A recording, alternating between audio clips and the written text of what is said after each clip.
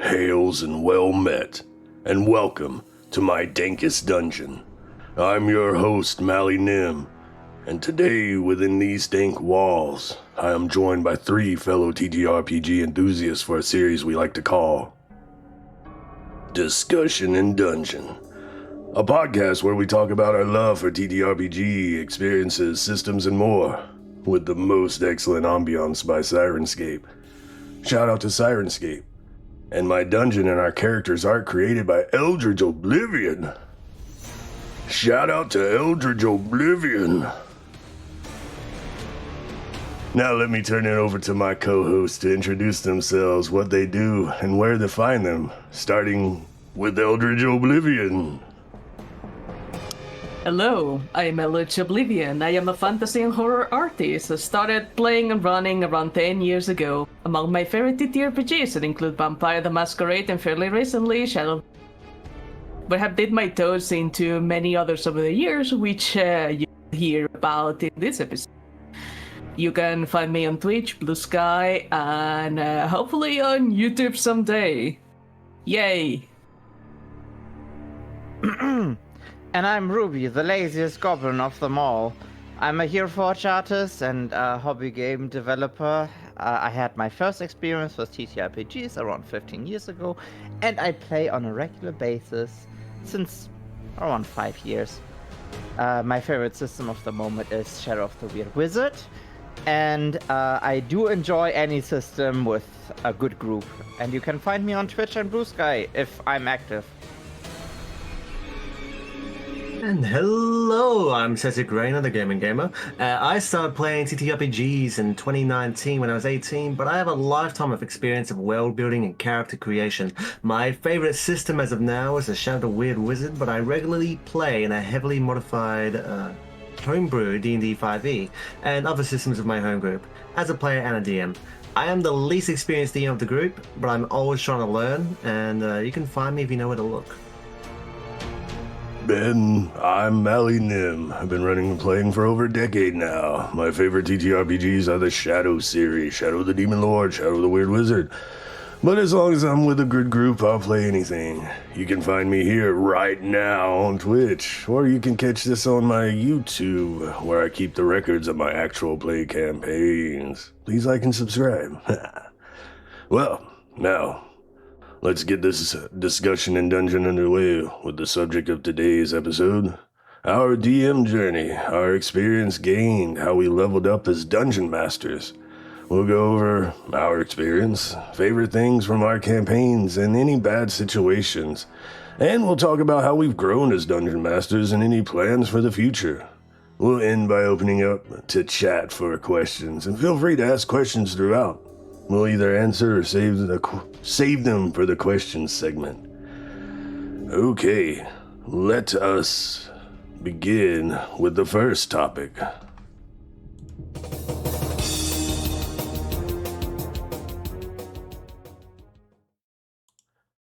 And I shall be the one to start us off today.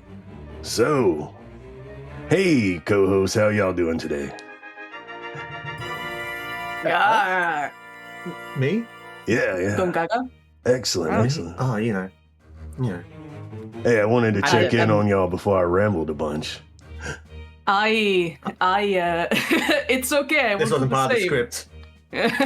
Oh no, we're going off the rails. I'm just sitting here looking at all your secrets behind the DM screen, just chilling. Nice. I know everything that you're going to say, and further beyond. I know how this campaign is going to end. Damn it. All right, back to the drawing board. Well, I'm Mally Nim. I've been playing for like over 10 years now.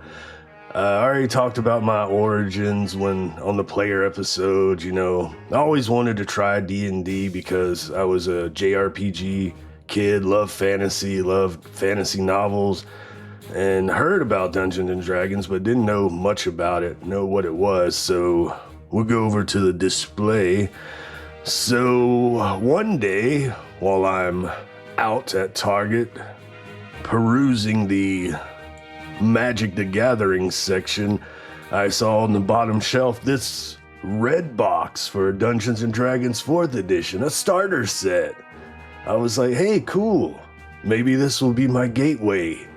So I went ahead and picked it up, $20, no magic cards that day. Yeah, they do, Rainer. They have magic section. Most of them still do.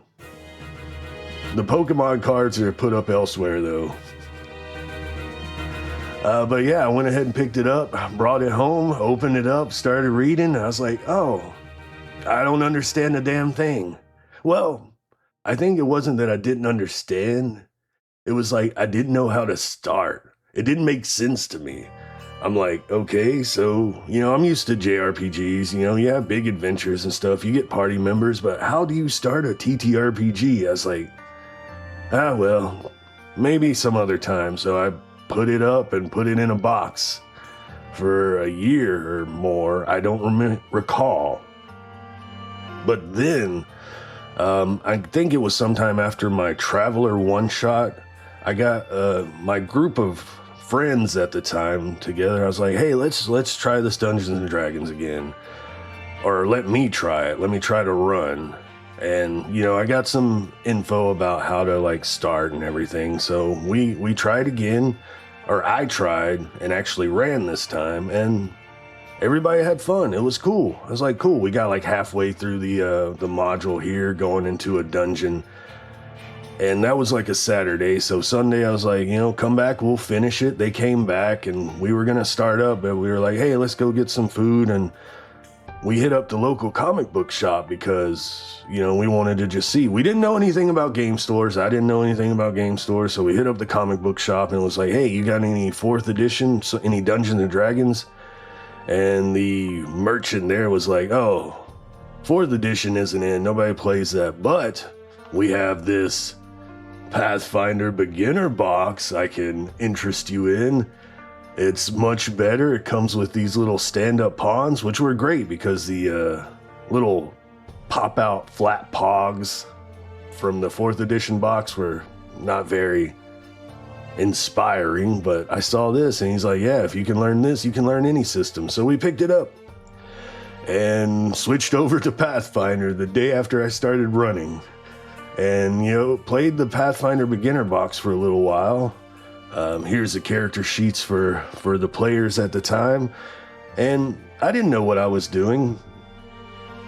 So, I was just I was going off the beginner box. We did the beginner box adventure. And then I ran a few home brews around Sandpoint, in the beginner box and, making up my own stuff. But I didn't know what I was doing. I was drawing my own maps and everything. I didn't know where to buy stuff. I didn't know about what to use. So I was having poster boards and using map colors and shit to draw my own maps. And I did that for a little while. And then I discovered actual play in the form of Acquisitions Incorporated because when I started, I didn't know. I didn't know what D&D, what TTRPGs were. I thought we were supposed to be all telling an epic story or something and being in character. I didn't know it was a group of nerds just having fun, telling jokes and playing games. So I was in the wrong impression. But when I found Acquisitions Incorporated, the 2010, 2011, and 2012 VODs for the Chris Perkins running for the Penny Arcade people, and then it finally clicked, and Chris Perkins became my inspiration, my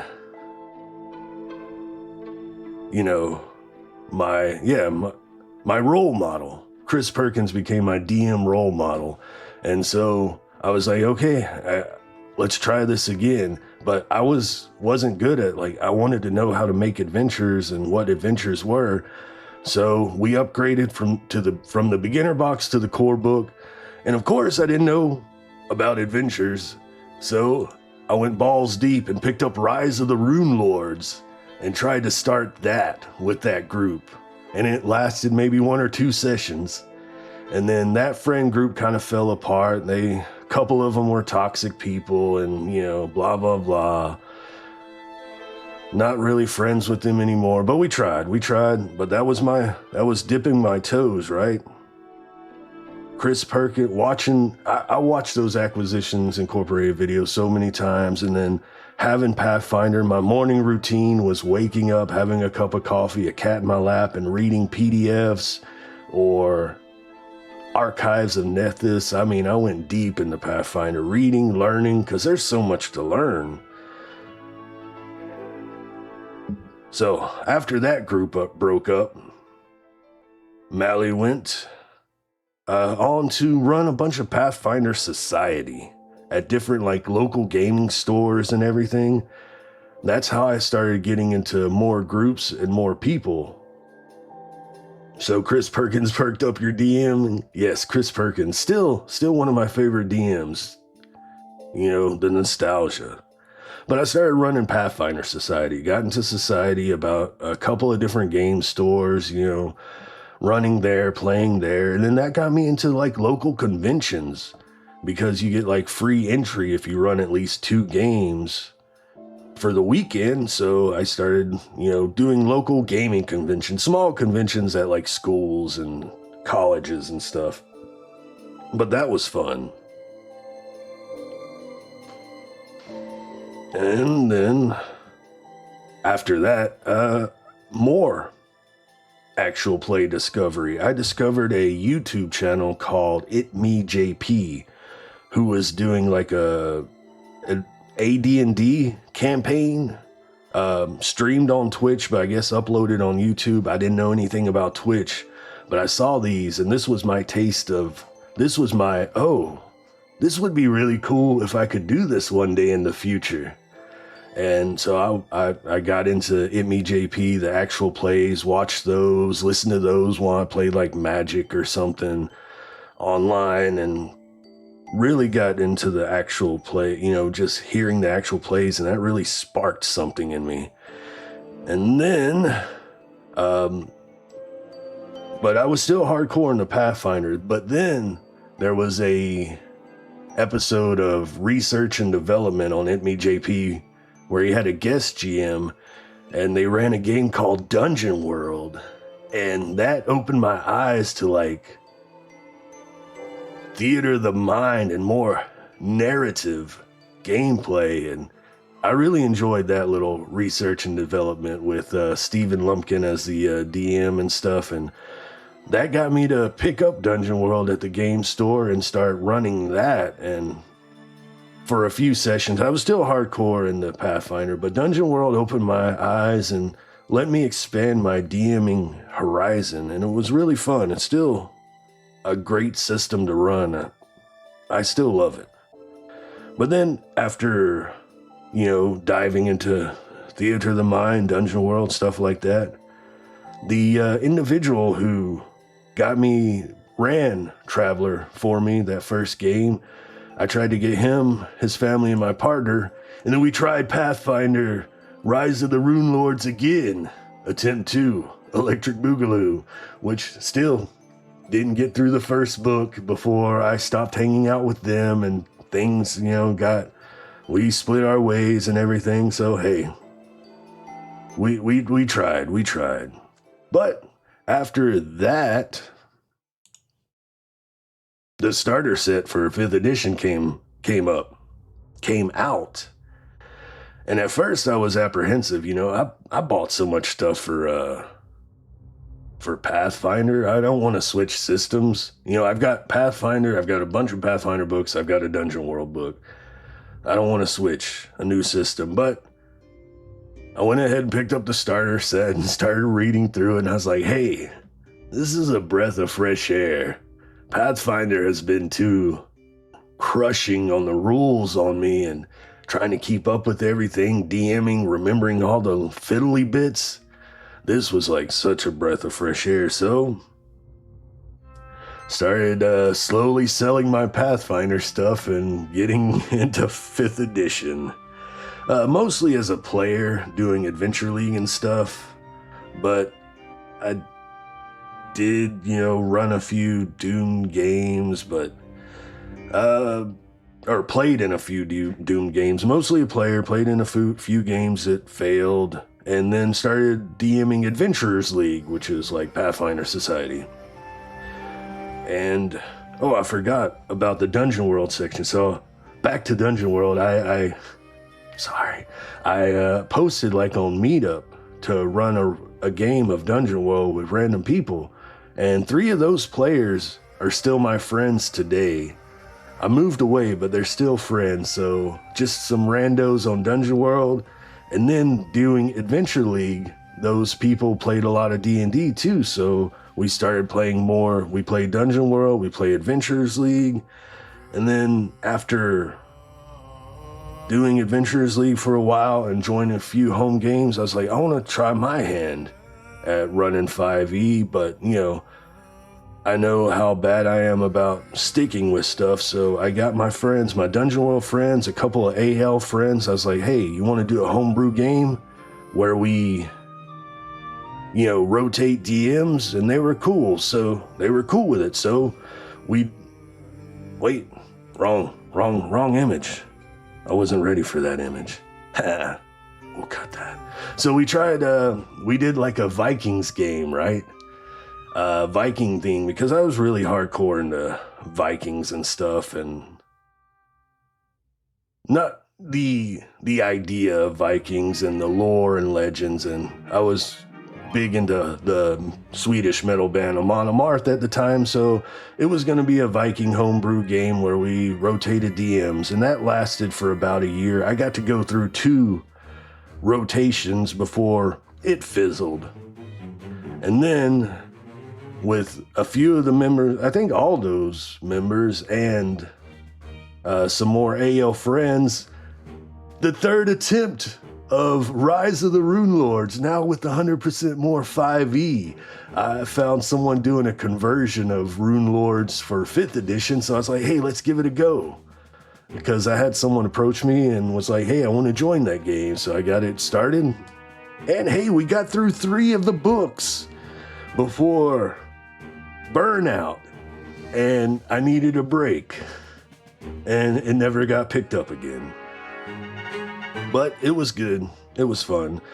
But after the burnout, I wanted something new, and Ravnica came out. Guildmaster's Guide to Ravnica. Was playing a lot of Magic at the time, and I loved the Ravnica setting, so I was like, hey, let's do a homebrew Ravnica.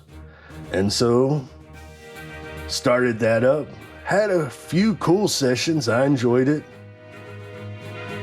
And then either burnout or fizzled out. I don't know. The game died.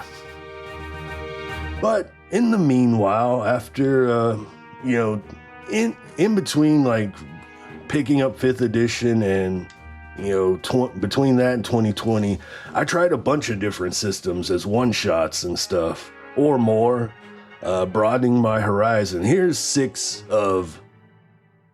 There's more games, but here's the 6 that I remember the most. Made RPG is really fun for one-shots, really cool for like, you know, just fun little sessions. OVA didn't click with me. Radiance is kind of cool. Symbarome, I love the setting. I love the dark woods. It's a Swedish-made RPG. Stars Without Number, I got into that because of another It Me JP, the original one, before Adam Cobell went crazy. And Firefly, I love Firefly. I don't know if the RPG translates as well. There's a dice pool mechanic. I don't know. Rambling. Okay, so I played a bunch of one-shots. And then, after that, still with my friends, you know, from Dungeon World, his wife, you know, we're friends, my partner, and a few other Dungeon World friends. I started Shadow of the Demon Lord, my go, because, you know, I wanted to play, so I started running. I ran 2 sessions of Shadow of the Demon Lord, and then I killed my friend and my partner.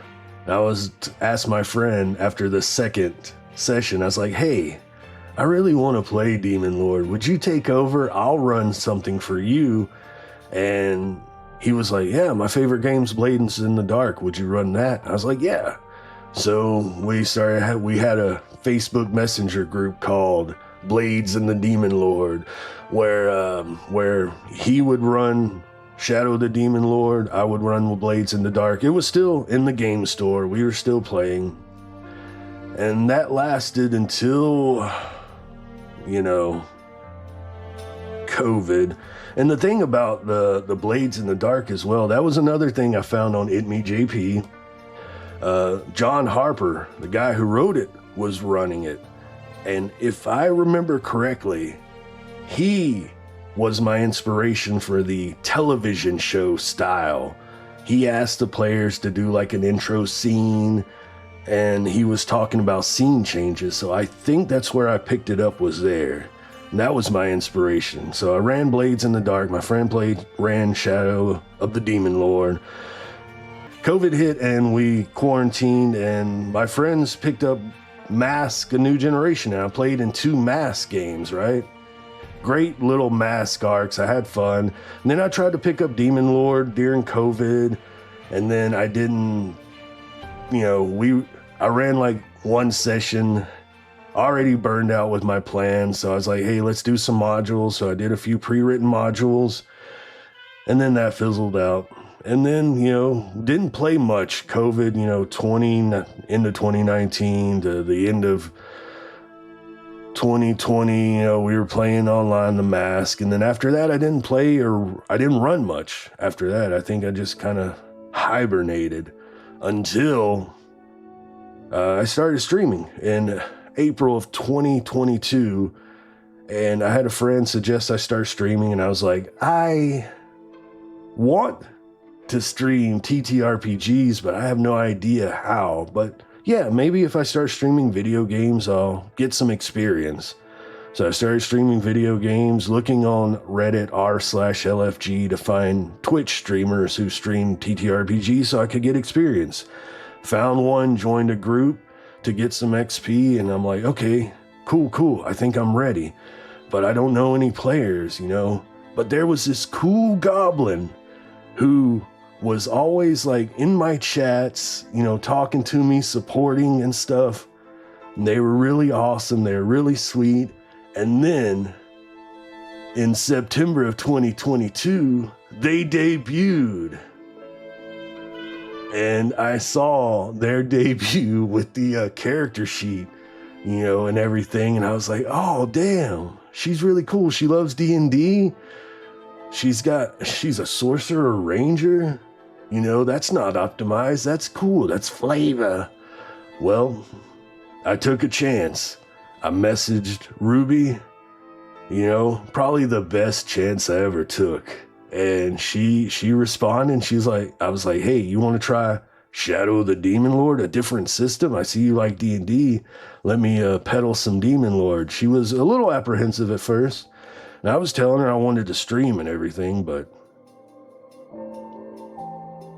she gathered a group of players and we started. We had 2 sessions, and they were great of Demon Lord. I had to sell the system, right? So I tried the John Harper scene change method to try to sell the system to Ruby just so she liked it, and then maybe she would want to pursue more with me. But then the holidays happened, and she joined a TTRPG stream, and then there was a marathon and holidays, and then shit went down between both of our live plays. And I was like, I messaged her, I was like, hey, I really want to do live plays. And she was like, you should do it. And the rest is history. We formed a party. And we started with, I have more pictures. Yeah, the Goblin Gang, the first off-stream game, the Goblin Gang. We had Twixie, Ruby, Zeka, and Yizlith as bees, Ivy, Zeka, and Bluntlith. And that was fun. Used the Demon Lord setting, city in the Northern Reach, and made him part of a gang, a Goblin Gang. That was fun. Fortunately, it didn't last too long. And then after Ruby was like, yeah, I'm with you. Make start an actual play. And so Tears of Heaven right here. This is like a freaking dream come true, honestly.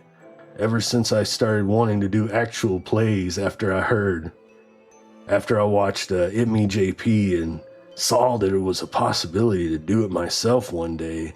This was it. And we did it, and it was so cool.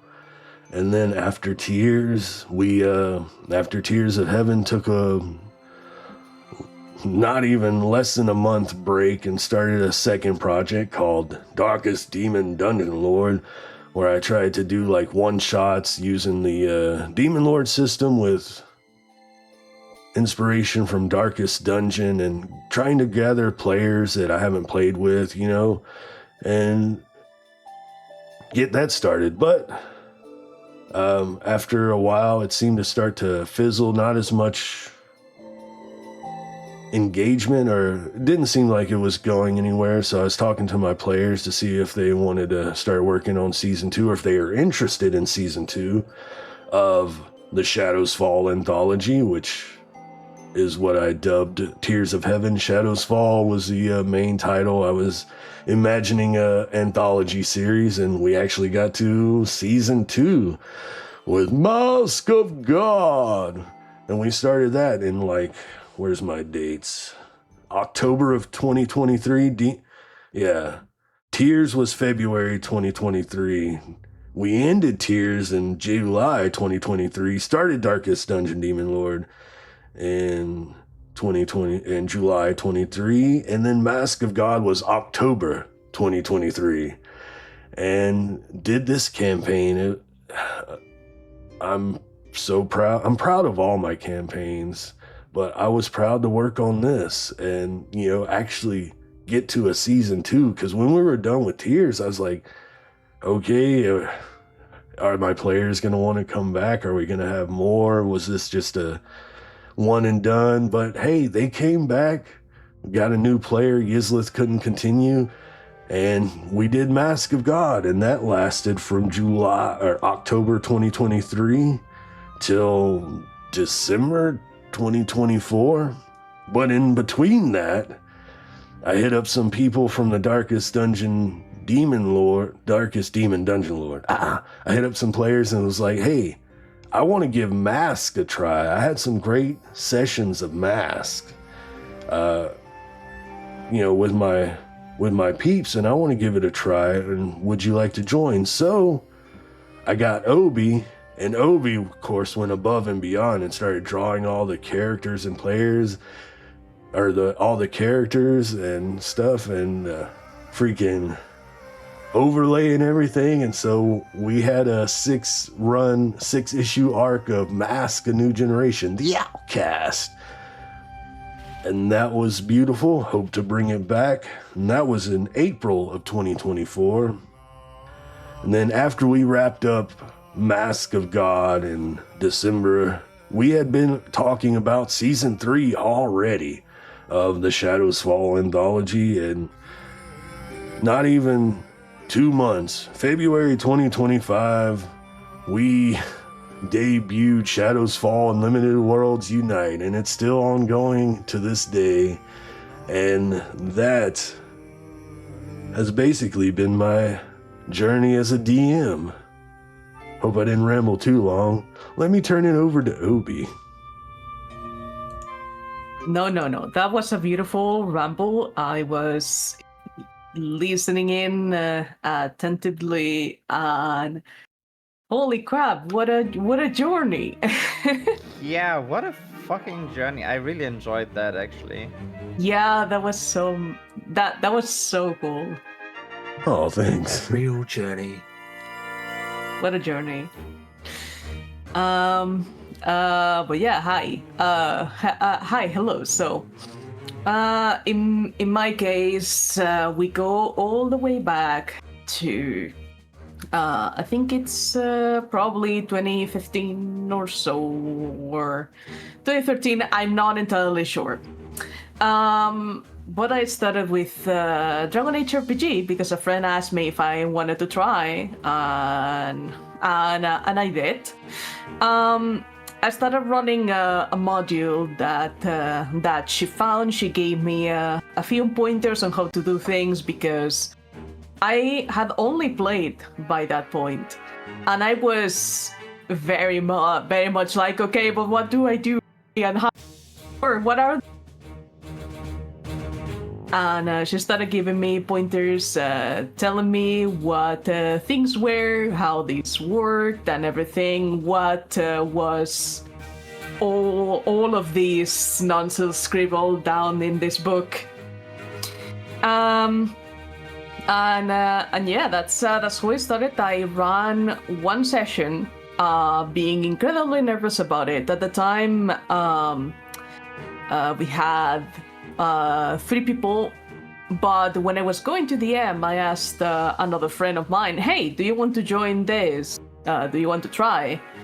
And he was like, "Yeah, can I play these OC that I have had for a very long time?" And I was like, "Fuck yeah, let's go ping." And so I started running the first session. They enjoyed it. I actually enjoyed it a lot. And then I saw my friend, who was the one that was DMing the first module that we got, which is the one that comes in the in this edition of the book. And I saw her big posting on Tumblr that she wasn't that interested in DMing, hoping that I would see it as a nudge nudge eyebrow wiggle. And she finished DMing the first module we played, and then I took over with the second. Unfortunately, we couldn't finish it because schedule conflicts. There was also one of the players that was constantly trying to change his character because he was like, "No, I want to do this and I want to do that and I want to do that." So unfortunately that did not last long. And then because of that and because of all the conflicts, I spent almost over a year without doing any DMing, because at the time I was playing in groups where they were DMing 5e and stuff. But I was not very experienced with that system yet. But after all of that, the itch to DM again just sparkled in me. At the time, I met 2 people that were going to commission me for their wedding stuff. And I started hanging out with them, and I was hanging out with the friend that introduced me to ttrpgs and everything, and just like a couple of people, and then I was like, oh, I would really like to DM again, but like I want something more that is not Dragon Age, because even though I love Dragon Age, I am not entirely in tune with the lore and everything. I want to do something that is of my own. And so I started looking into other TTRPGs and saw that Pathfinder had a lot of things to choose from. And so I picked up Pathfinder, contacted a bunch of people. There were, I think, 6 of them at first. And then I started a campaign using a Frankenstein of modules that lasted for a few years. I think that one of the modules was Crown of the Kobold King, and then another one. You can go to the next image, Mali. Sorry. And then I got that one. Thank you.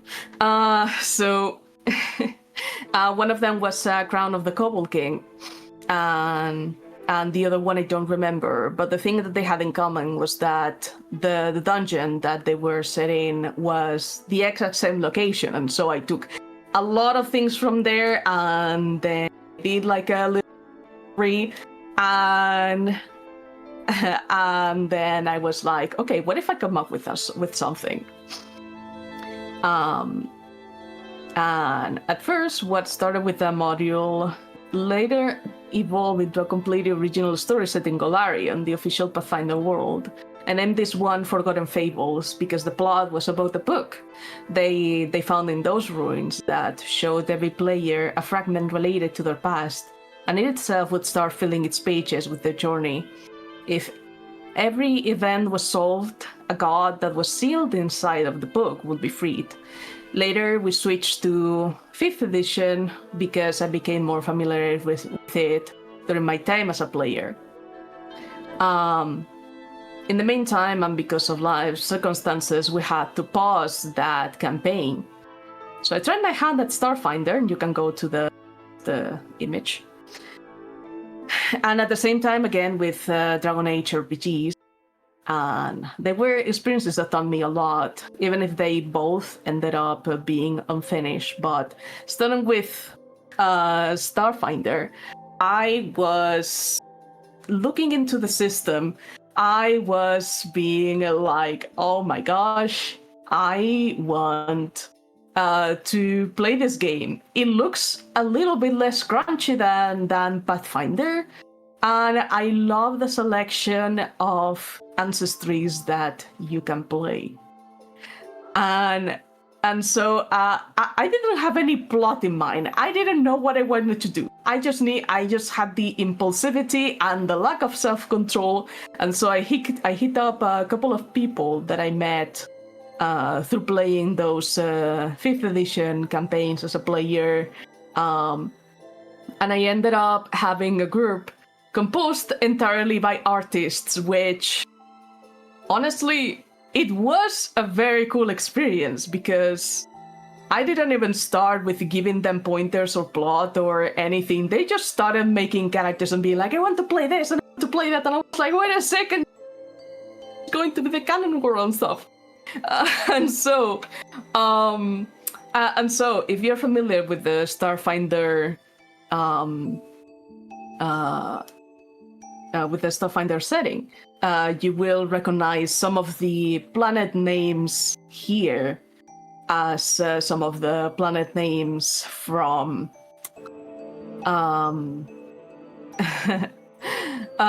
from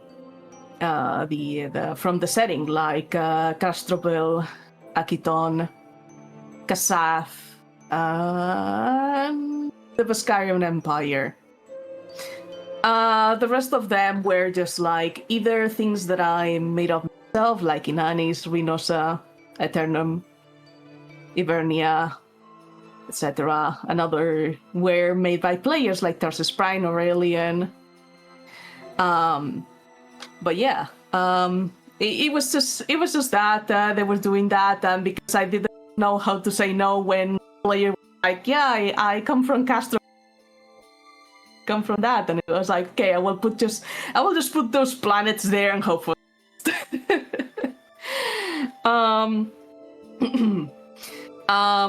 but yeah, like for because of some life circumstances and everything, ended up ditching this campaign because of things that I will talk about later on.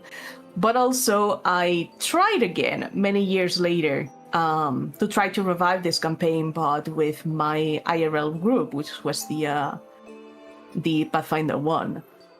The ones from the Forgotten Fables, and we had a couple of sessions, but it fell off because I realized that I did not have enough inspiration for sci-fi. Even though I absolutely love sci-fi, it has just been a thing that I realized that I'm like, yeah, sci-fi actually not a genre I am good at writing, and so that fell off. But at the beliefs they had their fun, and I changed a bunch of things for the IRL group.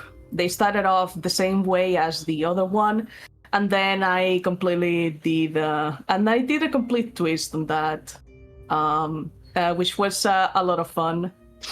And yeah, the Dragon Age RPG experience that was also in the meantime, I will talk about later in this episode, because it was a wild journey and also something that taught me a lot of things as well. I'm putting my mic closer to my face. I hope that that helps. But yeah, so that was all of that. Then in the meantime, I also 2020 happened, and during 2020, the online campaigns just went on as usual and stuff. But I had to switch at the time. By 2020, in 2019, I retook the Forgotten Fables campaign because I met a friend at a marketing course, and I was like, hey. And the thing is that in the marketing course, we had to choose an advertisement to represent like a type of advertisement and stuff. And I went ahead and I was like, okay, so what if I pick the D&D Beyond ad, the animated one that was shown in Critical Role, and I put it there, and hopefully I can reel someone in from there. It was my evil strategy to do that, and it worked. And so I reeled it a friend from there. We started around August or so, and yeah, incorporating all these people and all of that. We kept on going, and then 2020 happened, and we were like, okay, we cannot meet because here in Spain we had complete confinement. And what I mean with complete confinement is that we could not go outside at any given point, not ever, unless it was to go to work or to buy groceries and stuff. So it was a time, but at the very least, we had Roll20. I prepared everything so we could continue the campaign. We continued the campaign on Roll20 for a very long time. And then when things calmed down, we went back to meeting IRL, and then life happened, and a lot of very bad things happened, and I lost complete interest in continuing that campaign because of so much negativity associated with it, unfortunately. But at the very least, the two remaining players, I gave them closure by telling them all my evil plans, and it was fun to do that, but at the very least give a little bit of closure. At last, using finally, this is the first time actually that I have DM'd D&D 5e for a long campaign, because other times it has been like once it was a one shot just to try it out myself, and then this is my very first D&D 5e long-running campaign from the beginning, because Forgotten Fables started with Pathfinder 1st edition, and then I switched to D&D 5e because crunch, and it was easier for me, and I had already a lot of experience because as a player played a lot of 5e. So yeah, the current campaign that I'm running is called Beyond the Void. It's horror themed, and I started that a year before I started the actual campaign, of being like, oh, I am really itching to do a horror campaign. But at the same time, I had learned that being so impulsive and just doing things on a whim is not going to work out for me. I want this to actually work out. And so what I did was I spent an entire year cooking the campaign, cooking the ideas that I wanted, and even to the point where I know where I want the story to end. And so I I started doing that. I invited a couple of friends. And by the time that I was still cooking, one of the players had to step away because of health reasons, and I was just left with 2 people. And at that time, I met Ruby here, Ruby the Lazy Goblin, Ruby _ the Lazy Goblin. And we started talking around even before she had her debut. And then after I had top surgery, I started showing up more in her streams and whatnot. I liked her vibe, and I was like, hey, so I have this going on. Do you want to join in? I asked the other 2 players if they were okay with having her. They were completely fine with that, and so I started with that. And then my other friend, who was taking a mental health break, was telling me that things on her side were not working out very well IRL. And then I told her, hey, do you want to actually join in? And she said, but I actually know way too much because you started rambling about stuff like it. And I was like, that's fine. We will find a way to work around that. And so she joined. And this campaign has lasted for 2 years already. This is going to be the 3rd year.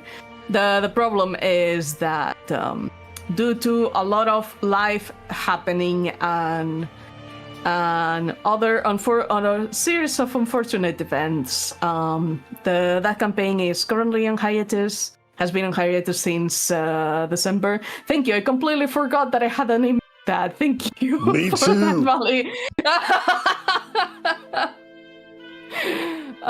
Apologies. I was just rambling my mind out, and then I forgot that I had an image of Beyond the Void. Don't worry, we're so professional here. Yeah, we're very professional. Thank you, Molly. So yeah, that campaign is currently on hiatus because mental health is bad currently. And other IRL reasons that have led me there. We'll talk about that later. But I'm very excited to retake it someday when the stars align and everything is fine. And hopefully after that, no more bad things will happen. Thank you very much. I am the CEO of Bad Experiences. Good lord. But that's basically it. I'm also cooking another thing that I would like to run someday, but I'm leaving that as a secondary project for now that I will work on and off. Using another system that I would really would love to run. And that's been very much my journey, my very convoluted and very chaotic journey of DMing. Nice. Wow. Wow. I actually had like half a page of this, but then after Mali was explaining so many things, I was like, you know what, I'm gonna detail it, or I'm gonna feel brave about it today. Might as well. Yeah. Sorry for rambling so much myself. No, don't be sorry. I loved it. Excellent. And I loved yours too. That's so wild. I can't believe you started with Starfinder. Well, not started. I can't believe you did Starfinder for a little bit. Yeah, And I saw the planets, Vaea and Aternum. I felt like, I know these places. Yeah. Cause I was like, you know, if I'm developing this world, might as well put it in, you know. But yeah, Starfinder, fantastic system. I'm very curious about what they are going to do with second edition, because the first edition was already a lot of fun. So it'll be nice to check out the second edition, which I think it hasn't come out yet.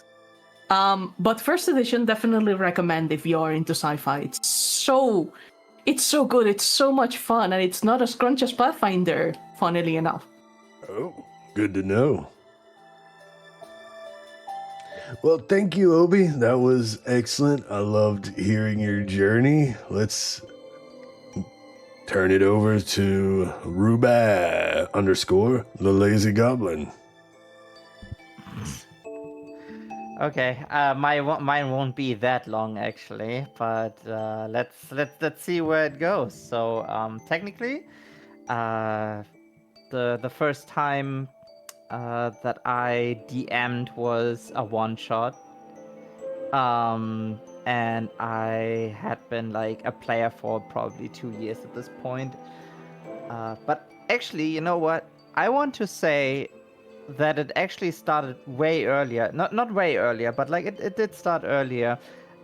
Because so back then I wanted to try out more classes actually. Like I had only like 2 campaigns running or something, and I thought, why am I limiting myself to just play one character? I kind of want to play like a full on team, you know, like in JRPGs, you know, or games like Wasteland, where you make your group of people, or Solasta or whatever, you know, you make like 4 characters and then you manage them and stuff, and that's what I wanted to do actually. Like I was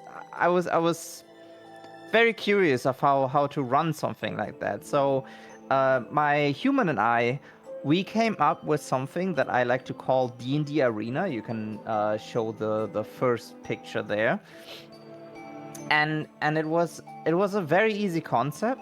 So my human and I, we would come up with 3 to 4 level 5 characters that we wanted to try out. Level 5 mostly because it was the most manageable level, and like it also is like the level where like it's a benchmark level kind of thing, you know. I mean, martial classes get their second attack, and you get like level 3 spells, and this is usually like when in D&D I think like the game becomes easier, and also you get like more opportunities to actually play the character. Like, you know, 1 to 4 is kind of tutorial level, and then like level 5 you really get into the meat of the class. So we made our own rules. For example, like no charming spells. That was kind of to prevent that the other one couldn't try out the character, because it was all about trying out characters there. And I even made a map for it. You can show the second picture there. Like I made a little arena there, and we would come up with special scenarios. Like one time, we both made a level 20 character actually, and the other one made 4 level 5 characters. And the first ones we kind of like, I think he had a fighter, and I had a rogue level 20, and then like we would you know, change places and stuff. And both of us, we did manage to defeat the level 20 character, but once we whipped out like wizards at level 20, like the level 5 group doesn't have a chance against a wizard level 20. Like it's just impossible with like these crazy spells and stuff. And I still really like the concept of D&D Arena actually. I would love to play it again, because I really love making teams. Like I usually just not make like one character on its own. I love to think in as ensembles. Big inspiration for that was games like Dragon Age, or games like Mass Effect, you know, where you have like a whole team. So I love doing that kind of stuff. But yeah, so it was time to go into my actual very first game, and even though I don't really like the place because like a lot of people make it just like it's like everything can happen and stuff, and like then they go on and make like stuff with lemons or whatever, but like my first one shot that I ever DM'd was in the Feywild. You can show the third picture there. And so I played with the same group for my first campaign. You can watch the other episode where I talk about my first group, but so I said, okay, I'm going to give it a shot of like making a little one shot and stuff, and it was a simple adventure with 4 level 3 characters. And the story was like about a kobold fae who wanted to celebrate a party and summon 4 random people instead of their friends. And I gave like no limits to what the people can play. One of them actually played like a version of the Green Lantern, which was really fun. We had a normal berserker dwarf barbarian, and I can't. I think one of them also played a kobold. I can't remember all the players. It's been years. So the 4 people have to go and convince the friends of that fake kobold that they should participate in the party so they can go home. And one pretty cool homebrew thing I did even back then were the enemies, actually, because they had a few encounters, and the enemies were chess pieces. And they would move like chess pieces, you know, pawns could actually sacrifice themselves to protect another piece. And the white pieces had a high initiative since white starts first in chess. Stuff like that. It was very fun. And the group actually did manage to convince the friends, some with words, some with helping repairing a wagon, and some with just pure violence. And the one shot did help me actually to learn how to improvise, and to get more familiar with being a dungeon master. But I knew I wanted to tell like a bigger story. Like this was just to get a little bit warm with the concept of DMing and stuff. And so I started my very first campaign, Heroes of Toa. Back then I called it actually Grandiosa. And let me see, I think that should be the time with the, yeah, that one, thank you. So that was my very first campaign actually that I ran. And I didn't really limit the players in the way they were allowed to play, again. Just that they should play a character who would want to be doing good, so I didn't really allow evil characters. And they had like they had to have the motivation to become like a hero kind of type, you know, like I want them to be good and stuff. And so yeah, so that were the only limitations. And I really loved the beginning of the campaign, because I started with a festival, actually. I didn't want to do the normal stick with like you meet in a tavern and stuff, although I think like most people don't do that anymore. I don't know, like, and if they do, that's also cool. But I wanted to run something different. So the festival had like a lot of games, some scams, and like attractions that the characters could do to prove their skills. Like I had like a whole list of like what they would do and what kind of checks they would have to do.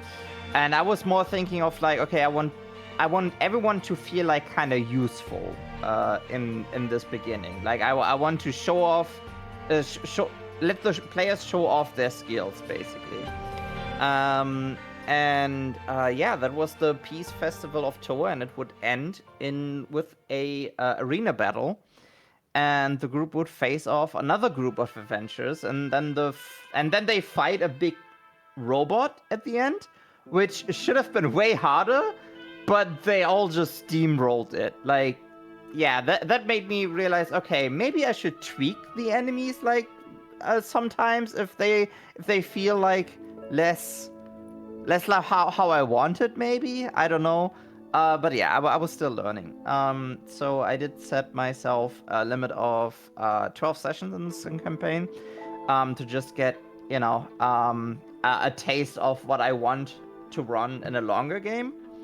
And after this, I decided, yes, I want to run something with open-ended sessions, because the restriction of 12 sessions actually gave me more of a headache than I thought. Like, I thought it would be easier to run a game with limited sessions, but like I wanted to cram in so much actually, and ended up like really like I don't know. It felt not good. I wanted more build up and stuff. It was really hard for me to do like a proper build up for some things. So yeah, that made me realize I want to run something higher. So now with my second campaign, I decided to have a beginning and an end and some things in between, but not limited myself. So is this Ruby 5 that we see here? Yeah, no, next picture, please. There we go. This is my second campaign that I'm running, which is called Grandiosa Eyes of the Weird Wizard. The namesake comes from the actual system, because I decided to switch systems. Because like I really wanted to play more Weird Wizard, actually, at the time, and I think it's a good decision because it's a very, very fun system. So the campaign with my main villain, who I have been keeping in the shadow for years, reveal all the secrets about my world and have my players play complex characters and stuff. That's all the second campaign. Like, the second campaign is like all the stuff I want to do now. Like, yeah, like long build-ups and stuff. I don't know how it will go, because like the game is still playing and the game is still ongoing, and I want to I want to take it slow, but at the same time I kind of want to give them level ups and stuff, and I don't know if the limits for level 10 help with that. I don't know. We will see. I'm still figuring it out and stuff. Yeah, I will talk more about it in the next sections. But yeah, that's my two campaigns that I'm running at the moment. Well, that I have run and that I'm running now. And yeah, the cast of characters is very cool. Yeah, lots of cool people I get to play with, because like they were all former DMs that I'm running for, including Malinum and Eldritch Oblivion, because they also both mentioned me for some reason. Legasp. Legasp. How come? We have mentioned you. Such a mystery as to why. I don't know. I do wonder. It's not like you're going to get mentioned again. Oh, Surely not. God.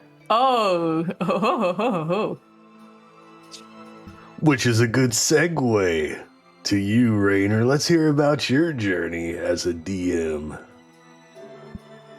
Okay, I'm just a baby, so this section is gonna be a bit shorter for me. My next section is gonna be much longer, and every section after that's gonna be much shorter. But for my journey, it actually started before I even knew the rules to any TTRPGs. I was at school 2018. This is at the period where we found out we couldn't our school wasn't allowed to teach our grade anymore, and so we were like sort of transitioning from going from this school to another school. My friend who I mentioned in the last stream, let's just call him Michael, who DMs for me now, he had already gone to that school, and he was talking about how he was getting into D&D. This is when he's like been talking to me about it, and I was like, yeah, this D&D, it seems interesting. I want to play D&D. I've seen so much, and one of my friends is like asking about it. I'm like, oh yeah, let me just run a game for you. I didn't know the rules to D&D. I didn't know anything about it. I just knew I understood the concept of role playing, and I just sort of ran a little D&D session for him during like lunch period. So I'm gonna quickly change my my push to talk because I think it keeps disconnecting for some reason. So I'm gonna quickly change that to just voice activated. That's better. All right. So I ran a little game for him during the let's call him how he's actually called. Yeah, ran a little game for him. Not really understand the rules. It's just sort of full-on roleplay. We had D6s, so I'm like, yeah, roll a D6 to see how you do. And I ran a little game for him. I was like, yeah, this is fun. And I didn't really run a proper game for, let's see, 2018, 2019, 2020, 2021, 2022, 2023. So like, what was that, 5 years later? So in my D&D group, there's sort of this expectation that eventually at some point each member in our group is going to run a game, because we all have like a world that we're building, and the idea is we each are going to run a big campaign. And I had been working on since 2020 this setting called Rosa. I think I had just played Red Dead Redemption 2, so I really enjoyed the role-playing aspects of that game, and I wanted to build a world, sort of get the same vibe as that, like the role-playing aspects of Red Dead Redemption 2. So I started my Western world, Rosa, and I think, I don't know, the group is just like, hey, Raina, you should run a game. I was like, okay, I'll try and run a game. And my first D&D game was just for 2 members of the group. This is online. This is early 2023, so February 2023. And this is still, COVID was still sort of a thing, so there's still a little bit of isolation. I think February 2023, we had we had to isolate in my city. I think there's like a big strain came in or something. So I ran this game for my 2 friends. We did it over Zoom, and the concept behind this game is, well, I'm big on concepts. I don't really play my D&D games, run my D&D games normally. The concept is that the players would get to play huge or larger creatures for their character. So the first player, his character was WC04 Telos. And he was like a colossal warforged, or walking castle, as it's called in the setting. And the other player played a frost giant named Ivar the Exiled, who was this like a huge rune knight frost giant. And in this session, they were on a mission. They had seen, well, Ivar had seen this great big black like creature going over the sky in this direction. He met up with, had been sent by the Emperor Aldrich, to go after this thing, find out what it is, see if Borioza can make a piece of it, work of it or something.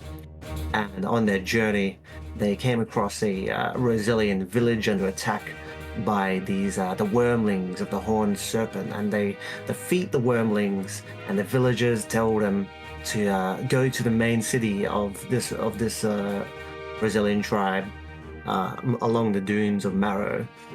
And they made their way through a sandstorm, managing to get through quick enough, making their checks to get there before the horned serpent wormlings arrived to warn them. And they met with summer winds, and that'll be the first picture.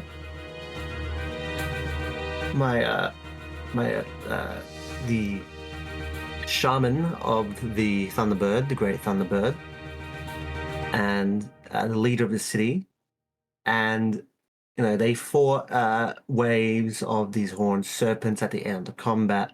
Ivar, the exile, took one of these wormlings. These wormlings, little baby horned serpents. By little, I mean they're like, I think they were large creatures, but like serpent dragons. Took it as a pet, and put it as a pet. And then they were told like that the Great Thunderbird has been missing for a while, and went deeper into the dunes of Marrow to seek an oasis.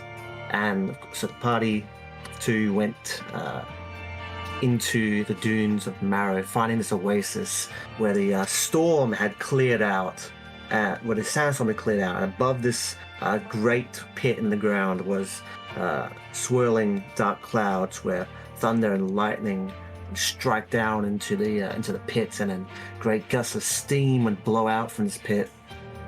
And they climbed down and explored through this cavern, and they would find loads and loads of dead horned serpent wormlings and adolescents. And they eventually made it to this big room, like a pool of water that went up to their knees, and they found the Great Thunderbird. He was like passed out. He was making death saving throws on the ground. And from the water, the great horned serpent, the largest of the horned serpents, is sort of which is this great spirit, and it makes clones of itself, which is what the wormlings and the adolescents are. And they find the greatest one, and they go to battle with it.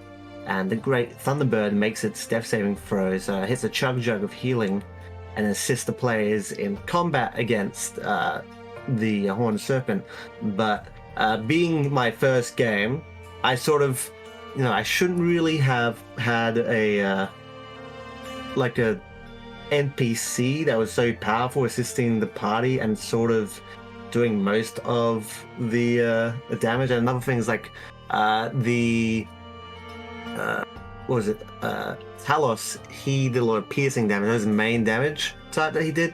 And the horned serpent was resistant to all piercing. So he was not super useful in combat. So that was like, maybe should have not done that. But, they eventually defeat the horned serpent. And Talos, remembering his orders from Emperor Aldrich, asks the Great Thunderbird if Borioso could make a treaty with him. And he ponders for a moment and says, let me speak to my lawyer about this. And that's how I ended off the session, my first session I ran.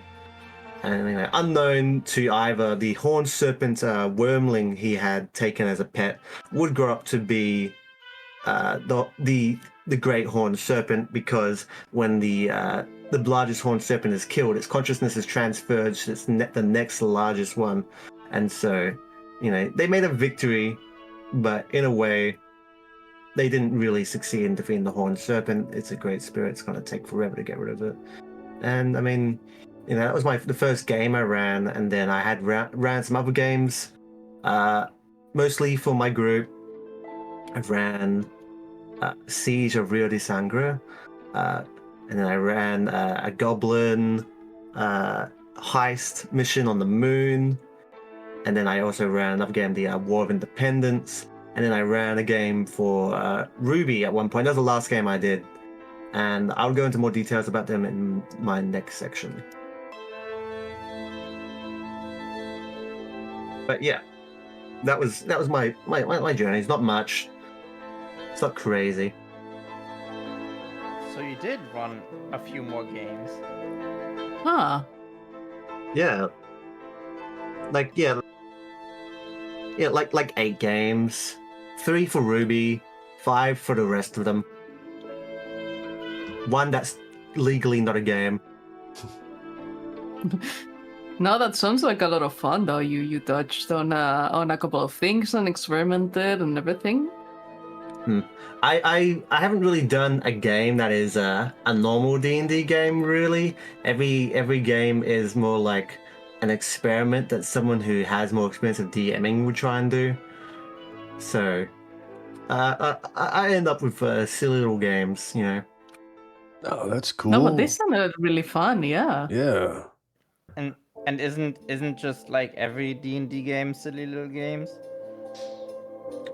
Not as silly Is- and as little as my games. It is silly little games to play with your silly little friends. You know, just a bunch of silly little guys, you know? Just a bunch of little guys. To play little guys. Little guys In a playing world little guys. full of little guys and Everything's small. Except the player characters. They were huge. dude. They looked huge. Excellent. Hey, are we ready for the second segment? Are you ready to start us off, Obi? Are we good to go? You have no idea what you signed up for. Oh my god. This is the favorite section, remember? Exactly. Okay, good. That's what I mean. Wow. No. I'm just going to lean back and like listen for an hour now. Yeah, it's gonna be Here a we long go. one for me and Obi as well, and I think Rainer said they have a long one too. So buckle in. Yeah, my Happy- only long one. I have 8 pages and a half for this one. That's why I was. like long ones. That's why I was gonna ask. Do you think we should break now between the biggest sections? Because I think the last two sections are gonna be short for me. The last 2 sections, I think, are also. Relatively short. They are also 8 pages. Yeah, I mean, the second crunchier section is the bad experience ones. Yeah, I mean, my part in that section is literally 2 sentences, so... Yeah, so would you like to do our break now? Get it out of the way? Nah, let's continue. I vote for continue. All right. I vote for Yeah, I mean, continuing as well. We have a vote for I mean, continue. if Voted Oblivion is going for an hour, this is like my break. I can cook a 5-star meal. Yeah. I will probably get up. So if I'm not there to move a picture, I'll be right back, but let's go ahead and get the next subject underway.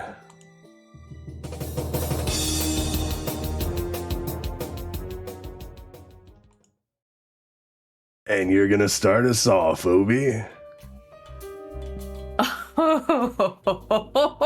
Okay. I have a lot for this one, so bear with me. It's I spammed Mr. Malinim for this one, so bear with me. I wrote at the beginning, I will try to be brief, but I cannot really be brief about it because I love to talk about these things because it's but Same. so yeah, prepare, just lean back, relax, do your thing. This is going to take a while. So I will start with the Lost Fables campaign, and at this point we switched to 5th edition, D&D 5th edition, because I was already experienced with the system. At Pathfinder 1st edition was way too crunchy for me to run as a DM at higher level. There's a moment I will talk about later that is also a favorite, but just so you're aware of the scale of things, what I'm about to tell you about happened in the spawn of IRL months. It all started when my players investigated a series of strange attacks that led them to the city's black market. There they fought some mercenaries that were bleeding a strange black ooze. A bartender NPC noticed that even the water running from the sink had that same ooze. So the players made it to the sewers and discovered more creatures mutated by this thing. Up until they found the source.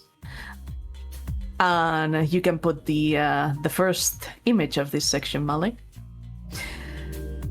Okay, I'm back. Hello, welcome back. You can put the first image now.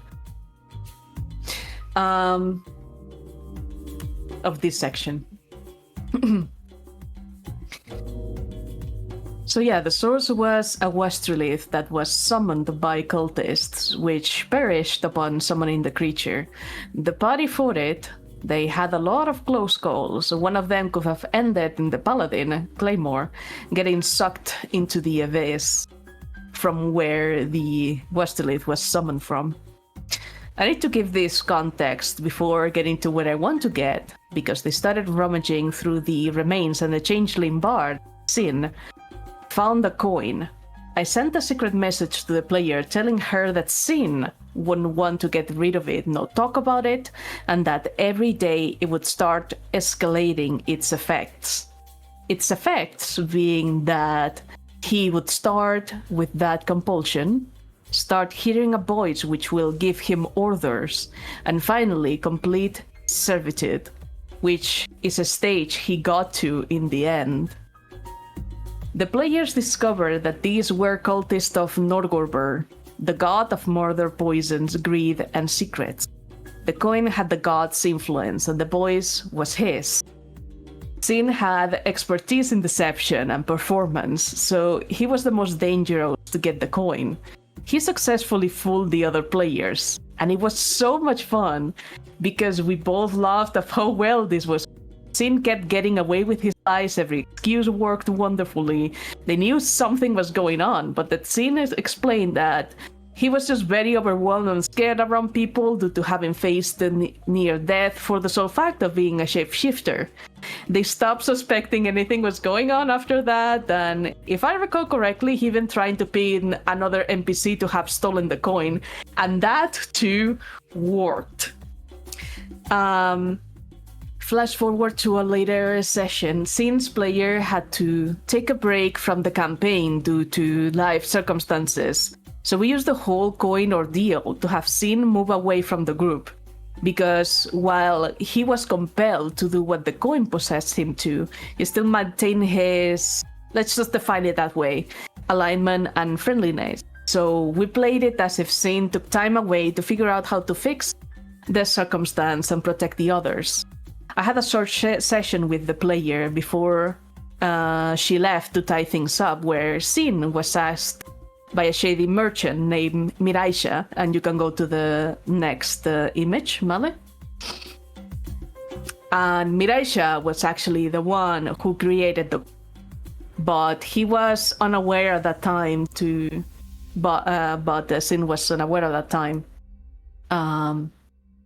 Miraisha asked him to deliver something to another NPC called the Veiled Lady, and here on the left you can see Miraisha, that's the merchant, and on the right is the Veiled Lady. Apologies for the poorly drawn horse. I did this very quickly and without just a sketch. Please don't judge me. I judge myself enough. This is the this is the mine horse. This is my mine horse at the very least at the time. Those two met. He made the delivery and she told Sin, and I can quote this because I found the exact dialogue, and I will read it in her voice. Shadows stalk your very being, ready to attack in a moment of frailty. It's well known that it's easy to succumb. Giving up will end up being a great temptation, young shapeshifter. There will be some that will want your treasure, and you won't give it to them. You will fight for it with tooth and claw. The starry butterfly will guide your steps in the right direction. Its stardust will guide you. But beware, the brighter the light, the longer its shadows are. He didn't know what she meant by that, but eventually he made it to the other two members who had made a very poor because in the end, the player was only absent for a month. While talking to Lisa, said NPC, everyone was close to each other, of course. And then I told Sin that suddenly he didn't feel compelled to keep the coin a secret. So he went ahead and dropped it on the floor. The thing is that Claymore, the paladin, had the Oath of Devotion subclass, which at 7th level has this feature. Starting at 7th level, you and any friendly creature within 10 feet of you can't be charmed while you are conscious. So by simply being in Claymore's aura, Sin could free himself from the coin's influence. When they realized Claymore destroyed the coin, and the moment was amazing because then she realized that what the Veiled Lady meant with the starry butterfly. Go to the next picture. As you can see in Claymore's art, which is the symbol of Desna, goddess of dreams, luck, stars, and travelers. Mali, are you there? Yeah, I did it. Sorry. I was working on other behind the scenes stuff to get it ready for the next. My bad. Okay. But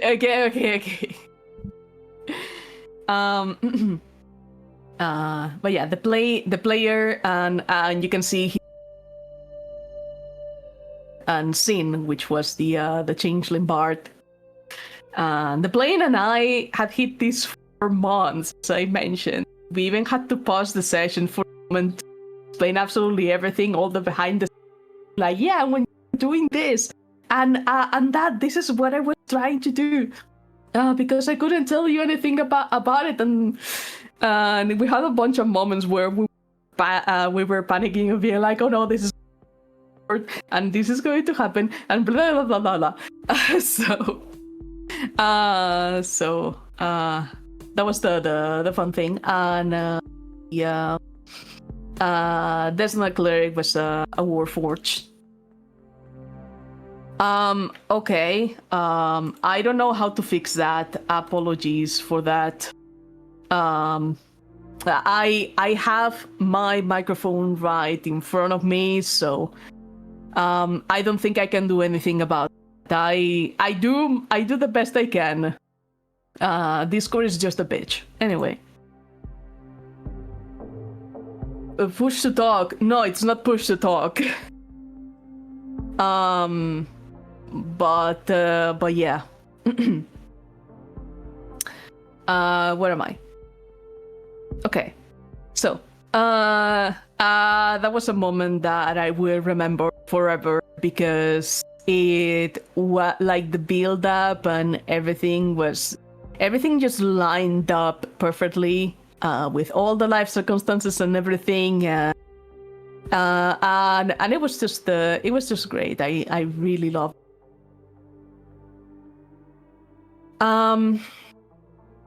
So the next one is going to come from my Beyond the Void campaign, but you will have to watch the first episode of Discussion in Dungeon, where Ruby, who is one of my players in said campaign, explained it much better than I could. Now, if you're catching this on YouTube, you can pause this video and go to the first episode of Discussion in Dungeon and skip to 1 hour and 13 minutes to listen to this moment.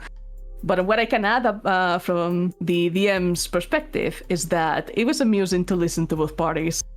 Aster the rogue being clueless about Kishi, the warlock's hostility, and Kishi rambling to me about how that play out and her feelings about the whole situation, when I knew what was actually behind the like, yeah, cool, so yeah, if you want to know what that story is, you will have to watch the first episode. Don't slack off, go watch it now. So yeah, that will bring me to the next one, which is also from Beyond the Void. My players arrived to Ravenwheel, which is an underground city, to look for a Kenku merchant named Mockingbird Song. After some investigating, they managed to break into their home, only to find that it was ravaged. Searching, oh wait a second, did I forget to... Hold on. Did I forget other things? Oh yeah, you can put the next image, Mali. I'm so sorry. I am a yapper. You're good. Yeah, thank you. So yeah, this was Mockingbird's song's apartment. The one thing on the below that you can see is just the shop entrance, and then they found a door that would lead to the upper part, and there they saw all the damage and everything. They started exploring, and then searching around the place, they found a puzzle they had to solve, and made it so they could physically arrange some paintings. So you can skip this one and go to the next, because I apparently did it in the wrong order. Apologies.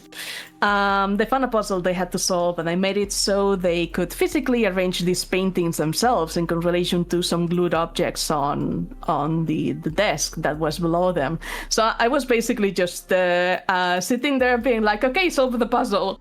And they could actually move the portraits around to put them in order, and this was the actual order of that, because that's how I have it saved. So that was a fun little thing that I could do. And when they did, you can go to the next.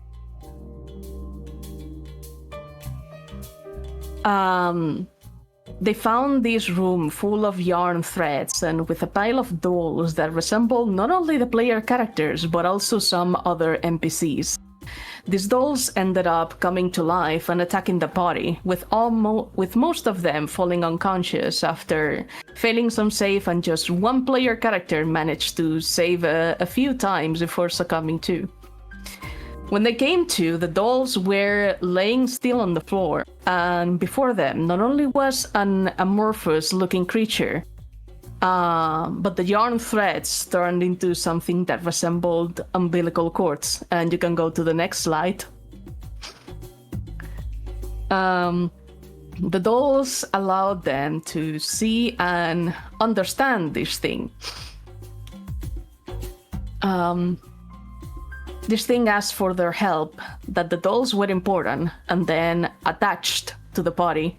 After this event, more revelations followed upon bringing the dolls to other NPCs, including learning that the name of this creature was the seamstress, that some NPCs with missing one or two eyes are related to a cult that worshipped someone called the Miracle, and that Nibbles, dragon companion of one of the players, was a fragment of a goddess that is central to the plot. Which is another favorite moment, when something big was revealed upon bringing the doll that corresponded to Oshanir Mena, an important NPC that was said to be an oracle. And you can go to the next slide.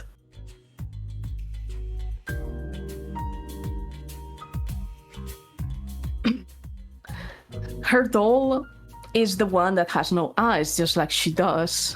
I'm going to read what I wrote for this, because I have it written down, and I'm like, I'm gonna find it, I'm gonna put it here, because I love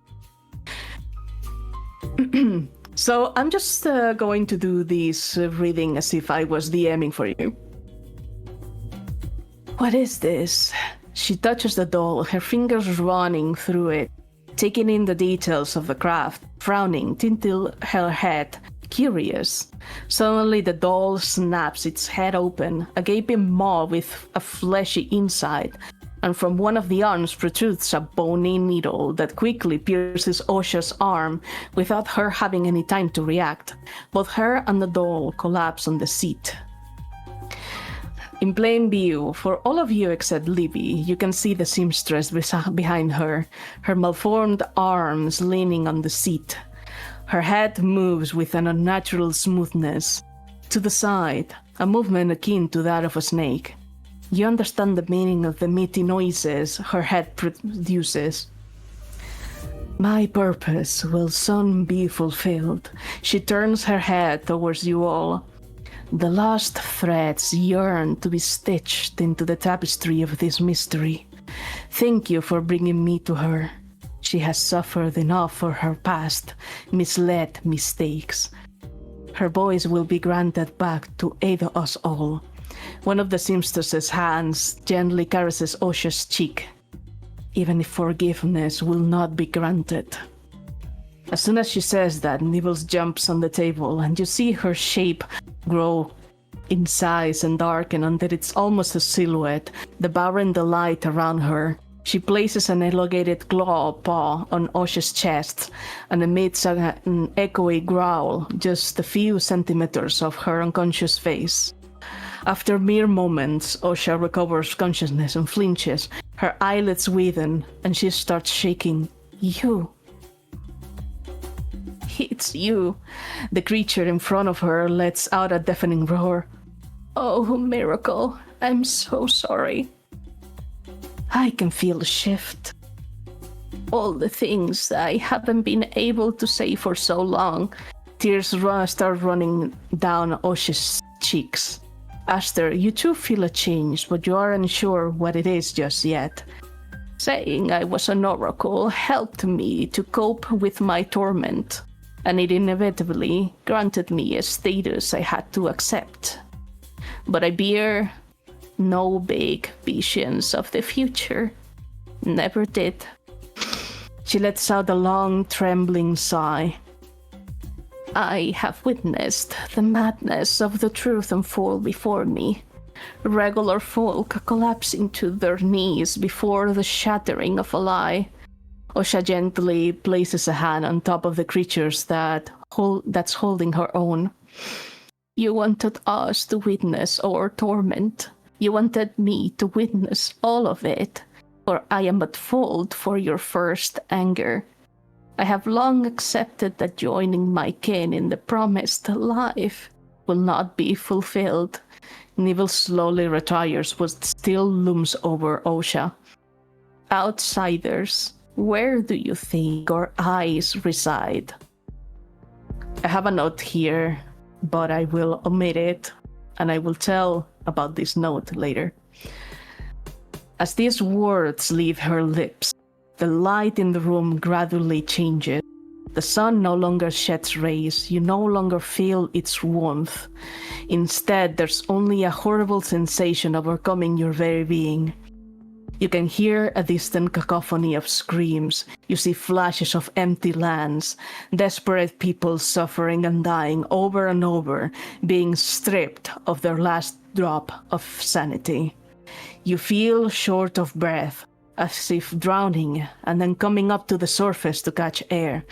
You instinctively look at the sky, and the sky looks back at you. A red mass of flesh with countless eyes stares, acknowledging your existence, oppressive and heavy. And for this, I made everyone to make a roll before I gave this last description. And my note says, Wisdom saving throw, DC on a or higher, the change in the sky is not permanent. On a or lower, the character becomes frightened. Except for Aster, because he's a bitch and he already knows. For a little context on that, Aster, the rogue, the player already knew all of these things, because when the player left the campaign, I thought that she was not going to come back, and so I started to her about the main plot and everything. I invited her back. She was, but I know too much, but we worked that out into her character, and it was a lot. It's still a lot of fun because I think that there's still things that the other players do not know, and still have to play it out, which has been really fun so far. But this big reveal happened last year, and I was very, very happy to get this point because it was this big reveal, being like, hey, so the sky is fake. Instead, it's a mass of flesh with a bunch of eyes that are staring at. not unsettling at all. I make a lot of fucked up things for this campaign, and that was one of them. But yeah, the thing that I learned, these eyes are the eyes of the people that have no eye, that are lacking one or more eyes. But yeah, that was a moment that I really enjoyed because I was really excited to bring into the table. And when you get to a point like that in a campaign, it's just so fulfilling. Another moment I want to highlight from this campaign is when my players absolutely coordinated and strategized in a way that made an encounter I thought would be hard a piece of cake. They were so clever, I was constantly praising them for their efforts. But to summarize the context, they had to infiltrate the headquarters of the Hidden Guild, a secret organization. One of the player characters, Livy the Sorcerer, was a member of the guild and had word of the place being compromised. They snuck in, found the place in absolute shambles, and eventually found a group of enemies that did not take notice of their move. In a surprise round, Gale the Ranger used spike growth to bottleneck a hallway which had 2 enemies in. Then I don't remember who decided to combine a spike bomb they found earlier by defusing a trap with a Molotov cocktail to create yet another AoE in the same location, trapping those enemies there. Geneva conventions were nowhere to be seen. An adversary wizard cast Ice Wall to block the only way in, which was precisely that hallway. But that didn't count on yet another strategy that also blew my mind. Libby called for Kishi to jump into her bag of holding, and then use Dimension Door, effectively teleporting right in the middle of where all the other enemies were. The other part of the team managed to break the ice wall and eventually joined in. Later on, they found a secret room where a ritual was taking place. They clearly noticed that they were on a timer. Libby's player regretted not having this magic prepared to disrupt it. But then, because of how impressed I was with their performance earlier, I told her I would allow her to have it if she could replace the spell with a spell of the same level that she didn't use previously, which was the case. She casted the spell but had to roll to succeed. I think that she needed for the comparison, I think she needed the 17 and proceeded to roll an 18, completely disrupting my plans of having a tough boss fight, but I couldn't even complain because the players absolutely rocked it with their genius plans. So that was a moment that I absolutely enjoyed, just like leaning back and just I was blown away that session. It was so good. Like telling it is not the same as living it, because living it I was just I was mouth agape the entire time. Now I do want to this one is going to be a more brief one, because the next part that I'm going to talk about is going to be the longest one, so bear with me. Show the next slide, Mali, please. So right now I want to highlight some of the maps that I like the most. I make a lot of maps for my games, but yeah, the first one that I want to highlight is the map for my for Beyond the Void, and as you can see, this is the world where it takes place. This is in Agnes, known as the Lone Continent. It's an entire continent that is in the middle of an endless sea. And there's rumors of going around. Is this part of? Is this like what's left of the world after a cataclysm, or is this like just a fragment and everything else was lost in the void? Well, we'll talk about that later.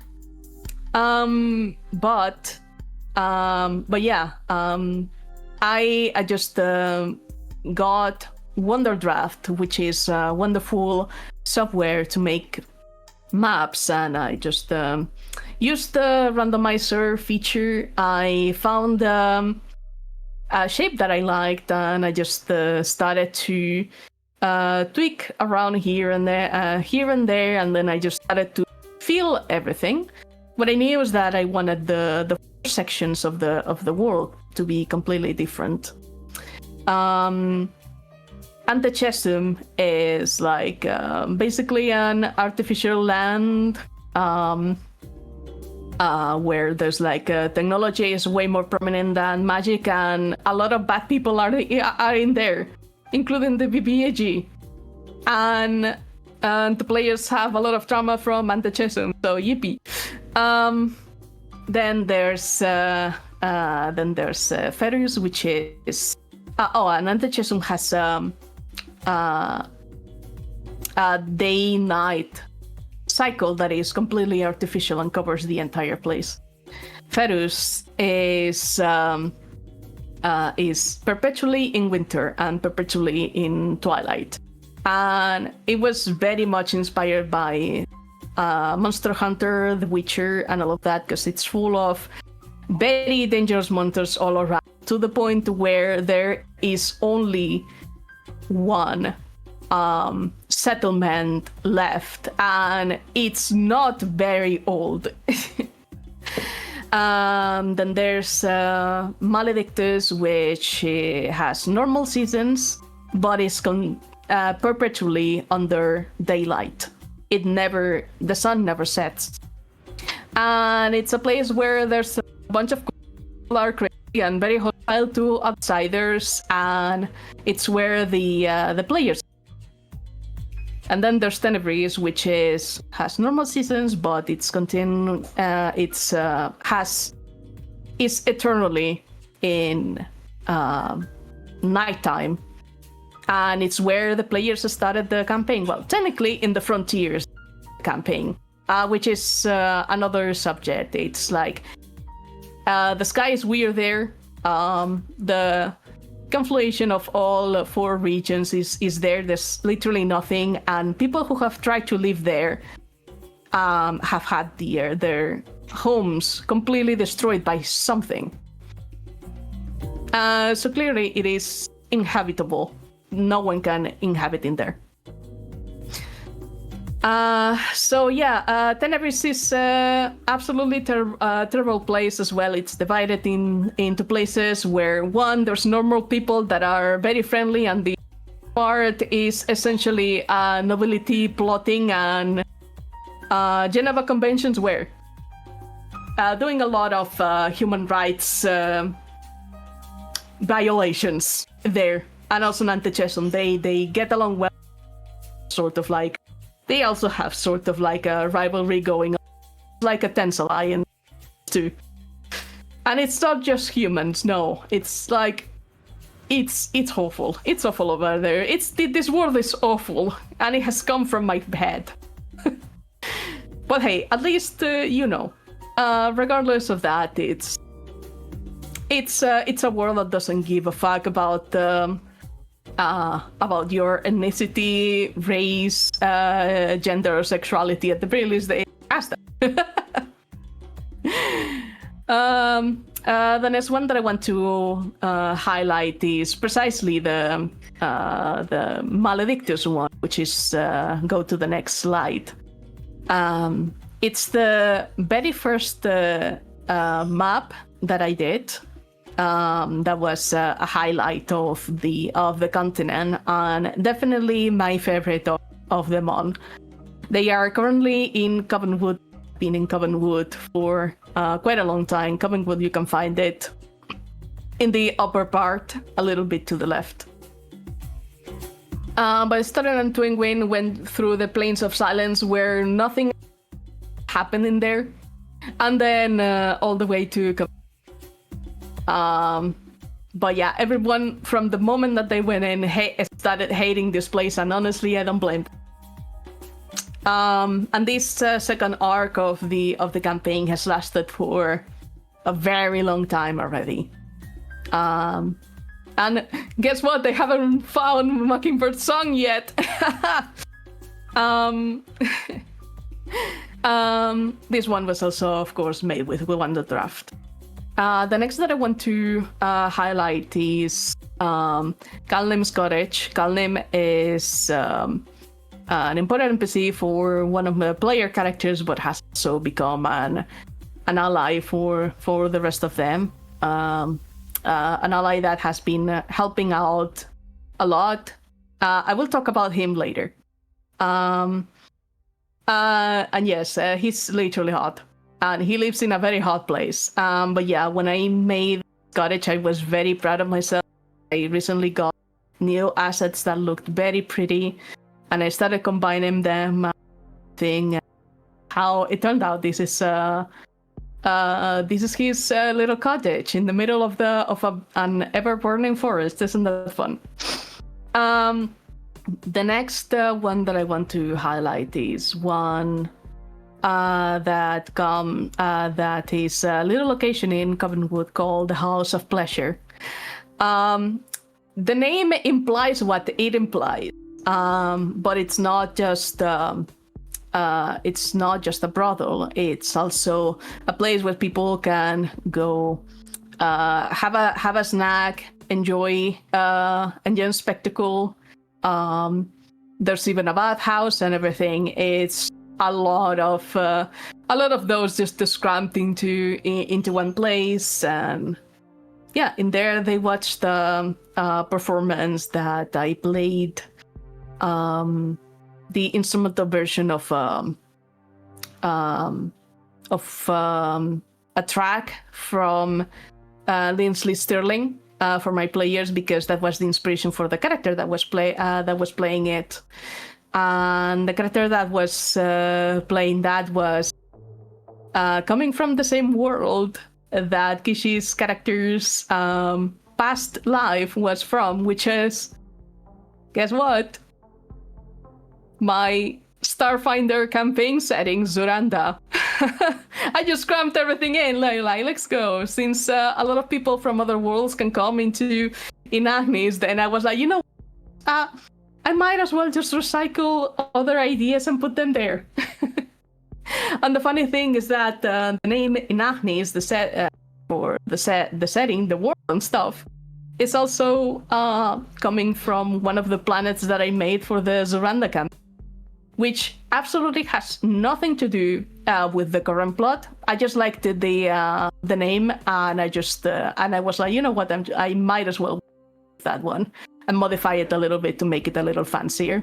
So instead of Inanis, which means void or death, I don't remember exactly. It's a Latin word. I turned it into Inagnis. To make it a little bit fancier, and all of the players have trouble pronouncing it, so instead the Aster's player started calling it Nyanya, and it stuck. So the next one is the town map for Covenwood, the town they are currently in, as I mentioned. This one was also made with Wonderdraft instead.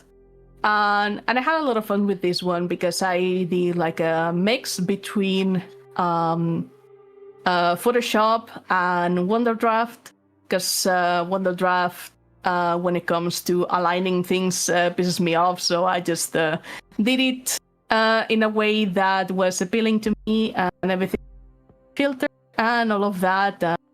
I just had a lot of fun with this one. It took a long time to make, but I was really proud of the result.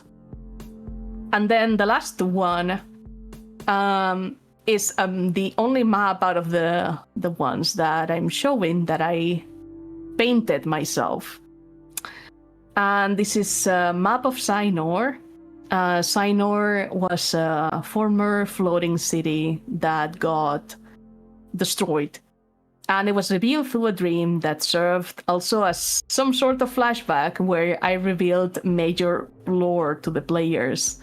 But also because I'm proud of this one. I had a lot of fun painting this one, and yeah, it was a time for this one. This was the last one that I did before the hiatus. After this moment is when I started the hiatus on this campaign. But at the playlist I did it with a bang. I had to copy paste everything that I rambled about later because it was a lot of information. But yeah. Now, this is the part where I said that I'm going to ramble the most about, because I'm going to talk about my favorite NPCs. And I want to highlight a bunch of them as my campaigns. For this section, I spent 10 hours drawing them all. So, yeah. Go to the next slide, and I will start introducing the first one that I want to highlight. So, this is Lady Galway, an Asimar novel from the Forgotten Fables campaign. She became the party's patron after a recommendation so they could deal with the cult that was harassing them. I loved playing her because while she was kind, she had an aura to her that made my players immediately tell secrets. A mix of trust and a bit of fear, given that her gaze alone was intimidating. And this was not anything supernatural, she just had 22 charisma. A very badass novel led an entire organization of people she sponsored to make good deeds. Things my players never got to discover are that she was an Asimar, formerly a human warrior that committed several crimes and fell in battle. A celestial being brought her back to life with the promise to do good, but now her numerous scars all over her body are made out of gold and bleed gold when she uses her powers, which caused her to have chronic pain. One sentence that I want to recreate so you get a glimpse of. You don't have to worry about my safety. I know these cultists won't kill me. In fact, they can't. They know my people will chase them down relentlessly. The shadows around them dissipate and they will be exposed to the world. So no, I don't need protection. I need you all to proceed with caution and accept my aid instead. So yeah, I love this character. Kiss Kiss, I love you, Lady Owen. The next I want to highlight is, and you can go to the next slide. It is Ehril, a Dragonborn cleric. She was Claymore's mentor and probably my player's favorite. Every time she appeared, I got possessed. I was not playing her, I was her. She used to be a pirate until an incident took part of her face and left her incapacitated for so long. She retired and became a bartender until a cleric of Desna found her and guided her through the trauma and acceptance of her condition.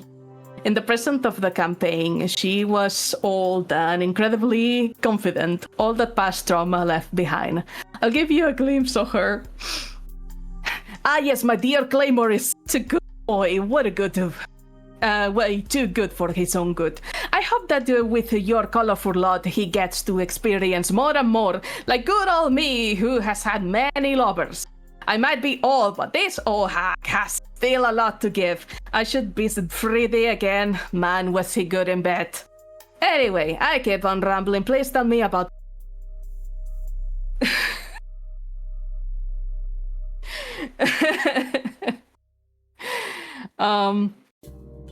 And we can go to the next one. This is Isari, Yuan-Ti Warlock. And now, I'm very curious about something, and thank you, Twixie, for the sub. I'm very curious to all of you here. What's your first impression of this character just by seeing him?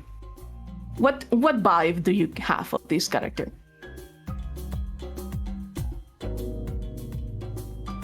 shy and Timid? Yeah, timid, definitely. yeah, Maybe a and little like bit very of a friendly. maybe a little bit of a klutz, maybe trips every now and then. Maybe secretly a little shit, because I know you love characters that are little shits. They are gay. Well, obviously, my characters are queer. What are we talking about? Okay, fun. Fun. Very fun. Okay, well, this bitch is the embodiment of a evil right here. So evil that just mentioning him made into a rant about how much they hate it. And every time it made me smile a lot. It was beautiful.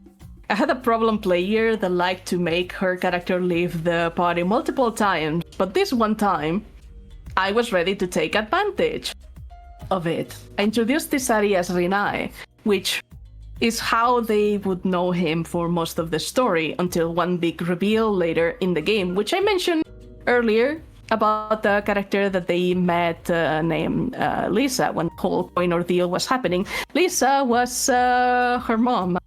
I mean, his mom. And that revealed a couple of things about him. But yeah. I introduced Isari, as I said, which is Problem player's character found him while walking down the street, then hooked up with him. At the very least, this was consented. And while kissing, he got poisoned by Isari. And this is this is what I wrote about him. Don't try to do anything you'll regret, son of ashes. I could kill you right here and now if I so desired. You've tried to play with forces that are beyond your reach, and we won't allow you to keep following that path.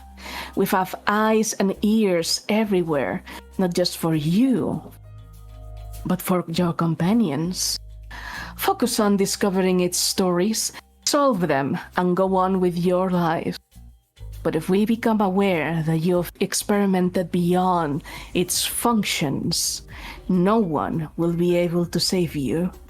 Now enjoy these sensations. This poison acts quickly. I'm sure you'll never forget. Pray to all gods you won't see me ever again. He left the character alone, paralyzed and in pain. The next day, the party decided to investigate the inn where this took place, asking the owner about it. They noticed something was wrong, and Problem Player decided to act on it. Everyone in the inn was murdered in that instant. A lot of cultists revealed from their invisibility, and were waiting for the players to show up and precisely do that if they made any steps into trying to know more.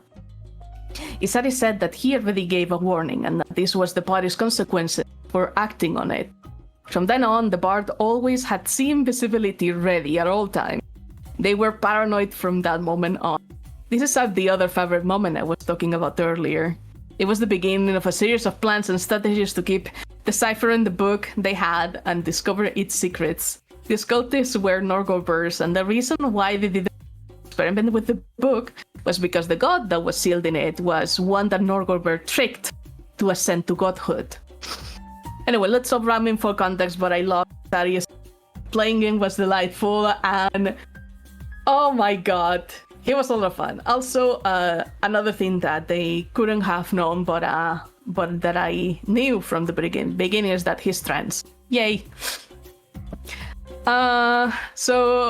And to the point where in Beyond the Void, which had two of my players from that campaign, I was like, oh, maybe I could recycle this, and they were like, no, leave him be, let him die along with the other campaign.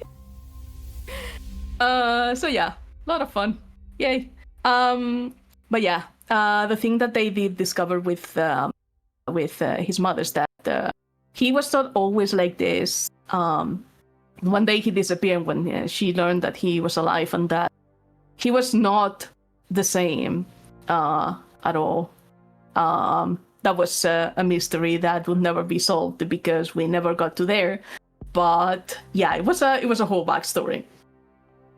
So yeah, Sari, my beloved. I will miss him. My players will not.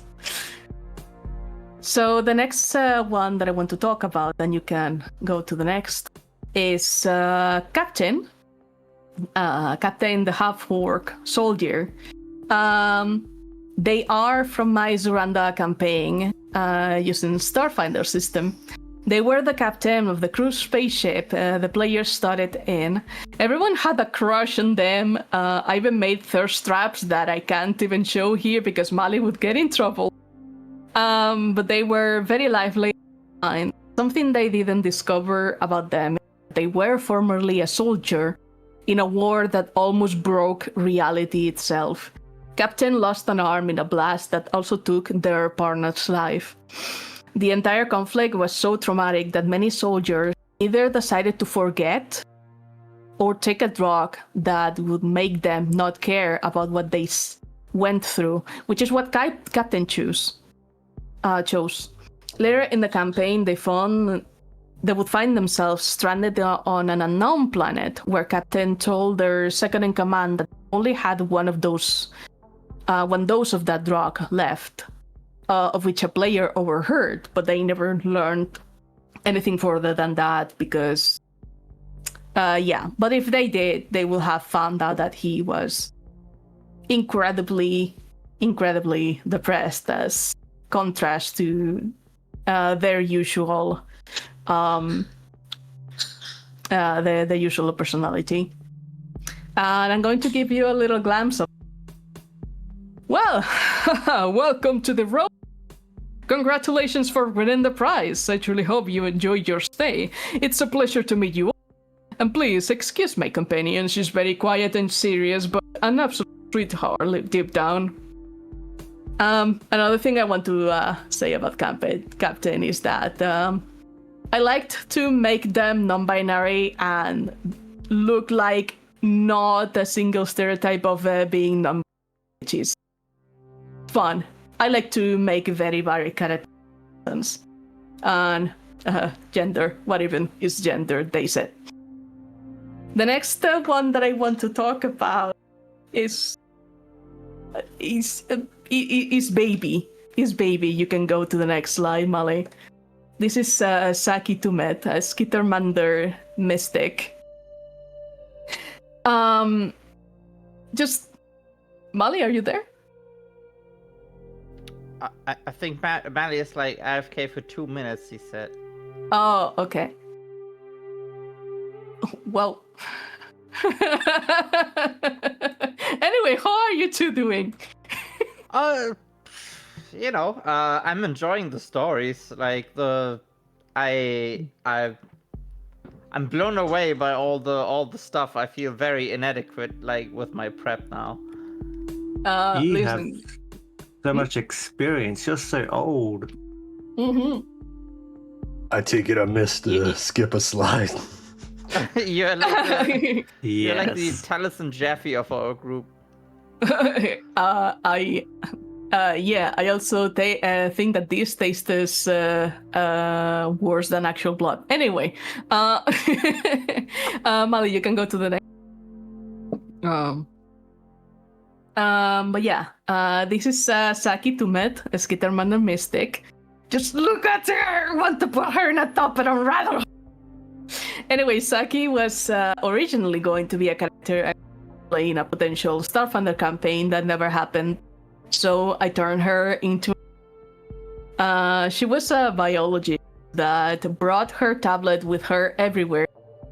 Her goldfish memory. She was always taking notes and keeping a database. My players instantly adopted her because she was so precious. What they never found out is that she became a mystic out of sheer will to explore and learn, which is something that can officially happen according to a glimpse of her. Oh wow, you are so tall. I don't think I've ever seen someone such as you. Do you mind if I write it down? I like to remember you forever. And the next NPCs that I'm going to talk about are all from my Beyond the Void campaign. So you can go to the next slide. This is the Gatherer. What the fuck, merchant? Nobody knows what they are. This fellow was originally going to be a random encounter, but they ended up having some importance in the story. They are a merchant and unusual because they trade stories for magical items. The first encounter with the party was met with skepticism. The Gatherer knew all their names, which did not help.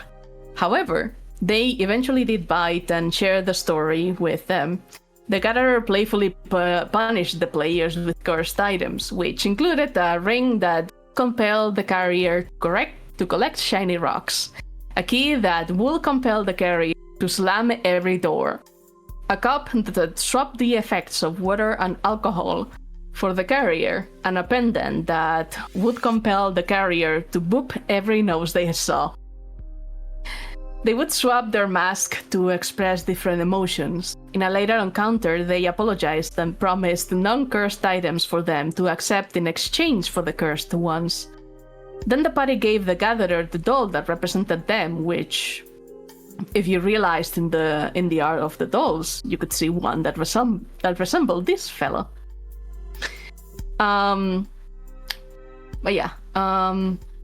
Led to another big moment where they took off their mask, revealing a complete void inside. Through the Gatherer, they all heard a voice spoke to them in their respective prologues. A voice that they all knew that they all heard before, and that because I always have like a individual session with each player to have like a little prologue to make them feel their characters and everything, just have a one-on-one session, and this voice, all of them recognize it because I specifically used that voice solely for that character. So yeah, fun stuff for this weird little guy, and here's a little glimpse of this fella. It is you, and you bring a tainted one with you. Quite interesting to see you all again.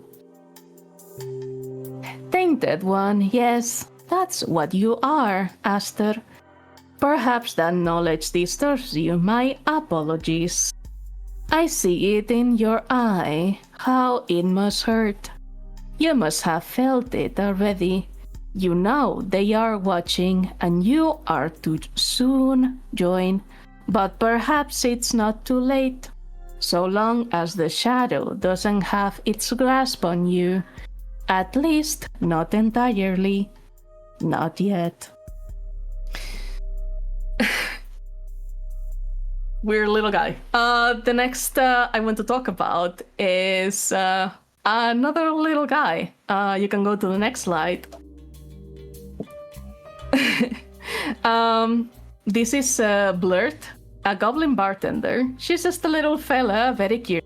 She's working as a bartender in the Winged Hat in Ravenwood to pay for her studies of the flora of Inagnis. She had a totally not a date with Kishi, Ruby's character, and Kishi gifted her first sword, so Blurt could learn how to fight. Later in the campaign, Kishi explained how her training was going. I will recreate that through the call on the sending stone she was sent by Kishi, because it was funny. Oh, training is going so well. My trainer is very happy with my process, although I think I am way too enthusiastic when I envision the dummy as a troublesome customer. I just attack them with all my strength over and over and over and over and over with so much force. I already broke one and I feel so bad about it. But it does feel good. Really good. Anyway, how are you doing? The next one, and you can go to the next slide, is Blurt's boss, Kalanosh. Beholder in owner. I put bar owner there, that is error, apologies, it's an N, not a bar. I'm sad that I can't reveal anything about the character's backstory story, but what I can say is that the winged hat in I mentioned earlier, Blurt is sort of acting like their voice of reason when Kalanoshi's being a self-centered idiot. Here's a recreation of a little roleplay of they're stroking their ego that was completely improvised. Yes, of course, I am the best, and I have the best inn in the entirety of Ravenwell. Another beholder? Is that Arashka here? Because if so, she can. This is my city, my inn. Alright, good. She better never show up or get into inns. She can stick to book publishing or something. And she should never come here. I am superior, and I am great. I just wanted a beholder bartender because I found it. The next one that I want to talk about is Kalim Thiram, which I already talked about earlier. I saw the map of his cottage. He's an archfey of destruction. This is an NPC that's part of Arster's backstory and the one who taught him magic. He has his own realm, an ever-burning forest that also serves as a resting place for animals that perished in forest fires.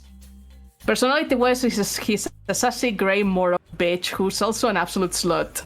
He aided the party multiple times, first revealing himself as a regular elf, then showing his true form later on. At some point, he met an NPC that was a warlock, but he was not aware of that, and that led to a snowball effect of revelations, including that he died once before, that his memories were altered to fit the narrative and manipulate him into allying with the Ancili court, which ended up very poorly for them. Upon recovering those memories, he later on recognized his killer, and that led to the biggest revelation of the campaign. Here's an example of how I play him. Oh, come on, darling. You know I hate bringing people into my realm. Fine. If that's what you need, I will. But I will be in my sweet little corner of the realm, doing my sweet little things isolated from everyone. Yes, I am a hermit and a cryptid, and I like it that way. Thank you very much. The next one that I want to talk about, you can go to the next slide, is Atesha, Yuan Ti Profane Soul Blood Hunter. Fellow DMs here on the table, have you ever had a very specific image or concept for a character in your mind, and then when it comes to play, it's nothing like they would be? All the fucking time. Yep.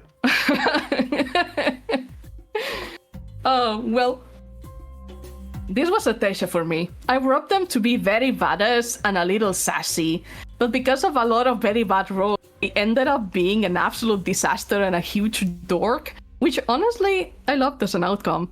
The quirk they have is that they cannot die of exsanguination, from merely being a source of infinite blood sacrifice for the cult they used to belong to, hence the ritualistic scars on their arms. After some disastrous flirting, they had a date with Aster, who was at the time very reluctant about, but eventually he grew fond of them, and the current hairstyle that they wear is because they let Aster do it for them. After the aforementioned strategy, a conflict took place in their order's headquarters, which revealed that their mentor was a traitor and awakened Atesha's hidden abilities in the process. They are currently an absolute mess after this because I like to hurt my characters a lot. I don't know if you have noticed. Here's an example of how I play them. I promise you that I'm very capable fighter. I've been well trained and I can hit things. I've just been very nervous about this whole situation, as you can imagine. I have a whole stash of wine all for myself. You know, I think I will start taking advantage of that.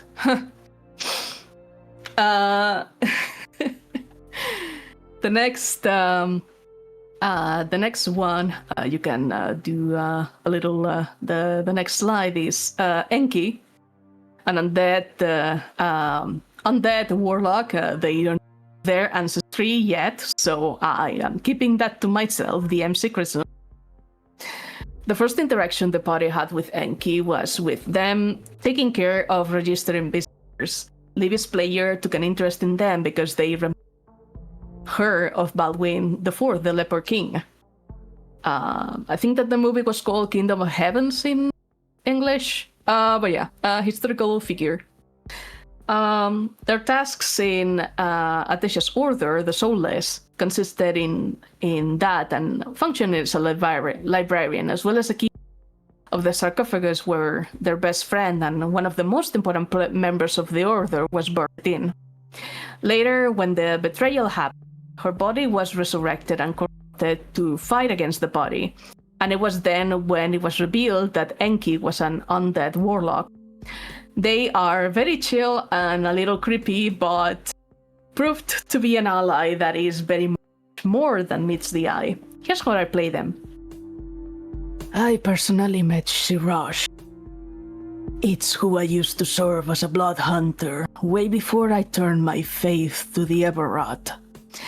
They were the founder of our order and led to the practice to branch into the other 3 that currently exist. I probably am the only one still around to tell the tale. The other was their left hand, Jura the Blood Scourge. Despite her name, she was kind and determined to protect the people of Covenwood from any threat. The next one, and this is the penultimate, I'm going to be finished soon after this one. You can go to the next. This is Teish, Balayan elf fighter. In the Hidden Guild's assault, the one that I talked about with the strategizing and everything, my players found a few notes and were mentioned about someone named T, who was the leader of these headquarters. The party found them locked in one of the rooms at both of the fights. Tish saw something in the party, like a vision, and asked if they could speak to them after the conflicts were solved. This led to the revelation that it was them who killed Kalnim in his past life, but they couldn't speak further than that because just like other NPCs, the world didn't let them reveal certain things, like a curse of sorts. But before some previous experiences, they found out that they could talk freely in dreams, so Kalnim offered to prepare a shared dream. And that's how, through Taish's recreation of the events, that I revealed that the world they are actually in is Balea, the fantasy setting I'm working. That, which was like, Taish is very strict and stoic. Here's a glimpse of their character. I am T, indeed. I couldn't have predicted any of this would happen, but I did see the many dead bastard Gallagher has left behind him. Torn, brutalized, desecrated. I've never seen such a maddening display before. I knew he was dangerous the moment I set my eye on him. And those creatures that came with him, they deceived my glance. My sister knows what she's doing. I can't believe she managed to find me after all these years. I refuse to lose myself. I can't. I want to survive. I lived a very long time, fleeing from everything. I can't afford losing myself and my memories. And this is the last character that I want to highlight. You can go to the next slide. This is Odul Rehet. They don't know their class. In the story that they revealed in the shared dream, they showed other important people. One was another of Kishi's past self, which was the original Kishi. Another was Taish's sister, and this one, who they know nowadays as Alberto Alatriste in the campaign. Not just Aster's father, but also the BBG and the one responsible for the world's current state. In his former life, he was a Rehet, which is roughly translated as a high sorcerer. All Reh suffer a condition later in life where their bodies start locking in place, becoming more powerful, but having their mobility slowly reduced. His left arm, as you can see, is almost all crystallized.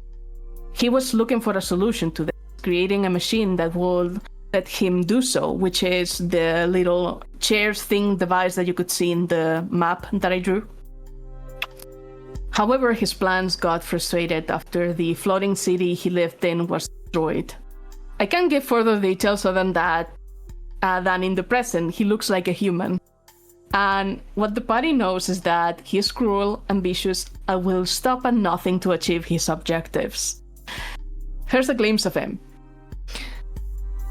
We've begun to create conflicts by telling our story.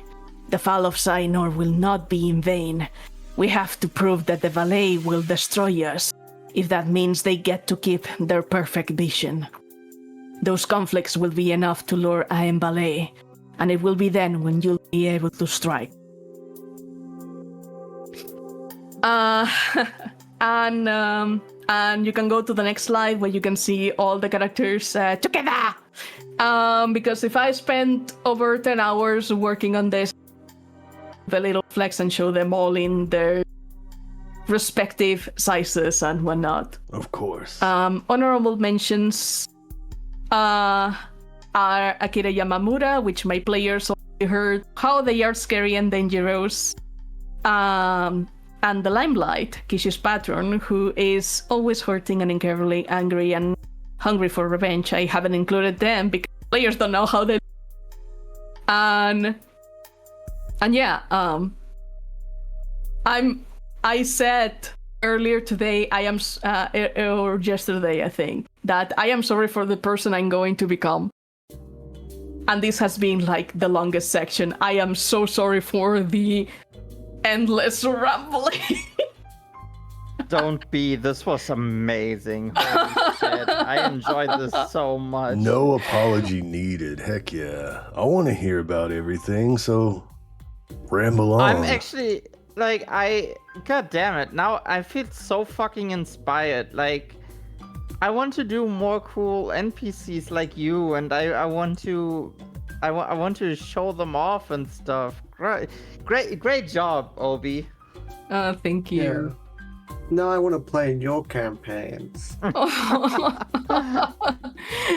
mean, if the one idea that I have cooking from time to time works out, y'all are more than welcome to join in. Yippee! Yippee. So, my co-host, do you want to take a break before continuing on faves with Ruby, or do you want to just jump right in, Ruby? I'm good for whatever, honestly. Yeah, same. Yeah, I mean, this is basically I got my headphones in, so I can take a break when you guys are speaking. So, All right, perfect. Ruby, why don't you start us off? What about your favorite moments, NPCs, maps, just favorites in general of your time DMing? Okay, yeah. I mean, technically, I kept myself short. Really, I should have go more into detail. But yeah, I guess we'll start. So. My favorites. So, in my okay, so this one starts off very, very fun actually, because in my first campaign, one of my favorite moments was they suddenly wanted to buy horses. They just had, achieved that they would join the first adventurers guild and stuff. They were level 3. They were done with the festival. This was in the tour campaign, and you can show Ruby 6, by the way.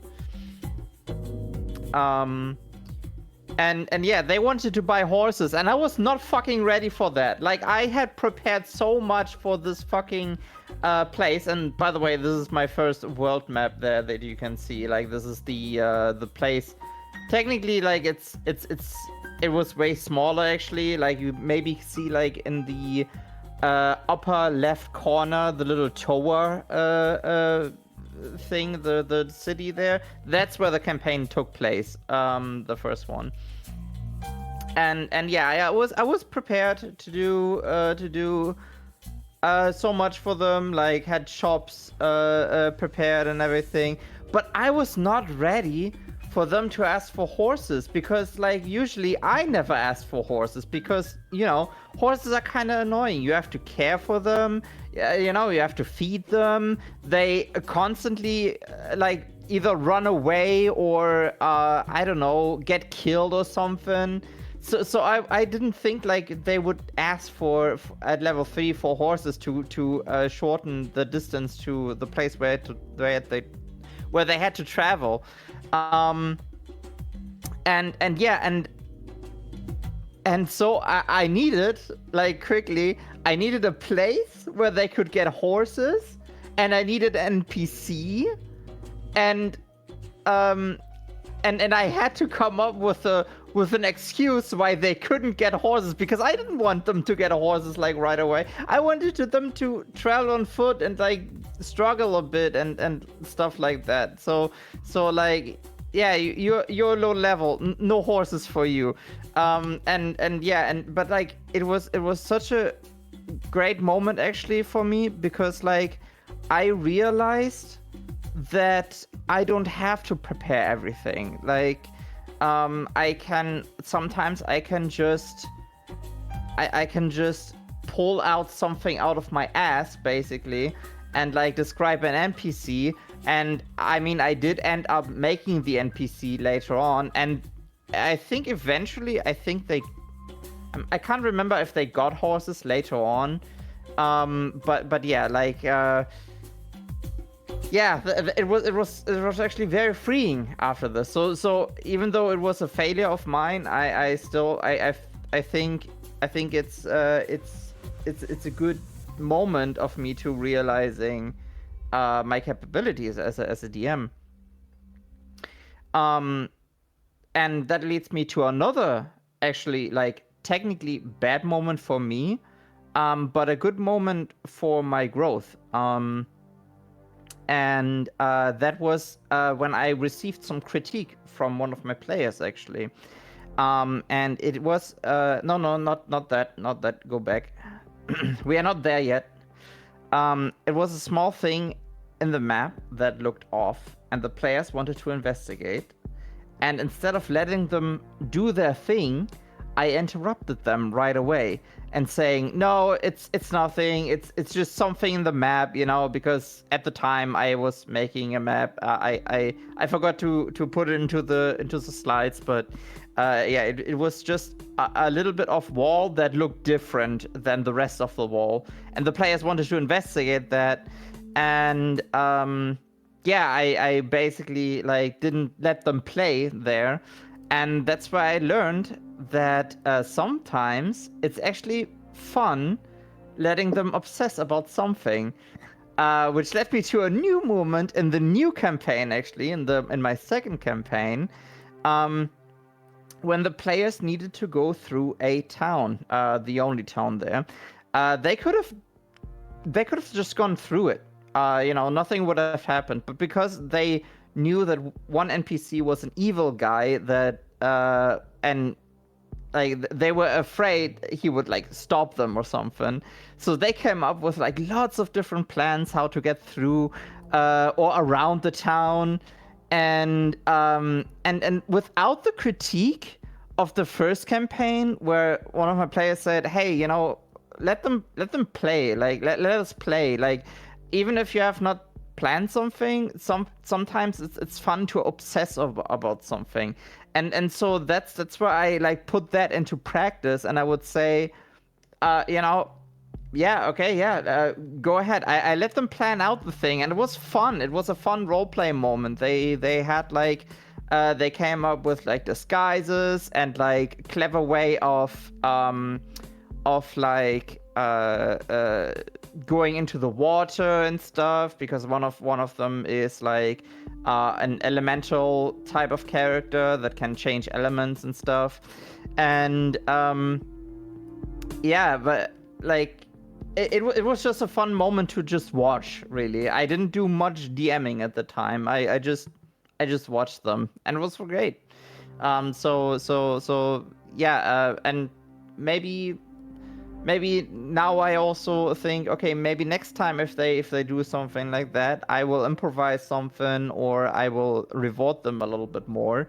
So yeah, like I keep on learning with this. And so my third favorite moment is actually well, let me tell the whole story, actually, because I maybe need some build up to that. So in the first campaign, the group was investigating some weird phenomenon that included an old village inside an isolation bubble.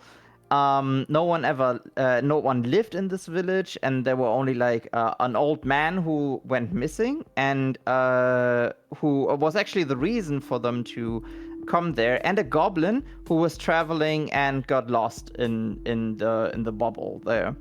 And so the group narrowed down the source of the bubble, which was a nearby cave. And as soon as they found the source, and which was an artifact that they had to search for, actually, they got surprised by a weird-looking alien goblin who wanted to take one of their team members, which was Wilmo, a weird-looking kobold. And because he was actually, it turned out he was made by someone called Dr. Magnus, and he wanted him back. The weird goblin wanted the weird kobold to come with him, and the group refused, and so the goblin summoned this thing. Now you can change up to the next slide there. It was a big furnace robot machine, and it had something. It had like a homebrew mechanic that would work as a dragon's breath, but more like a radius dragon's breath, like a fireball, and it would be centered on itself, and it could use it only once, and then it had to recharge. It would recharge on a 6, just like a dragon's breath. And it was a super hard battle, because the machine had a lot of resistances. It actually had immunity to fire, and yeah, so it was very hard. Like we had like people go down already, and there was like, I think I think it was very, very close to actually dying, and we had like 2 characters still standing, and there was like one hit that could have done it, but the character missed. So and I rolled for the recharge, and it actually recharged because I rolled a 6. You know, something like that never happens usually. So I kind of had to. I had to do the big fire attack, and because some of the characters were already down, the other characters were like holding on a like a little bit of health. I actually killed the fucking group with this thing. Like, I killed my first D&D group. I actually did a TPK in my first campaign, and that was extremely shocking for me. But I already had a I had a plan already if it would come to that. I had 2 plans actually, and because they had been holding off so good, and they actually like managed to go into a certain threshold for the health of this thing. I decided to go with the more better outcome than with the worst outcome. And after I killed all the people in the group, I told them that they level up. So there was like, I think, like 2 weeks of I wouldn't tell them anything of what comes next. I loved them kind of theorizing like what comes next. Like some of the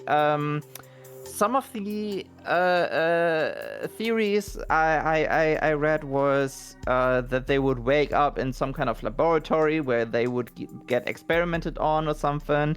And I was like, yeah, that could happen actually. Like that was one of the options I had in mind actually. But no, instead, the weeks later in the next session, they would actually wake up in a safe bed, because they were saved by someone. And you can show the next slide, please. I think I'm gonna wait until I see it myself, because it's no, that's not it. It's the one that goes between that, the one I added the last thing, I think. But it's Sorry, okay. I put it in the wrong order. My bad. Okay, it's okay. I can work with that. Don't worry. So this is the character they would encounter. Most of them actually. I think Erebus actually was like woken up by their mentor instead. But yeah, they were actually saved by this robot lady, Tio, or T10 also. And she works for the Red Knights. The Red Knights in my universe are like, they are like the greatest heroes basically. Like they protect the realm and stuff, and it's like a huge honor to get like into this very exclusive guild basically. And she's actually also one of my favorite NPCs, because she is one that is I used her in another story before, and I really like her backstory and everything. I cannot reveal much of her, sadly, because like there's still stuff that is ongoing, and maybe the players in my second campaign will actually encounter her. Maybe, who knows? But yeah, I want to give her more spotlight in the second campaign. So yeah, I'm not going to reveal much of it. So anyway, they woke up in this Red Knight Tavern, which is a place between realms that functions as a base. And now you can show the previous one. It's a place where the world follows different rules. It has a constant night sky, but there's still sunlight hitting the ground. You see places of the Feywild and the Shadowfell, and the tavern also has a portal that can bring you almost anywhere. And that's where the group actually joined the legendary Red Knights to protect the realm from demons. Like, I mean, it was a short campaign and stuff, and I wanted to get out like a lot of my world concepts and stuff, and it was really fun. In retrospect, I would have probably waited for all of this, but you know, first campaign, I learned, whatever. Funny enough, I actually had, for the longest time, I had plans for the second campaign to start right away at level 5, where the group already were Red Knights. But actually, I changed my mind because again, we changed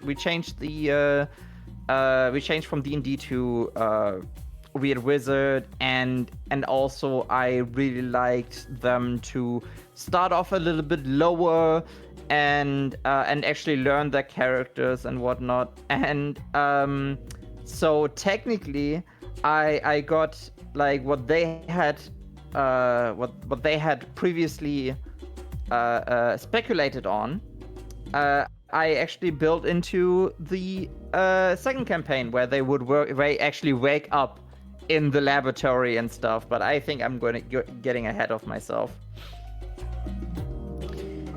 So, speaking about some NPCs as well.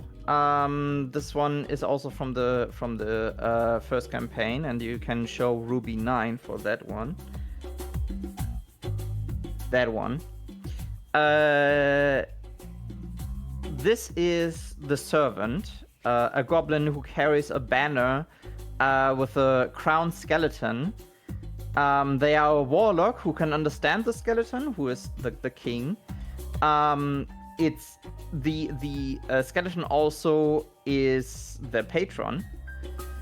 And they were traveling with a bunch of others who called themselves the Outcast Kings.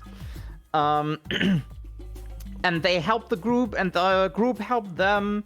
Like it was like they kind of like throughout the adventure they would cross pathways like every now and then. And one thing also was like the group previously went into like some kind of sci-fi facility where they would encounter some mechanical legs that could trap like souls of elementals like into itself and like basically use them and whatnot. And one of the things to so the group needed help from this group, and in return they would tell them, hey, you know what, if you want some legs for your patron, you can go into this specific place, which I think in the next you can do the next panel. I actually built the guy with legs. Yeah, there we go. Yeah, like this was I don't know. It's a very fun little moment. But yeah, the patron now has legs. And it was really fun to play these because like you know, they were a little bit mysterious and weird, and honestly it was kind of fun to letting the players guess if they are friendly or evil. Mostly they were friendly and stuff and helpful and whatever. And yeah, there's still some of it, I don't know, that I didn't reveal, which who knows, maybe we will return with them in the second campaign. I got some plans in my mind, but yeah, they were some of my favorite NPCs. I do have more NPCs, but like those were like that stuck in my head like for longer. Now, favorite moments from campaign 2. You can show the next slide, please.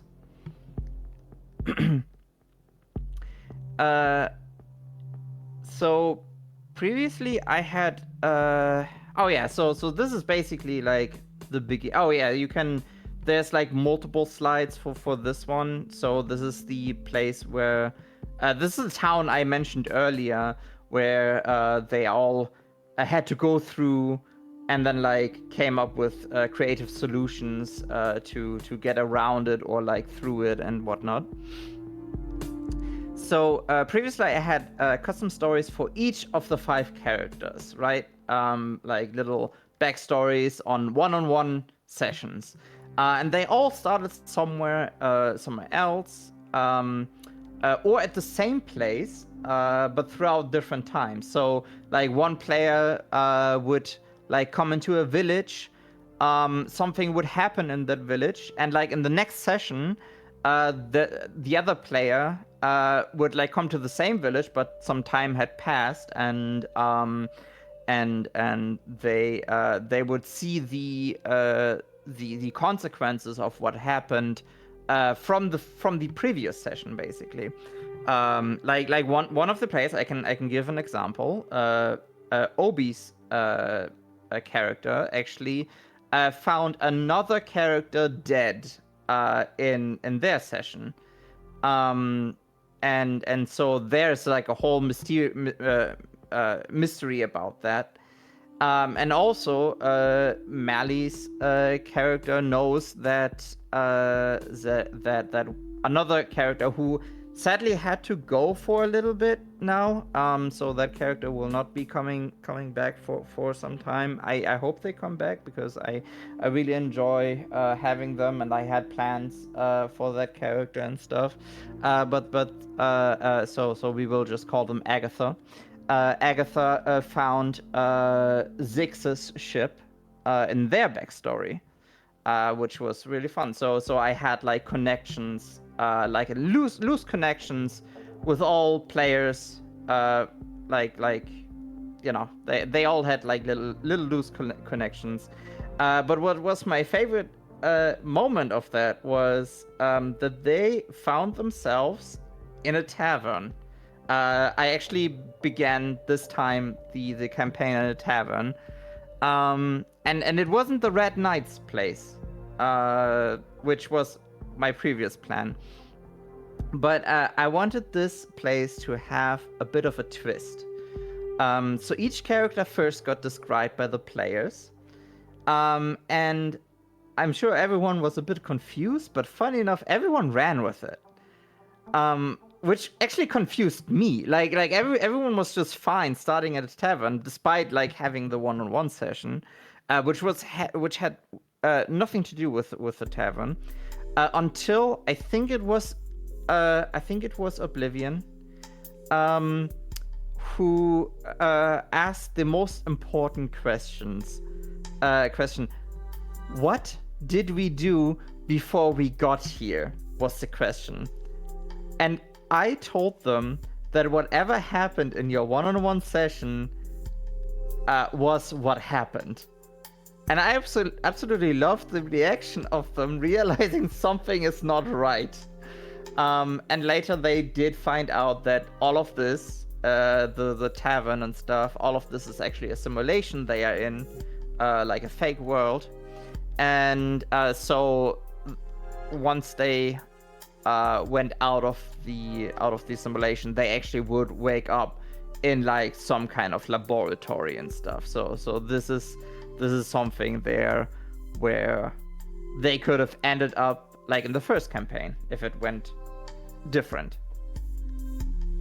So oh yeah, you can show like a few pictures, like you can continue a little bit. Like you see like a few sample maps of like the simulation that I had. I had like the Badlands, which were like you know, just barren lands with bandits and stuff. I called them savages, where they would actually find like another real person, one that helped them to escape. Then I had the Misty Forests, the swamp location where they would touch purple to reveal the map. I did had more plans for the swamps, but at the time, like they like I kind of wanted, because they already came like to the conclusion that this was a fake world. I wanted to move on with the story a little bit, and yeah, this is actually something the players never seen, like not in the way that's shown here, but this map was actually all these rooms the players would not see. And they would only see the doors. The little rooms were kind of like my indication of like, okay, so each player has like kind of one room, or like each character has one room. And I would give them something like a vision once they touched the door. It was always something that is not explained fully yet, but the players did hear the term ancestral memory. So it was not really, probably not their memory, but like something that has to do with them. So this one was really, really fun to do. Is that the last picture? You can. I've got two more No. pictures. Okay. Wonderful. Yeah. No. This is wonderful. So, now that the players have escaped the simulation, they all woke up. They actually teleported somewhere else from the laboratory. They didn't know where they ended up. And they are now on the right bottom corner in Elantris, and yeah, they don't know yet where how to go somewhere or whatever. Like it's they kind of ran into trouble and stuff there, because like it's a cursed land and stuff that they woke up on, and this is where I will be continuing the campaign, and hopefully we get to visit more places actually, because the world map is so fucking big. It's a little bit too big actually, but honestly this was a result of like one of my players saying, oh, that's a small world, like in the first campaign, and I was like, huh, well, okay, I'm going to make it bigger. So there we go. I take everything as a critique and I try to improve. and that's one of my favorite moments. I am so looking forward to continue this campaign. Oh my god. I'm looking forward to it too. I'm still prepping and stuff. I hope the next session is going to be good. But yeah, I have like a whole new arc that I want to do actually with Elantris there. So yeah, I'm excited for the next session. Same. Yeah, me too. Ah. I loved when you would tell me secrets what you're gonna do to your players. Oh yeah, And I then- tell Raina like a lot of secrets from the campaign actually. Nice. Good. And then, It's all... and then finding out you've done this, that's just like, yes. Yeah. I think that every DM needs to have someone they can tell all their secrets to, because 100. living with the secrets, it's so painful. 100%. Yeah. I cannot. It's so. I need to tell this to someone, and then they say like, oh, this is so cool, and then I feel like yes. I tried. I had Rainer as my confidant, and then he joined my table. And I was like, okay, I got Obi as my confidant, and then they guest on the show, and I'm like, okay, leave me with nobody, alone again. Mali, that is a hell of your own making. It's your own fault. True. Maybe you could talk to my friend. Let's just call him Michael.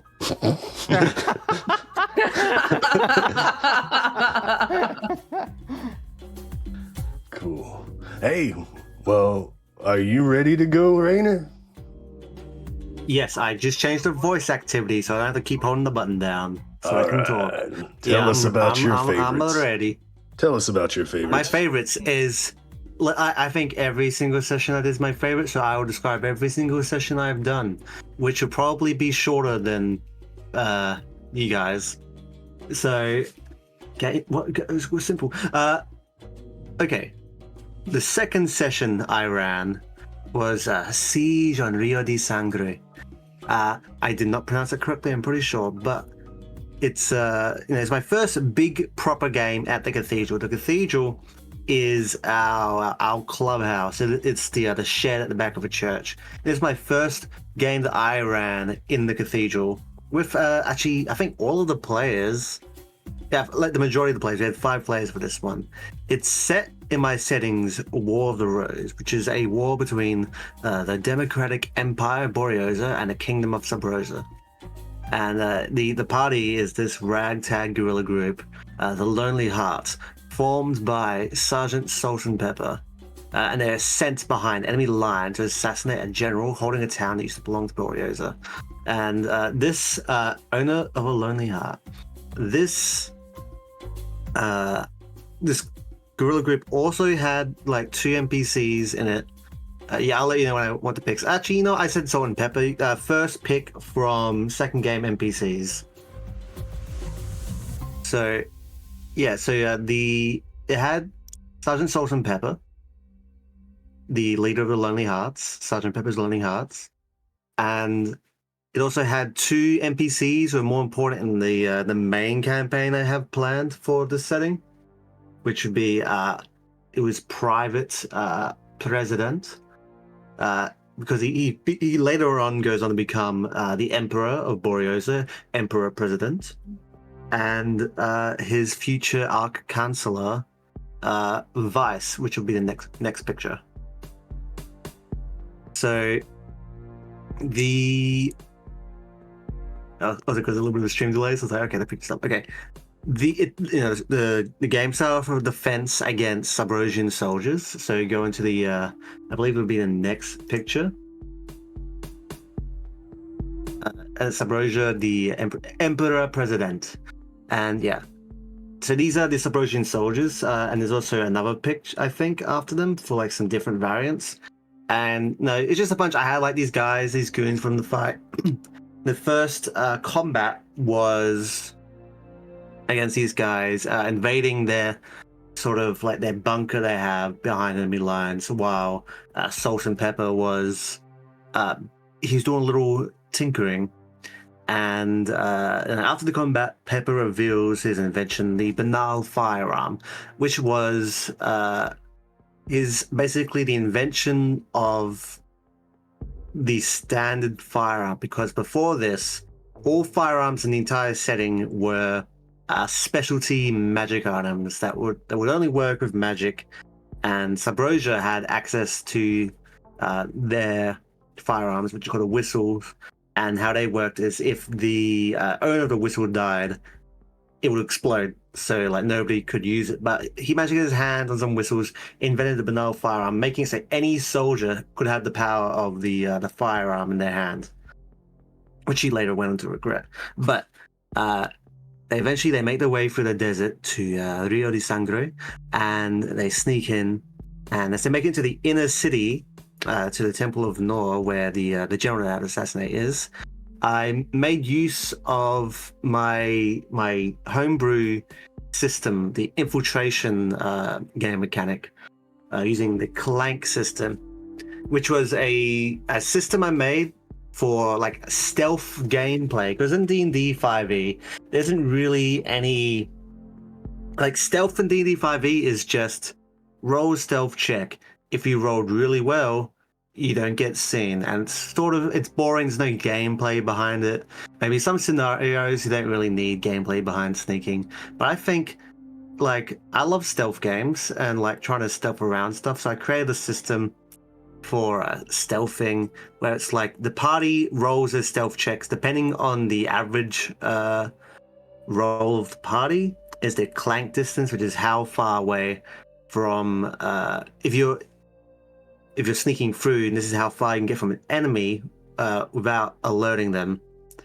And this is basically the first time I tested out this system. I had created this map, and it has like guards with like different behaviors. You have the guarding behavior, where it stands still in one spot looking in one direction, very simple. The patrolling guard, and then which is like going on a route, and the wandering guard. So very basic like guards you'd see in stealth games.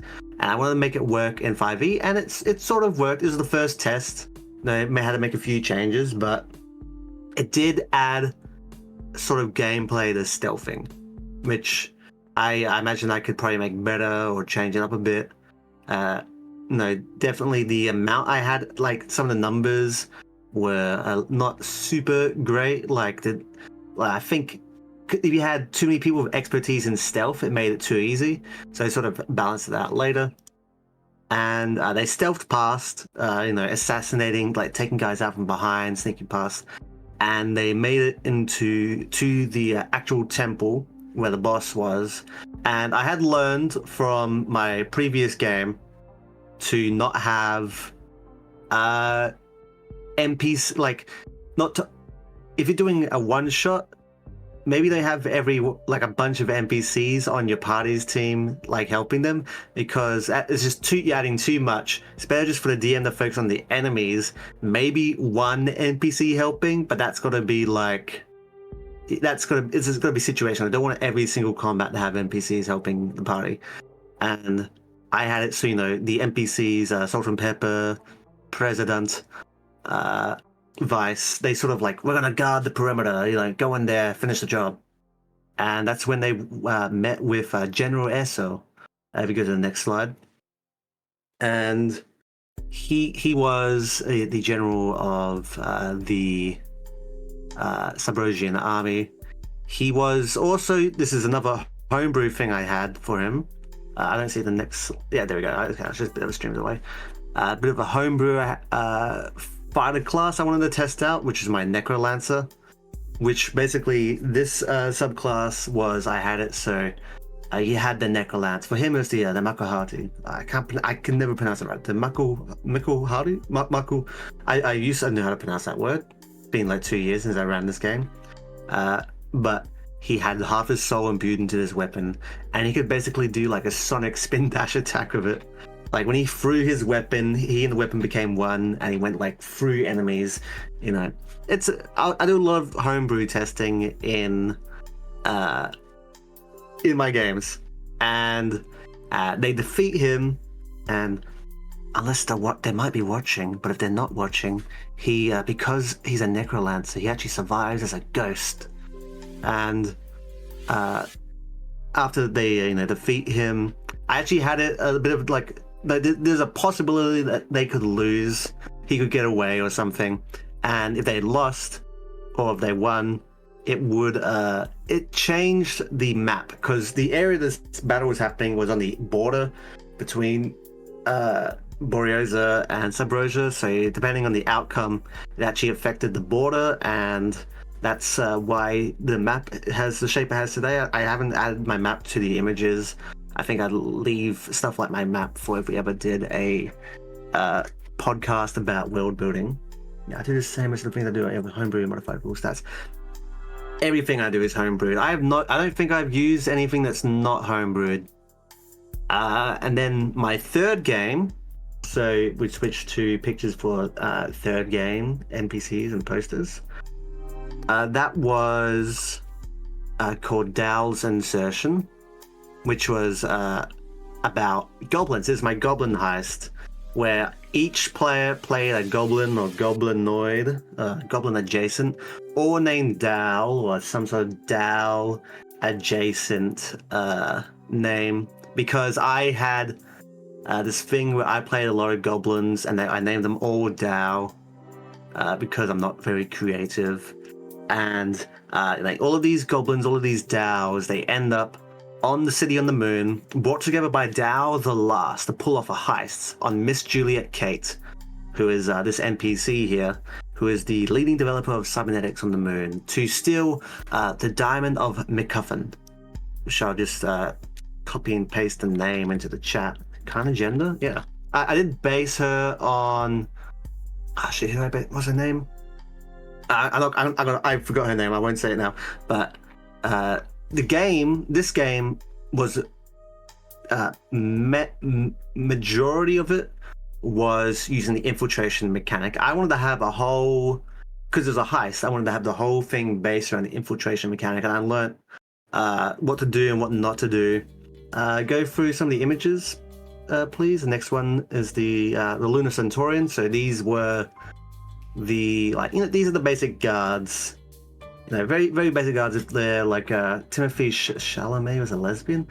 These are the basic guards with like their railguns, and throughout the facility there was a lot of these posters. So you can go through these like sort of posters of Miss Juliet Kate. because not only was she the leader of cybernetics and the richest woman on the moon, she was also a model, and very egotistical. So she had a bunch of these posters of herself throughout the facility, and one of them was used as a clue on a puzzle before the vault, where there were these leaded tiles on the ground, and they had to basically. I think there should be an image. Yeah, David Bowie reference. Yeah, there should be sent you like a more recent image of like the maps. Yeah, David Bowie reference. Yeah. See if I pull up one of the maps. Yeah, I'm sorry. I was just giving each image like 10 seconds. Yeah. It's just also because of stream delays. Like I can't tell what you have up at the moment on your end. Map is up. Map is up. Okay. So there's this. We can see like sort of in the middle there. You got the vault, and you have like this these tiles of text, where they had to step on the tiles in the right order to get through, and every time they stepped on the wrong tile, they got teleported back to the start, and they did a d6 of damage to them. It's like zap, teleported back to the start, and there was a clue. Like basically, I gave them the password to get through this tile puzzle, because I had given them these pieces of paper with there's this one NPC in there. I didn't make a mini for him, Dr. Kevin Ayers, and he would he would write these love songs to Miss Juliet Kate, and in one of them there was the clue. Basically, there's a line of text written in full capital letters, and that was meant to be the clue that was the password to get through the puzzle. And they didn't realize that. I tried to make it obvious. Like, maybe you guys had a clue in the paper. I gave you paper, and it's like I was giving a bunch of clues, and they didn't work it out. So they just sort of brute forced their way through, but they still had fun. The cleric, basically, he just ran through guessing each correct, like trying to guess the correct letter. He would get zapped back to the start, take a d6 of damage, and he just keep doing it until he eventually got through, healing himself whenever he took too much damage. And eventually they got through, and they opened up the vault, and the session ended there. But then we came back like the next week because the game went on for a very long time. And if you go onto the next slide, you can see the vault, where it's got like a bunch of different floor layouts. I had designed this vault to have basically at the start of each round I would roll a d6, and the gravity in the chamber would shift. So you would end up with one of the 6 sides of the cubic vault being the floor, and like each one of these is, you got like the top middle one is like the floor, and I think there's like text saying what one is what, like what one's what wall. And if you go to the next slide, I had to create I created a table so that when I rolled a d6, depending on which floor, which surface was the floor, I would know which way the plays would fall when the gravity shifted. And that's what the table was created for. And I got it. The idea behind the table was I didn't want the gravity shifting to take up so much time between turns. I didn't want to waste people's time. So I could use this table, like the gravity shifts, and then I can move everyone, like be affected by gravity, like sliding against one of the walls, taking some damage, and that'd be done in less than a minute. I didn't want to waste anyone's time with that. So, fourth game. So if we look at the fourth game NPCs, the first one was the War of Independence for Borriosa, and about one half of the party came from groups of marginalized peoples of Borriosan society. The other half were aristocrats. Now this is the biggest game like the most players I ran for. I think I had, let's see, like So yeah, 1, 2, 3, 4, 5. I had 6 players because a friend invited one of their friends to play, and so it's a really big party. And this is set basically in the founding of the Boreosan Empire, and the party. This is the night where like they had their big fight against the England stand-ins, Lavanderia, where they go to this party, and the general Boaz Chamberlain, he like at first the marginalized people of the party, they're not allowed in, but he's like, let them through. They're important members of this the founding of this empire, and he makes this big speech, which I have written down, but if I can remember his voice.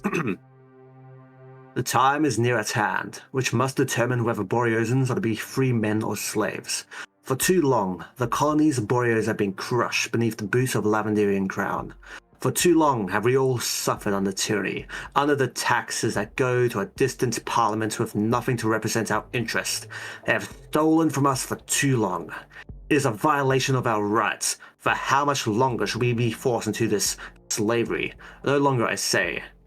As we fight for our freedom, Lavanderia tries to stop us every step of the way. First, they fought us in Parliament. Then, they fought us in the field of battle. And next, they'd hoped to fight us in our streets and homes. This cannot continue. Project Theseus is complete. Under the supervision of the Sovereign Son's own Miss McFadden, our secret weapon has finally come to fruition. As some of you may know, a decade ago, we discovered the remains of Theseus, a great ancient beast, a towering, walking castle of metal and stone buried in the Rapidi ruins beneath the Rapetian mountains. Although this technology was alien to us, Miss McFadden had discovered a way from its soul sundered to construct our very own colossal defenders. And then he introduced the walking castles. Allow me to introduce to you all the walking castles. WC002 Coronis, our strength and fortitude. WC003 Hyperion, our precision and temperance. And WC004 Talos, our steadiness and prudence. These walking castles are our ace in the hand, able to take out large swaths of their army and do more than match their creatures. This is how we win. Today, the enemies will march their army from the south, and we will stand our ground. And when Lavanderia witnesses the indomitable spirit of our warriors, she shall quake and flee to the abyss from whence she came. We will follow her into the abyss, and we shall cut off her head. Nor bless our troops, and nor bless Boreosa. And then, after his big speech, lots of clapping, he joined the party once more, sweating profusely. And then later on that day, after his big speech, when the armies arrive, swaths of like a field of purple flowers. One of the party members, he had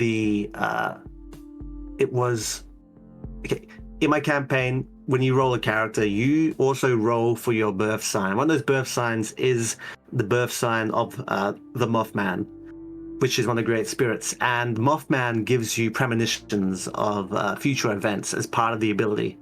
And one of them had a dream about the oncoming Lavanderian army, which came true, seeing it in the future battle. So the party stood in the fields before this army, and as the army approached, it's an incredibly huge army. It's like comically, it's like some sort of an army scene, like a fantasy movie or something, like an epic fantasy movie. And at the start of the battle, essentially, Chamberlain, he cries out, "Sovereign sons, today we are not just soldiers, we are free men." Throwing his coat off, while molten metal covers his muscular body, he calls war. Horse of the Apocalypse from the sky and commands the walking castles to roll out. If we switch to the next slide. And the walking castles, they jump over the heads of the party, and they just basically they just slide right into. Also, that's another NPC that was there. The next slide, I guess. The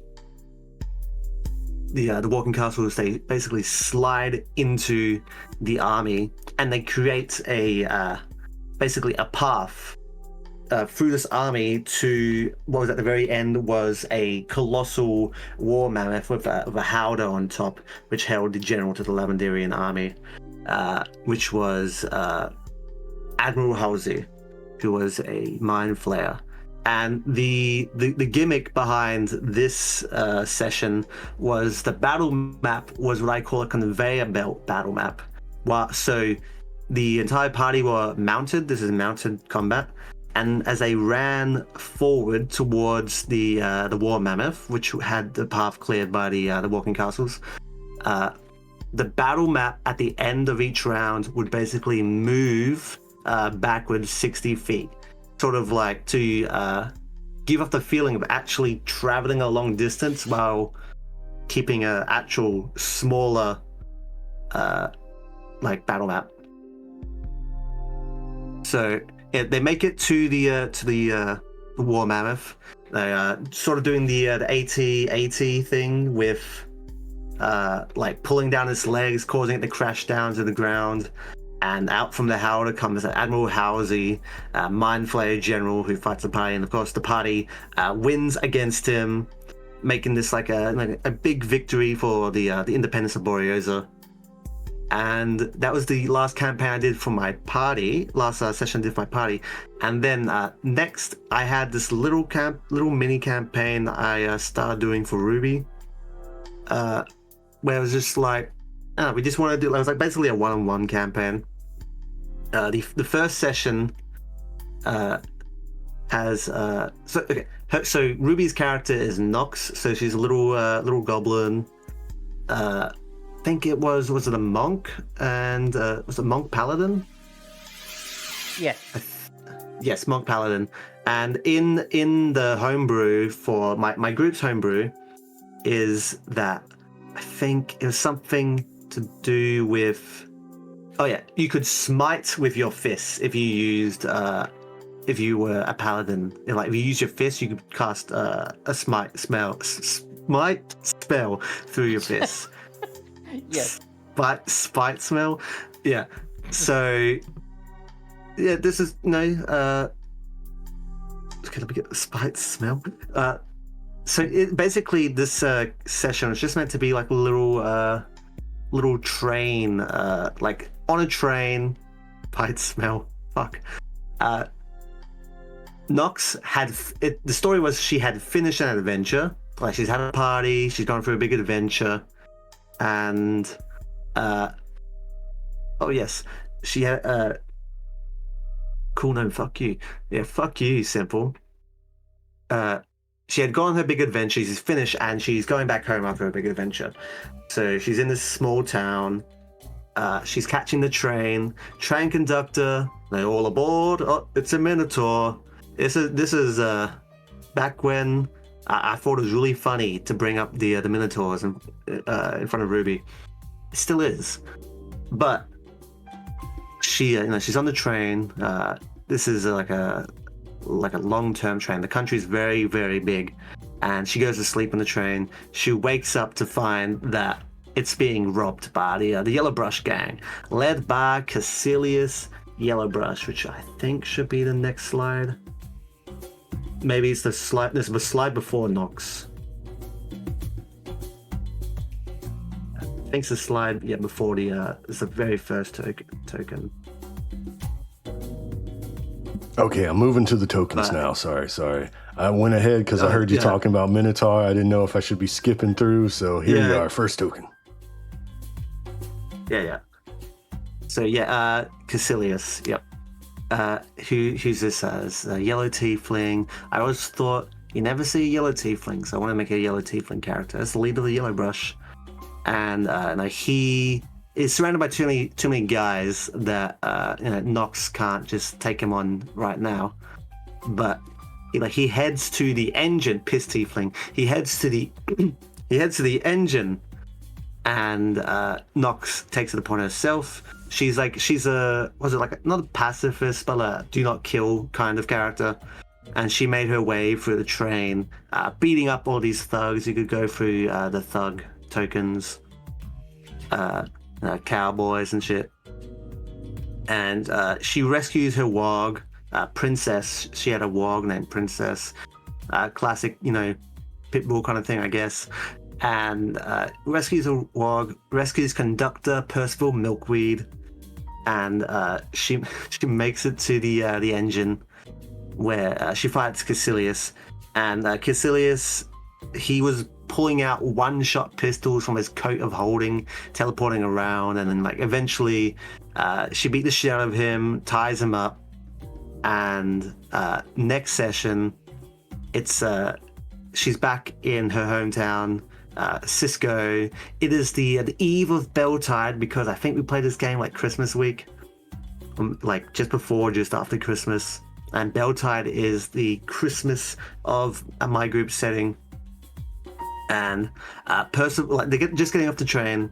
Yeah, Christmas episode. Just getting off the train, and Percival's like, "Oh, it's really nice how you." I can't remember his voice. Really nice how you saved me. It's I got nothing going on this Beltide. I was wondering if you'd like to go on a date, meet me at my apartment, And she agrees.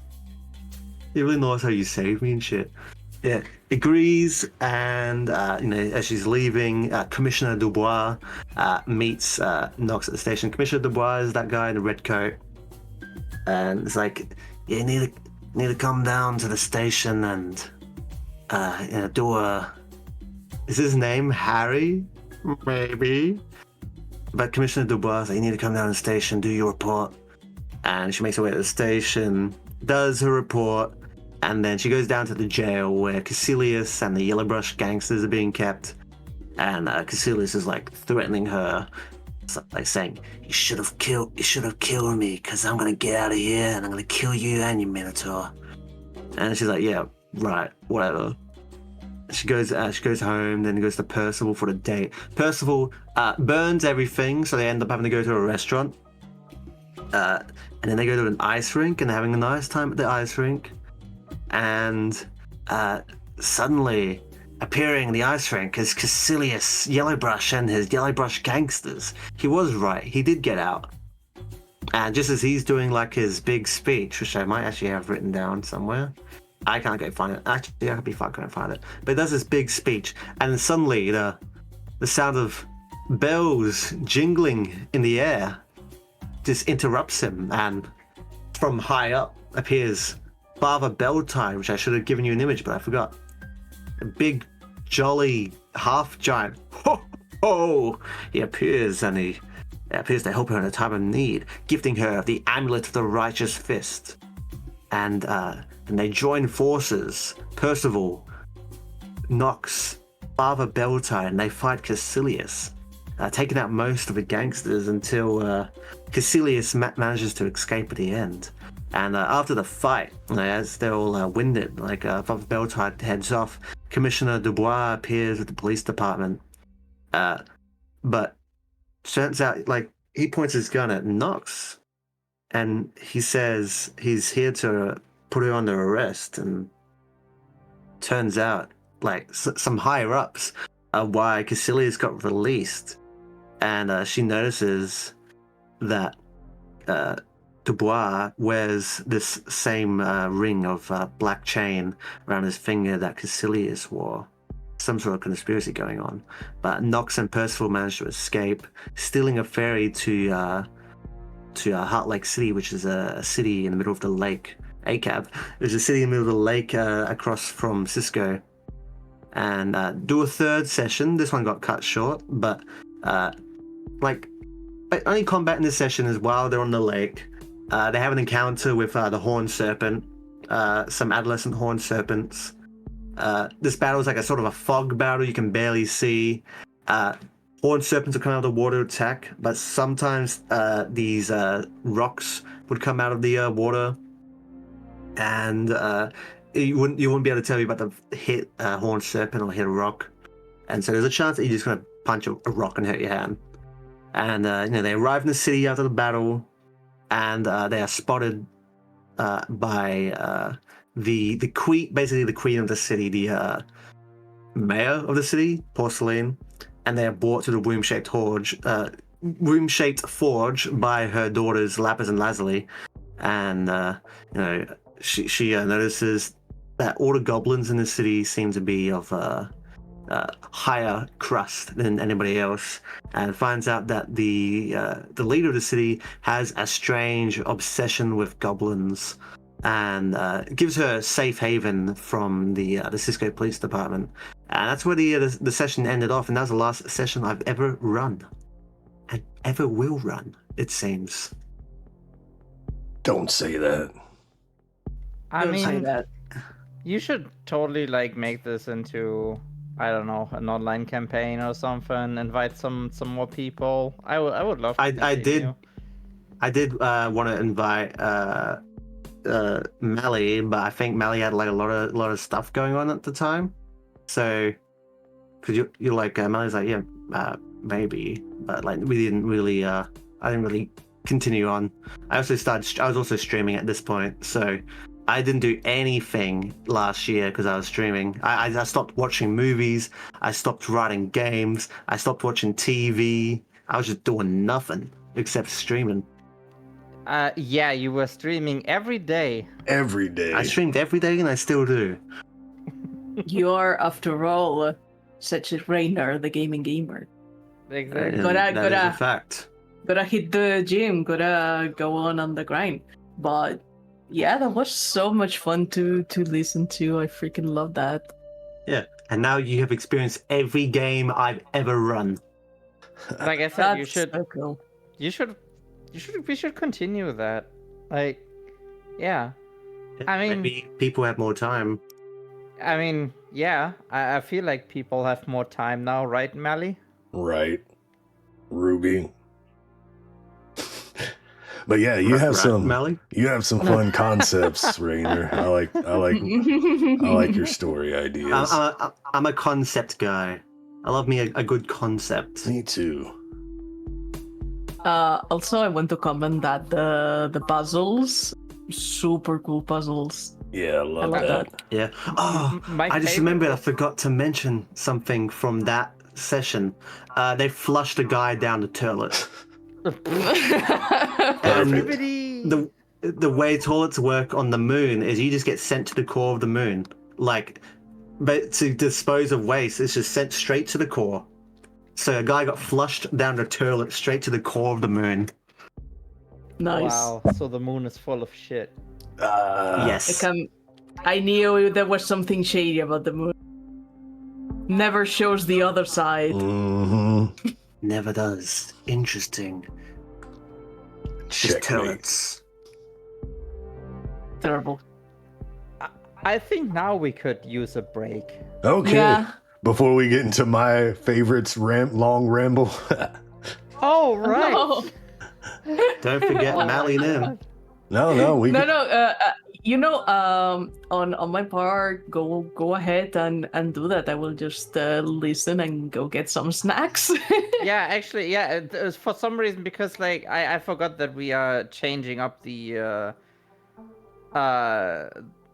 people like with every chapter. So yeah, no, go ahead. I for some reason Yeah. I thought you were already done. No worries, no worries. No, we can break now because I mean, if we need a break, it's no worries. Like I said, I can just listen to you while I go for snacks and stuff and just chill. So Well, on my part of the mind. I can't. I don't have a wireless headset, and Skill I need issue. to do the bathroom. Well, just go. I mean, you don't have You to got a change phone, don't you? images or anything. You don't have to hear me. It's fine. But I want to listen.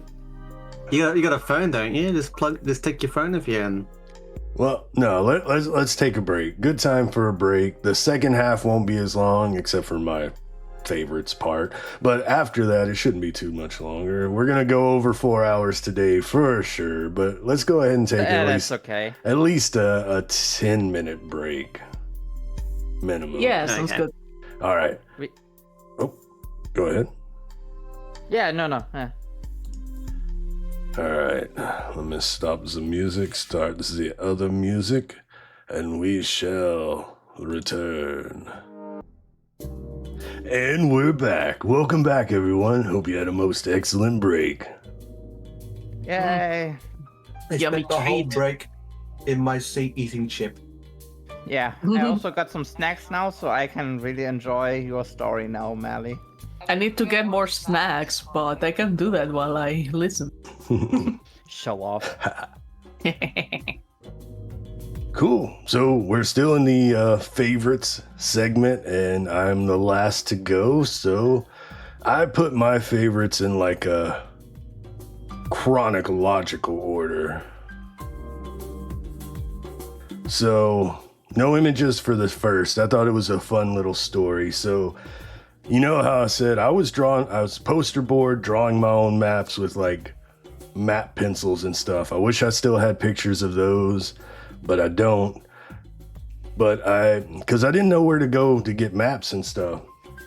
So I went to Walmart to check out the poster boards, and I saw like the display with all the different colored poster boards. I didn't see any with grids on it, except for at the very bottom, there was like a package of gridded poster boards. I'm like, oh, cool, that's perfect. And there's a lot of them. So I grabbed the whole thing, walked around, went and found an associate. I was like, hey, can you scan this so I can see how much it is? Because it's a whole stack of them, right? And scanned it. $2. Sold.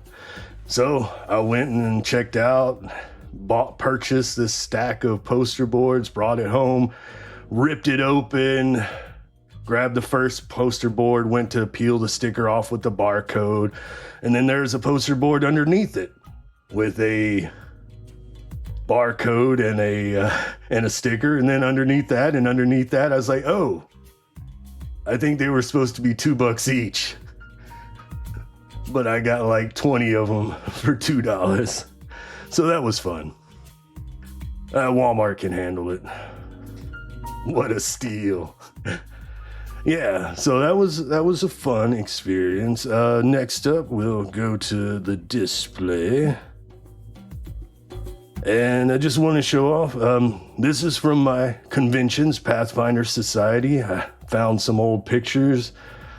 There was a map I drew with dry erase markers, and then some maps I drew on like gridded paper. And I didn't even get to run this module. This was at a convention, and I signed up to run 2 games, 2 Pathfinder intro games. This was In Service to Lore and then the Confirmation. But I didn't have enough players sign up for In Service to Lore, so I never even got to run this. I still got my free entry and I got to play instead, but yeah, all this didn't get used. Another favorite from my convention time is I ran a Dungeons and Dragons epic called the Iron Baron. An epic is like a multi-table event, like different DMs, like there was 8 DMs all running the same module with their players going through the module, and when one group did something, everybody would stop and find out what happened and change the game up that way. So I ran that was fun. And then there was a raffle for the DMs who ran the Iron Baron, and I won the raffle, and I won a map of the Sword Coast. And that was cool. That was on my wall for a while until I moved. So that was a fun experience. Just doing conventions and running games, you know, meeting new people and stuff. The fucking Edgar, yeah. What do you mean? That's me. That's me enjoying this map way too much. God damn it, Malik.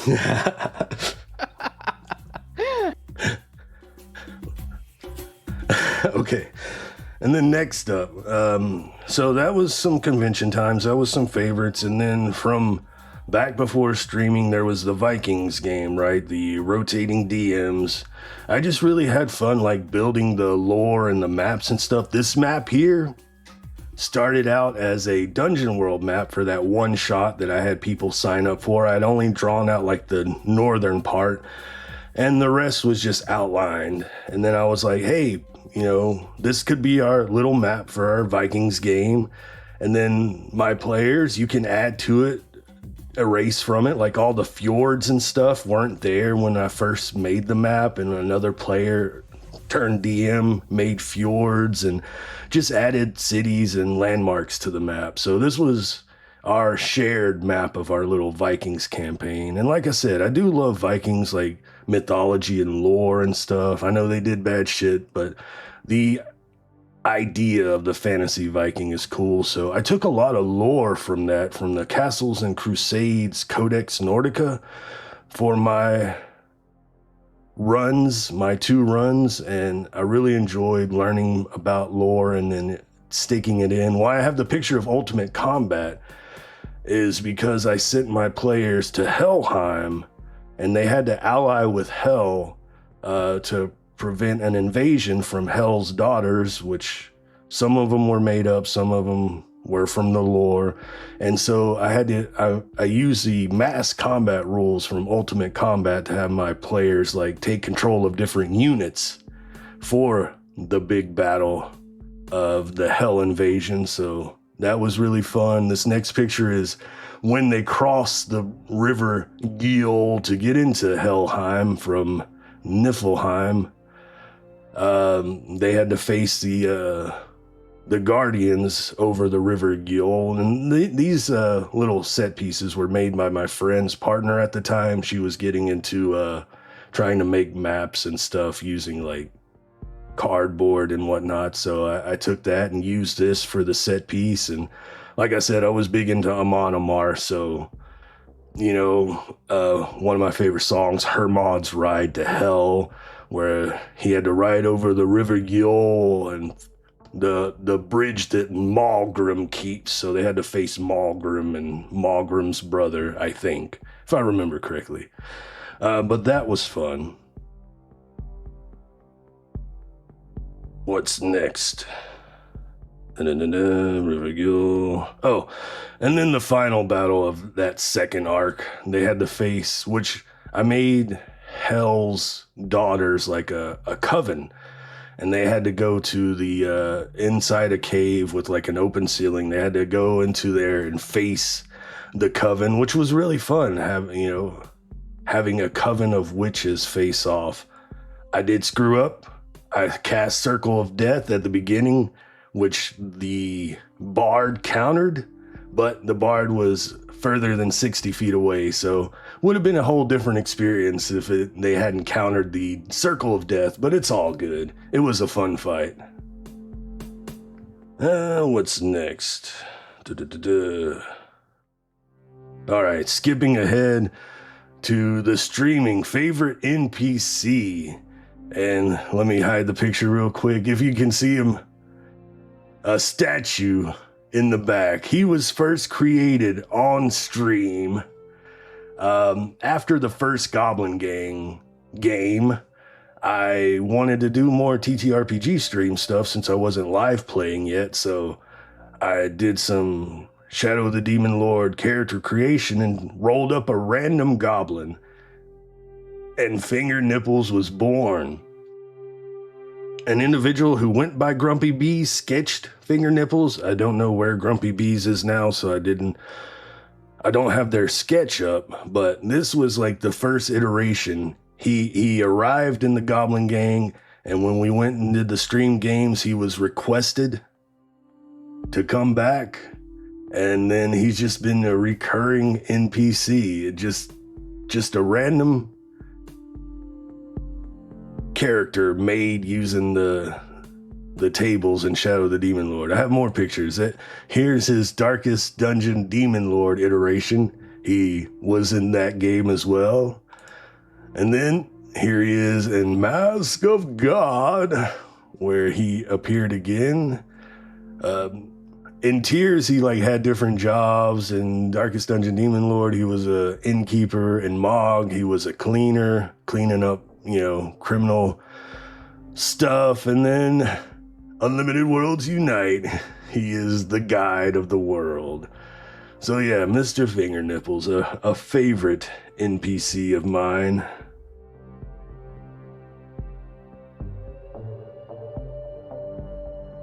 And Tears, speaking of Tears, like I said, this was my first actual play. It's like a dream come true, right? I heard about actual plays back in like 2013, 2014, and watched the Hit Me JP, and like that would be cool to do one day. And yeah, this is definitely a favorite moment of my career. Tears, actually starting an actual play and doing it. So that has been amazing. Meeting everyone and meeting all the players and making new friends has been amazing. Another thing with Tears, and specifically episode 2, because episode 1, I was still getting my footing, right? I didn't know what I was doing, and I was trying to make everything flow well, but episode 2 is when I said, screw it, and then the fucking title drops. And so title drops are one of my favorite things that I came up with for the stream game. So I'm not gonna do a title drop. I don't have the original, but here's the image of it. Yeah, I love my title drops. That was fun. And then another favorite moment comes from Tears. Hoyn-Dagendorf. Hoyn-Dagendorf was Twixie, Nyx, played by Twixie's like NPC antagonist / villain. And I screwed up. I put him in, I just threw him in as a side character in episode 3, and the combat was poor, and I got good feedback afterwards, and I got some inspiration afterwards as well. So combat I made better in episode 5 because we didn't have 1 and 4. I took my feedback, made the combat better, and then Ruby gave me ideas between streams. After I got my feedback from Twixie, Ruby sent me a picture. I was like, oh, I'll work with that. So that is a favorite moment, bringing the character back. Twixie didn't know it, but it was a little thing that between Ruby and me, and she didn't know when it was going to happen, but she sent me this image of the Dagonator, and I was like, oh, hell yeah. And that was my redemption. That was me taking feedback and redeeming myself, and I love that moment. And it's all thanks to my players, my muses, keeping me going. Another favorite from that campaign I want to mention is Ginkgo. Thought she was just a little side character or whatever, played by Ruby. She didn't have much going on in the story until near the end when her time travel chronomancy magic, I was able to weave in to the story to give her a big part, saying that she had gone back in time before because of, time magic, That was a fun little situation to work in. Yes, awesome. I love surprising my players. All right, and another thing I didn't know. I know I'm yammering on about stuff like this, but the credits, because for Tears of Heaven, fucked up during the stream, but kind of fixed it in the YouTube VOD. But it was just me being extra and wanting to do something cool. I don't know. I feel like I was going way above what my capabilities were, just trying to do cool stuff. But I enjoyed making credits and stuff, and I made this one first because I didn't know if Finger Nipples was going to go with them to the stars. And then there's one with Finger Nipples as well, just in case. So yeah, the credits, the outro, I love that for Tears. That was great. I love all the characters. Okay. Next up, we have maps. A favorite map. We go to Mask of God. So I started Mask of God in a city that's, in the lore. I had some Demon Lord modules, and I landed on a place called Vanderbrunn in the Grand Duchy. And there's no map in the module, so I was like, well, let me just make my own little map just to give ideas of districts and stuff for the players, you know, and something good to show on stream. And then, like, I don't know if it was the same day or the next day, but freaking Ruby sends me this back and, you know, made the city so much better. And so, yeah, a favorite map for sure. The city of Vanderbrunn, a lot of adventure went on in here, and Ruby just made it look so cool. All right, so we got maps. And then, while we're still on the subject of maps, I could show so many maps, but I don't want to spoil too much, and I want to show one of my favorites. But once Twixie got into map making, like around episode 7, 8 or so, she made the hideout for the Sisters of the Seven Flames, the Sanctum of the Seven Flames, and this is one of Twixie's maps, and I love this map. And welcome in, Rin. Hope you're having a most excellent day. But all of Twixie's maps were great. I wanted to show like a lot of them, but chose this one because it's so cool. Oh, another one and another moment. I'm not going to spoil what happens or what leads up to it, but the moment that happens before this moment, all this was great. This map that Twixie provided me, loved it. But if you know, you know. This was a good moment. Tested me in my improvisation. And yeah, great.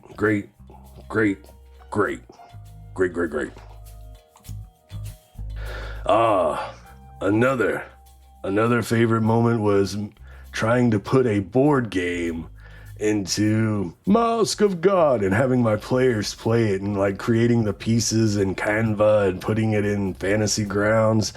This was so much fun, and my players, they freaking kicked my butt. Of course, I was taking it easy, trying to teach them. But yeah, they surprised me.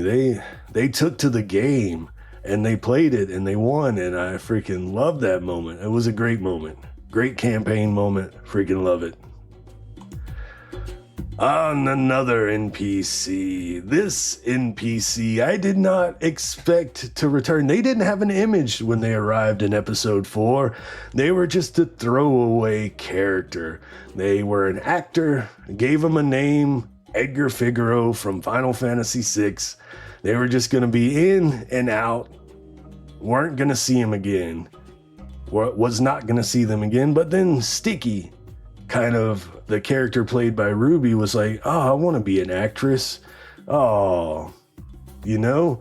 And then so the next episode, guess who came back? Edgar.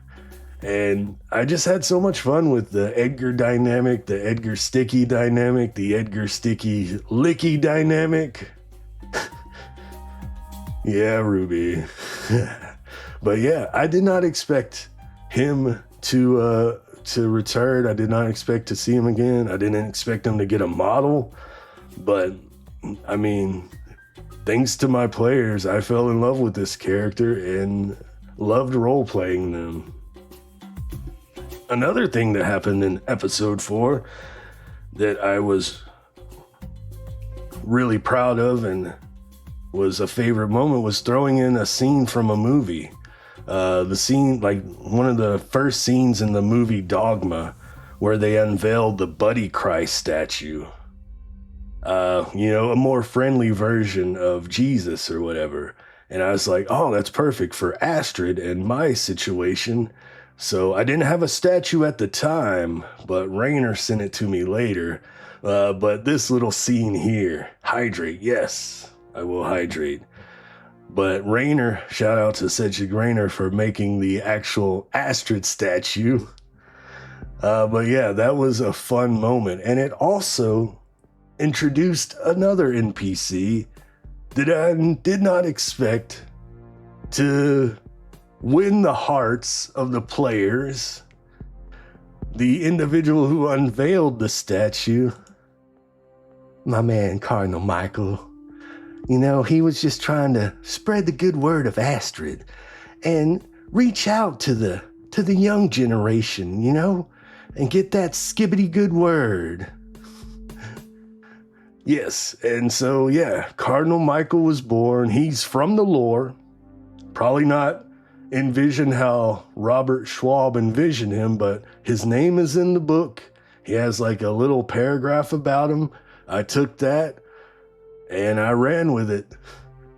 And it was Twixie's fault. Twixie started introducing brain rot.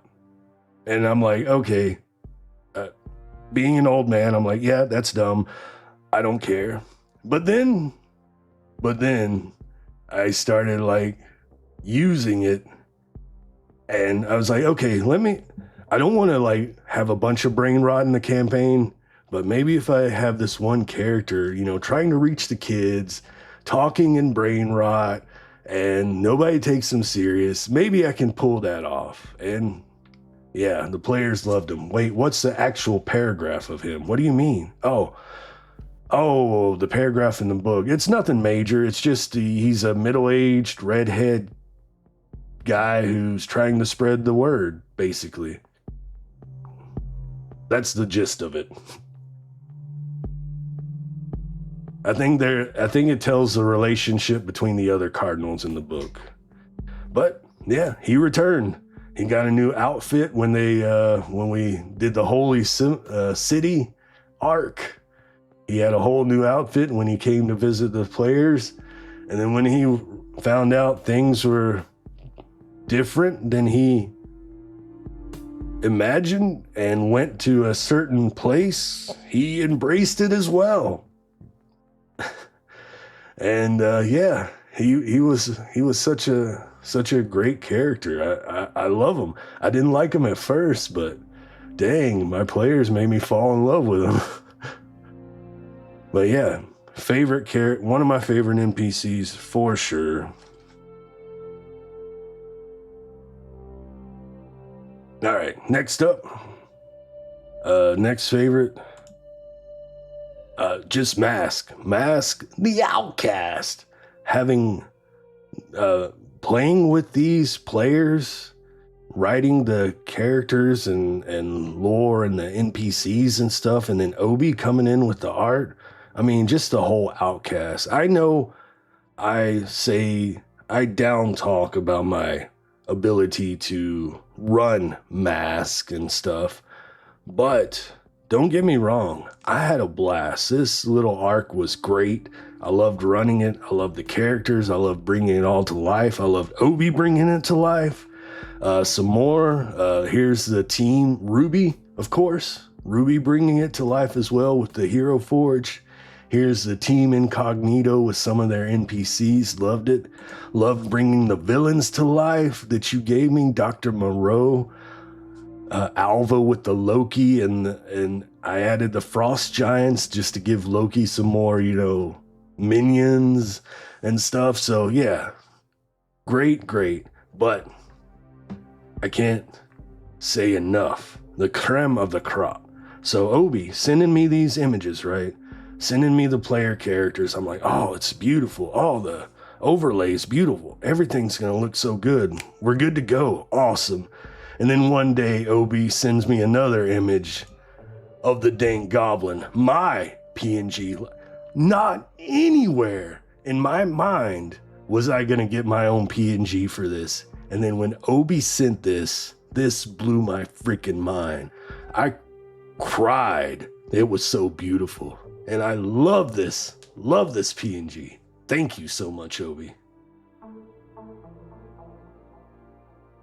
Then what's next? It was my pleasure. Oh, you do me too much honor.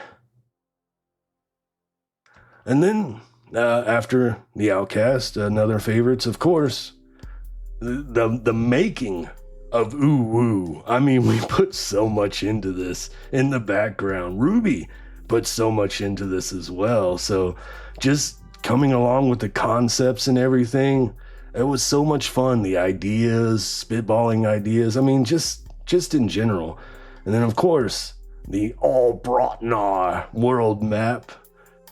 Shout out to all Broadnar. I came up with a little concept and he knocked it out of the park. Knocked it out of the park. Love that map. And last but not least, no more images. Last but not least, favorite. This whole, like I said, the whole streaming experience, meeting Ruby, meeting Twixie, meeting Simple, meeting Yizlith, Rainer, Obi, Alva, Danny, all my players and all the people who I haven't played with yet, who I do want to play with in the future. And the one shot that I did with Silva and Quest and everything, just the whole experience, meeting all these people, having all these cool players. I am blessed, for you all are based. No cap, Mass Heal, thank you. That is my favorites, and I am done with that segment. I freaking love that. Ah. Clap. I absolutely love all the maps that you were showing of the IRL campaigns. They are so cool. I freaking love that. No, Same. thank you. And like the Rise of the Rune Lords, there's like a map in the first like battle, like the town square, and there's a flip map of it you can buy. But I freaking redrew that whole thing with map colors on a poster board. I wish I had that picture. But yeah, It's so freaking cool. are we ready for the next discussion? Hell yeah. Bring Ready it for on. the next discussion in the dungeon. And the next discussion is...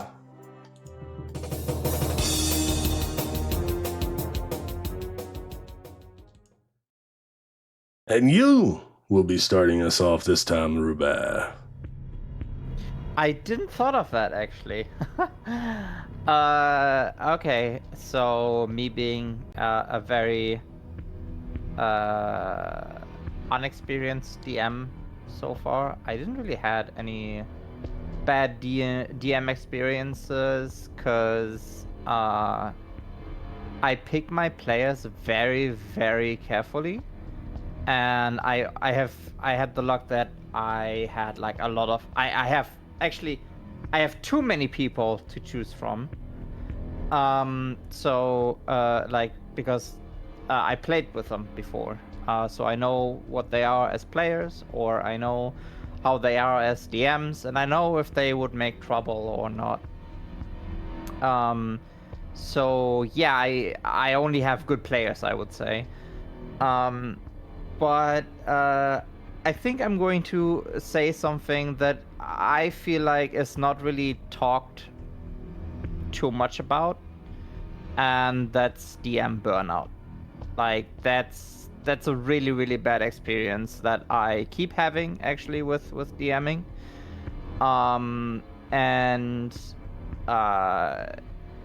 Yeah, like I don't even know what it causes it for me. Maybe it's the stress, maybe it's the prep itself, because I was never really big on homework.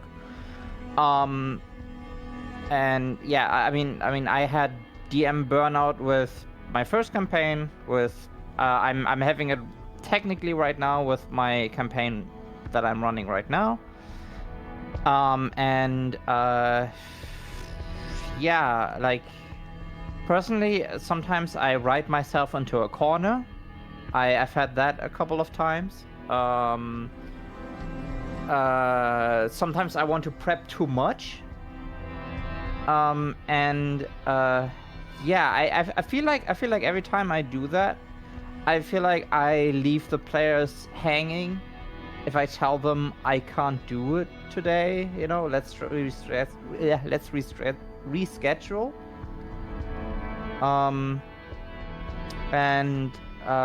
Yeah, I don't know. The thing is, like, I do want to not have it. Like, I want to prep, and I want to do like all these cool, exciting stories with their characters, and especially because like I have such cool stories and characters now for the second campaign, and I really, really want to finish it. But yeah, the thing that comes like a lot of times is like the fucking burnout.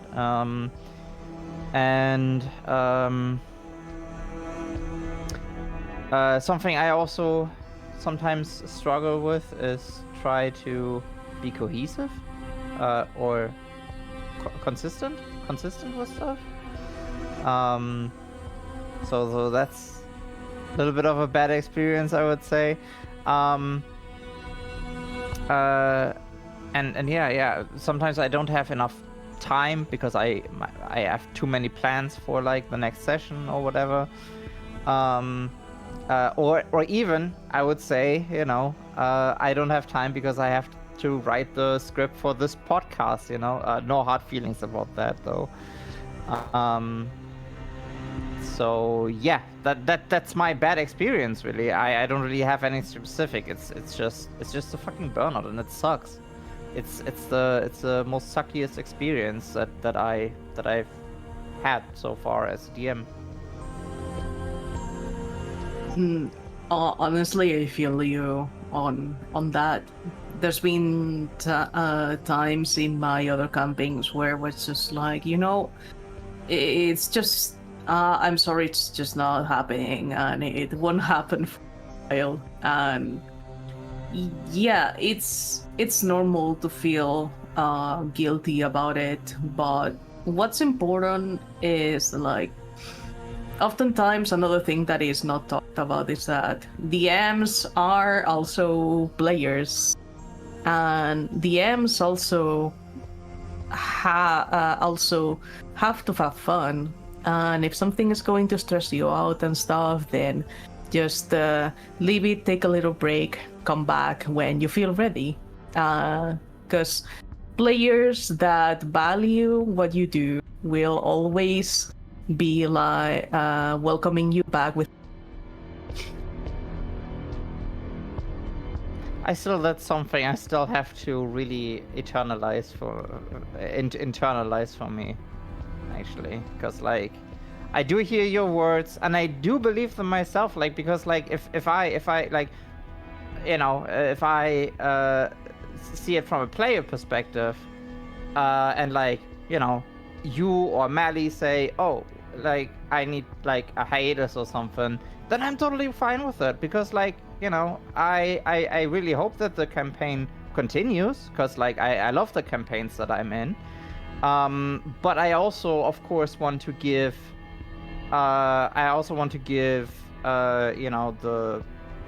the time for you like to recover and stuff, because like yeah, at the end of the day it's a game and like we are all here to have fun, but like I still see like more pressure on myself for like stuff. I don't know, it's very hard to take that lesson and really put it to use, Yeah, and honestly I have to internalize that as well.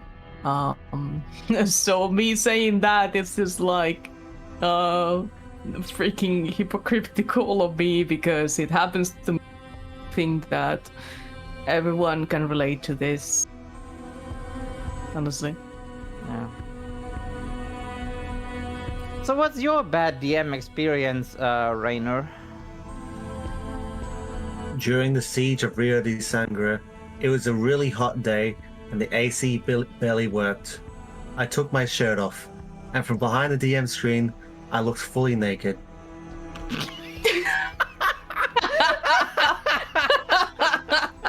Damn. Pics? Do we got pics?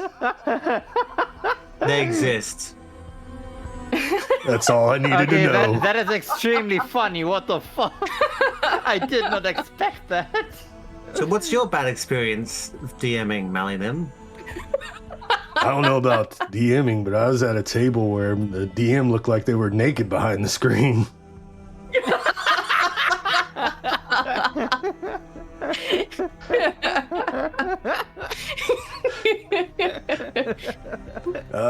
But You know, one time as a player, I was looking over and I saw a flash of me behind the DM screen. It was horrible. oh no! And you know what? They were not fingers.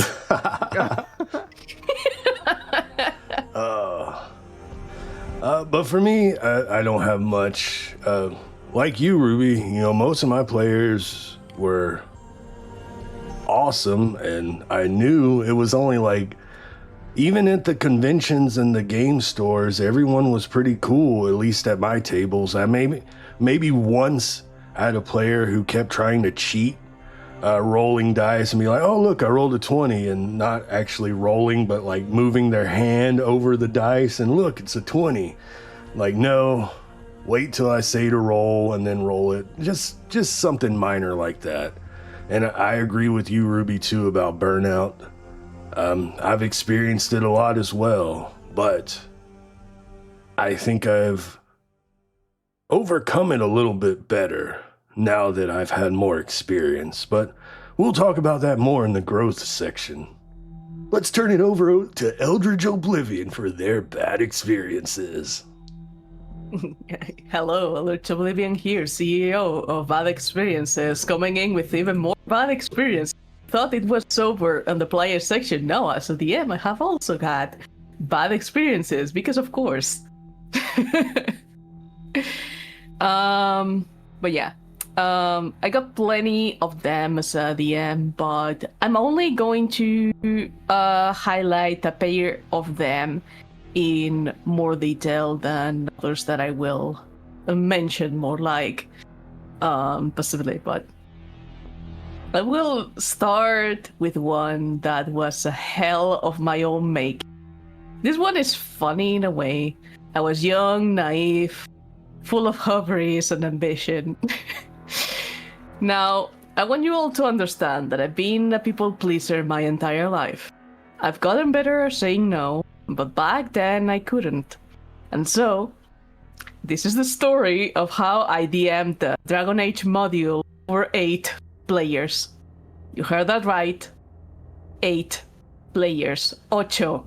Ocho players. 8 of them. Now, like I said, a hell of my own making. I am completely at fault for this one, but it makes for a funny, disastrous anecdote. It all started with the friend that introduced me to TRPGs. Is again, more people. She she wanted to invite in a crush she had, which I accepted to help her out in that matter, just wingman situation. This didn't affect the game at all.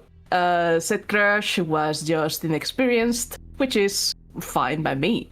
Then I had the excellent idea of inviting 3 of my friends who never played before. In total, were 8 players, 6 of them completely new. You can understand that this is a very good brew of disaster. Because of this, of course, there were a lot of disastrous outcomes, including that one of them was a murder hobo, another was following along, and another was just a troublemaker. The murder hobo decided to kill 2 peasants that were slightly mean to elves in their conversation that would lead them to the main quest, along with the one who followed. The troublemaker intimidated the tavern's band to shut them up for some reason. Later, the party split to take care of different things. I was highlighting a part of the party, and I got interrupted at least 3 times, telling me that now I was going to focus on the other half of the party. The troublemaker wanted to go against an entire town and kill them because they discovered the party were protecting an elf. Mind you, for context, the module was this way. Setting elves are heavily discriminated. For context of this part, the system uses 3d6, with one of them being a different and it was called Dragon Die. When rolling 2 dice of the same number during combat, a player could use something called a stunt that will have an effect in battle determine the number in the Dragon Die.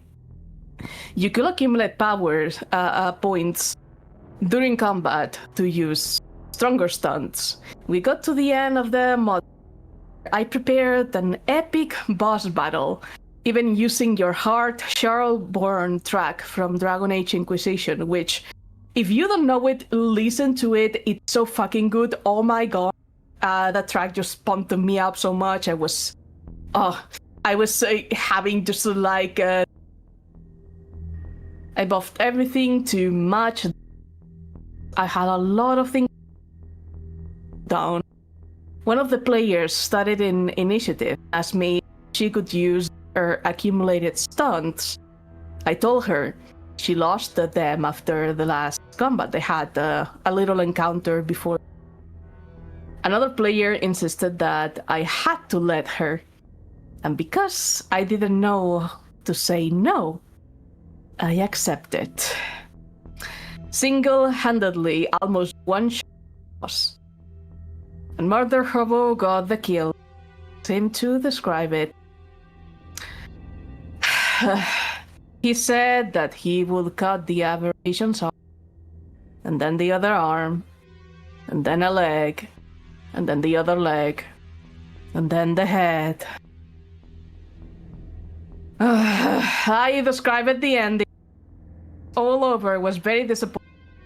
Days when, after the module was done, I asked if people wanted to continue, and 3 people I invited excuses about schedules, but I knew they actually did not like ttrpgs in the end, which I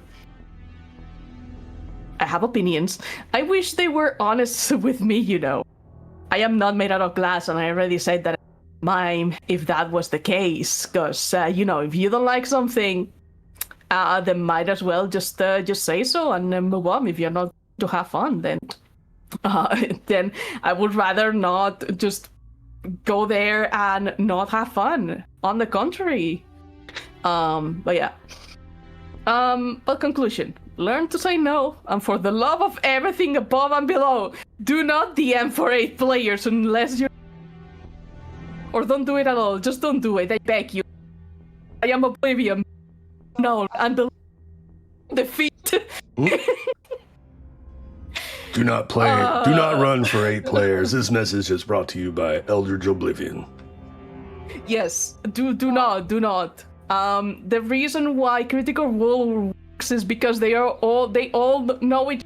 They all are good players to each other. That's the do not believe me. Do not. You do not want. Okay, so this one is the next one is going to be brief. I had other problems with communication in my Zuranda campaign, the Starfinder one, where when I asked to retake the game after a short break due to IRL stuff, some players said that because of schedules they had to leave, which was fine by me. I'll never count players taking a break, do thing they can control as something bad. The problem is that I found out later that they left because one of the players was bothering them privately. I wish they had told me. Please communicate with your player/DM when something like this. Thank you very much. If anything, this is a lesson on communication. Now, I've had a lot of bad experiences during my time DMing the Forgotten Fables campaign, unfortunately. Just one of them was with a player who, along with the problem player, she belittled every NPC I made and then even disrupted the battle maps with plushes and other things, just being like, oh, this looks like this plushie that I have. I'm gonna put it there and completely disrupt the placement of every single mini that's in the map. Thumbs up. But the rest are all with the problem player. We'll call her villain because that's what she ended up being both during gameplay and outside the game. Villain did a lot of things that were uncomfortable, but we all shrugged it off because she was a friend, to the point where I gaslit myself into thinking that I was being way too harsh on her. But turns out that she was full of shit from the very moment I met her through a commission I did for her. I'm keeping details vague for the sake of privacy because outside of the game it has gotten taking this person to court levels of horrible. She played a male half-drow sorcerer, built into his backstory that he was discriminated against and earned a kill on multiple occasions because, of course, this character was the bane of my existence, because I've DM'd and played with inexperienced players a lot, so I know how difficult it can be. And I mean, I've been there. All of us have been there. She had years of experience and did not learn anything, because we found out last year that she didn't even look into anything ever, even though she said she did. I don't think she was even interested in playing and just lied to us. Anyway, Villain not just had this going on, but she would make her character incredibly hostile to everything and everyone, which I have no problem with when it's played right. But when it makes no sense and for the sake of conflict, it becomes a problem. Her character crossed boundaries more than once. One time she wanted to charm a person to very much assault them in the very way you will likely think. Another time her character forcibly kissed Sin, the changeling bard, even after establishing that Sin was not interested in a relationship with him. In a scene where the party encountered the friendly ghost of a little girl, her character would constantly try to reach out to touch her, repeatedly making her upset and nearly making her hostile to the party.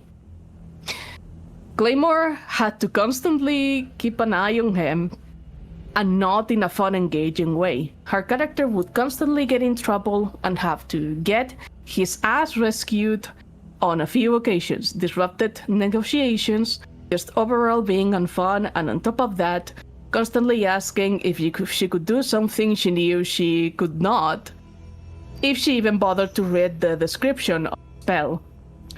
I was going to plan an entire big event for, but I had to put down the campaign on hold due to the need to prepare everything properly.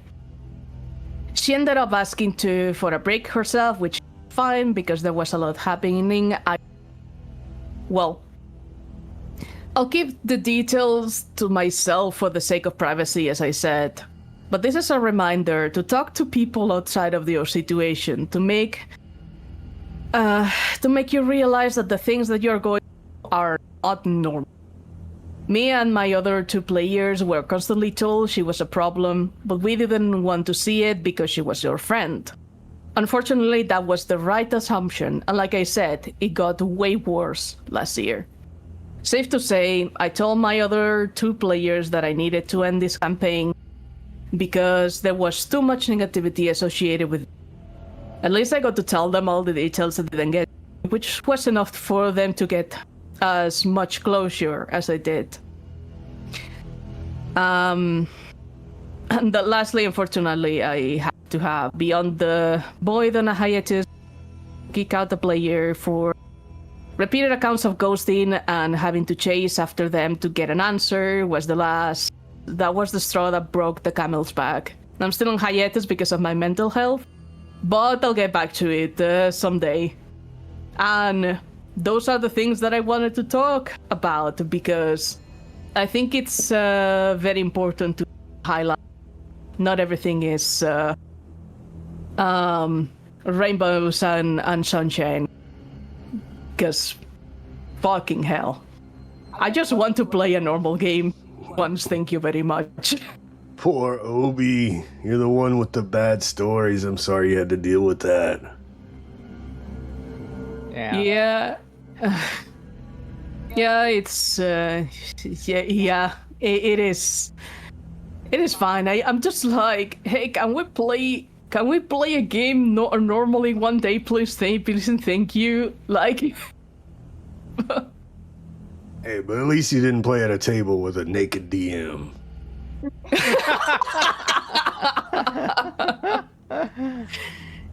Love you, I mean, to be Rainer. fair. Well, about that now. I mean, to be fair, I'm also shirtless right now, so if I were to like put on my webcam and stuff, it would have the same effect. So I have nothing to do to say for myself at the moment in that sense. Even I have a shirt on in this moment. How could you? Listen, it's very hot today. There's no air going through. I have everything open, and yet it's incredibly hot in here. So please. That was the same excuse I made when I got naked in front of my But I'm boys. not in front of people. I mean, technically I am, but you don't see. Touche. I'm fully clothed. Same. Same. Well, Rainer, are you ready to start us off on the next subject, which is...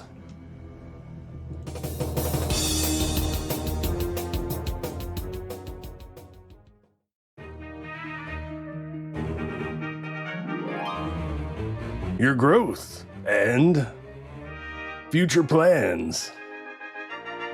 Aha. Well, let me switch it over from push to talk to the other one. Okay. So yeah, I mean, XP gains, things I've learned. You know, with each session, I've launched before. I launched in the first learning I launched was in my first session, where it's like, hey, don't have NPCs do most of the fighting for your party. That was a good lesson to listen. And then in my my second session, the Siege of Rio de Sangre, I just learnt that session went on for way too long. I learned when to just cut a session up when it's going too long, which I did with the next session, Dow's Insertion. When we got to the boss fight, it was about to take as long as the previous session, and I just cut it off there. Did the boss fight in the next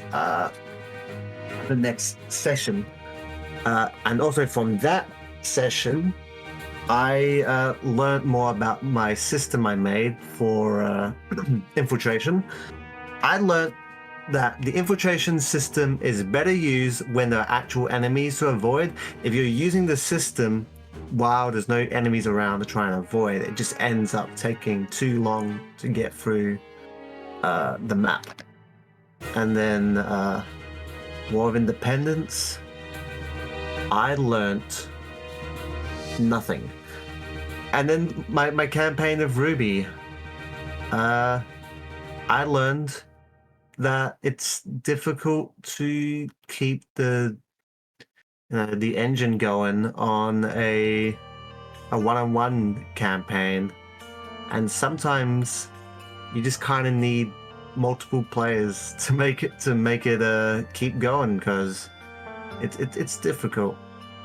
And future plans, I mean, I got my big campaign for my group that I'm working on. I hope to run for them one day, and then I have a one-shot planned, which I'm hoping to take what I've learned and use it on that one-shot, which is like another train heist, but a little different for my players. And I have an idea for a game that I want to do as a streamed game. So that would be a learning experience, doing it streamed, because that's, you're not only running a game, you're also trying to keep OBS running, and then looking at the chat, and then trying to make it somewhat interactive for your audience, because if you're streaming, I mean, the whole thing of streaming that's different from just a YouTube video is there's a bit of interaction with the audience. And I think Melly Nim's able to find a good way to interact with the audience with like you have the boons, banes, fortune feature. So people watching can give the party that. That's a good way to engage with the audience and makes it worth doing as a stream instead of just doing it as a YouTube video. And also, I mean, like, audience coming in with a little funny joke. But, I mean, yeah, I'm just a little baby. I guess another thing is don't get naked in front of the boys, I guess.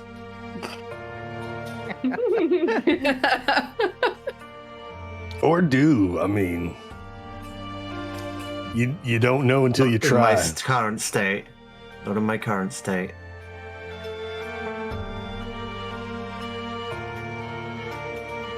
Yeah, that's me. All right. Well, good stuff. Good skills, though, for sure. Especially knowing when to wrap it up. Life skill right there. But for me, let's see. When I first started, like, I couldn't even look my players in the eyes and like talk to them. And then, like, I was I'm still a shy guy, but I was like really bad. If I was like in a room, I would probably be in a corner, hanging out to myself, not talking. People say stuff to me, I might say one or two things, you know, but very shy. Still am because I don't have much to talk about, but thanks to DMing it, it really like it really like helped me, boosted my confidence and stuff. Like, so like the first time I did Pathfinder Society, I started reading the box text in a character's voice. Oh, Pathfinders, I started busting out laughing because it was just so funny. Me standing up, a shy guy standing up in front of like 5-6 people, talking in a weird voice while they're all looking at me. So yeah, that took some work, but that built my confidence. And, you know, after I got the laugh out, I was able to continue, and yeah, that's really helped me. Another thing, backstories and like NPCs. When I first started, we were just getting together, like I said, Rise of the Rune Lords or whatever, just make characters, and I'm running this module. Didn't worry about backstories, didn't worry about NPCs. We were just playing this module, right? So I've definitely got better at that. And kind of feel bad for my old players. I feel like I need a redemption arc for them. But incorporating the backstories, NPCs and stuff has been phenomenal. And like, yes, thank you for the hydration. I need to hydrate. And Ruby, like, I got distracted. I lost my train of thought. So backstories and stuff, but yeah, doing like the pre-made modules and stuff and doing no backstories and stuff was, like Ruby said, the burnout. And I would get that burnout, you know, because I wasn't inspired. It was just, okay, we're going to get to the next set piece in the adventure or whatever. So there was no inspiration to keep going. So that would give me burnout. And then when I started doing the streaming and actually starting doing the backstories and getting NPCs and bouncing back and forth between the players and, you know, having you all inspire me and be my muses and bouncing off of each other and working together, collaboration has really helped keep my, keep me going and keep me focused and keep me inspired. You are all my muses. So yeah, definitely working with the players more. I've grown in that, grown incorporating more of their stories and their ideas, and, you know, taking feedback, like the Daganator story, taking feedback. Twixie said she wasn't happy with combats too, you know, she has all these AoEs and, you know, they just fought 2 people. And then like 2 episodes later, they get attacked by a village full of cultists. Bam. So yeah, just taking feedback and working with it. Rainer gave me feedback on my combats as well. And then the next time I ran a combat, they were on an airship. So just taking players' feedback, the good feedback and working with it, you know? And so, yeah, it's all, these last 2.5 years have been my biggest growing as a DM because I've been blessed with great players that help me grow. So yeah, it's been great. As far as future ideas, future for Mally Nim, I would love to finish Unlimited Worlds Unite. We have 1 episode coming up this Saturday. I would love to bring the Outcasts back for another arc. I already have players making sci-fi characters for another campaign that I have no ideas or thoughts about yet, so possibly a sci-fi campaign in the future. But sad news, the immediate future after episode 7 of Woo Woo, Mally Nim will go on hiatus while he deals with life. Hope to be back. But that's me. You're up next, Obi. Yeah, and I really hope that the things that you have to deal with are dealt with soon, because I love Uwu. I love guesting in Uwu, and I'm looking forward to this Saturday so much. And of course, everything else, and having seen part of that growth through having watched all your campaigns, I can really tell you have gotten so good with the years, that I can say. But yeah, my part, like last episode, I started cis and now I'm trans. But in all seriousness, the RPGs have helped me grow as a person, a storyteller. DMing made me more confident, helped me solve problems on a whim, and just have fun and share interests with friends along the way. I might not have had all joyful experiences, and a lot of it is tied to struggles, but I still have fun with it and I'm not stopping. I used to be a big people pleaser, and I didn't know how to say no. Aforementioned terrible story from before. And now, after years of learning the hard, I now have to set proper boundaries for myself and for After all, like I said before, DMs are as much players as players themselves and deserve to have the same fun players do. And to add to that, everyone, good and bad experiences, and friends that still are friends, and friends that are no longer friends that I have had some roller coaster moments with, have helped me to grow as well. And all the players that I have had, regardless of the experiences, I value all of them. Even if some of them were absolutely horrible or turned out to be terrible people, but I am of the philosophy that even bad experiences are, even if painful, a good thing.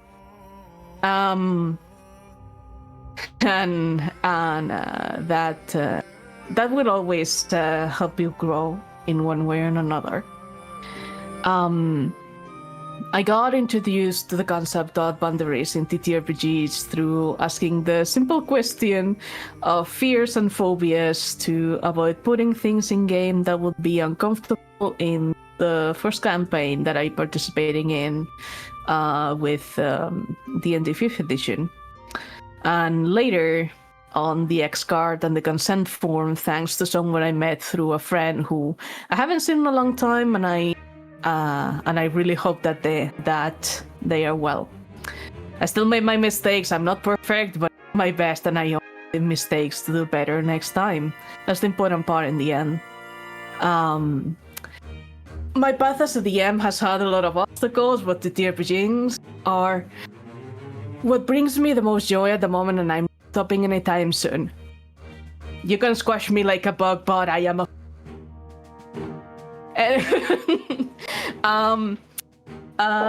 But yeah, that's very much what I have to say about that.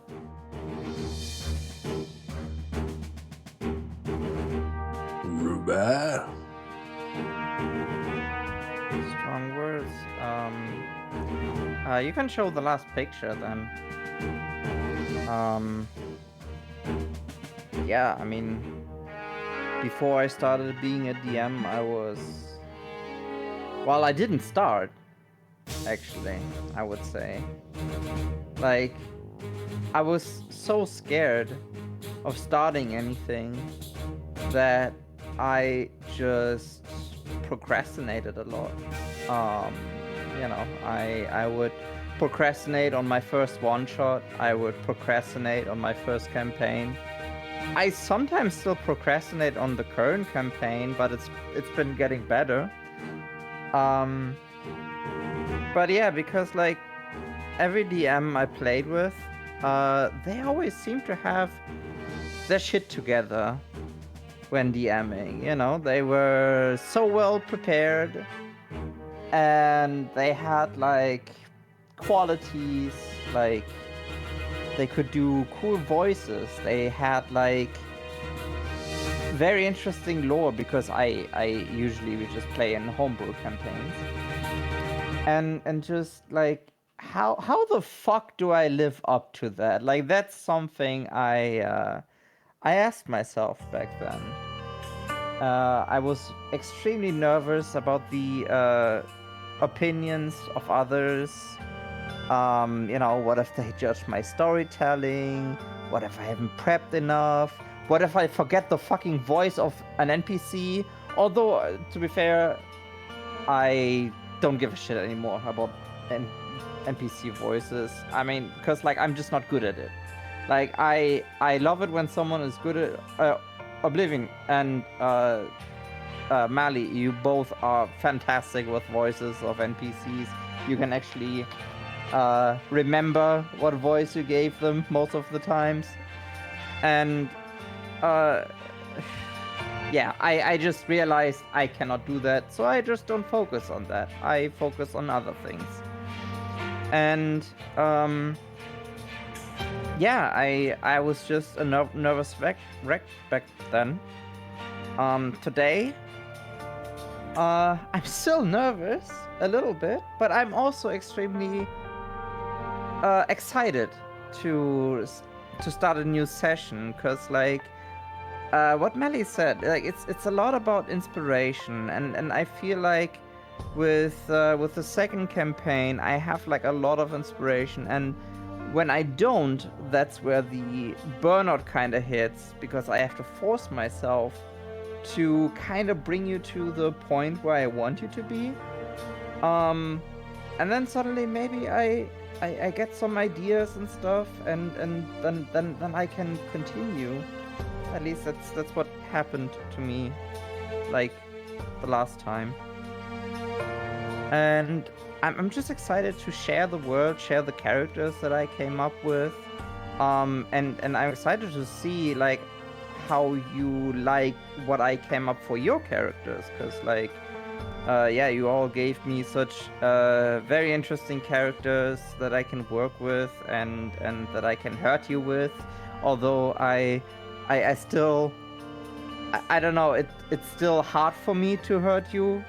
Like I know you want it, but it's, I don't know, I sometimes don't bring it to like bring it over the heart, you know, to hurt my players.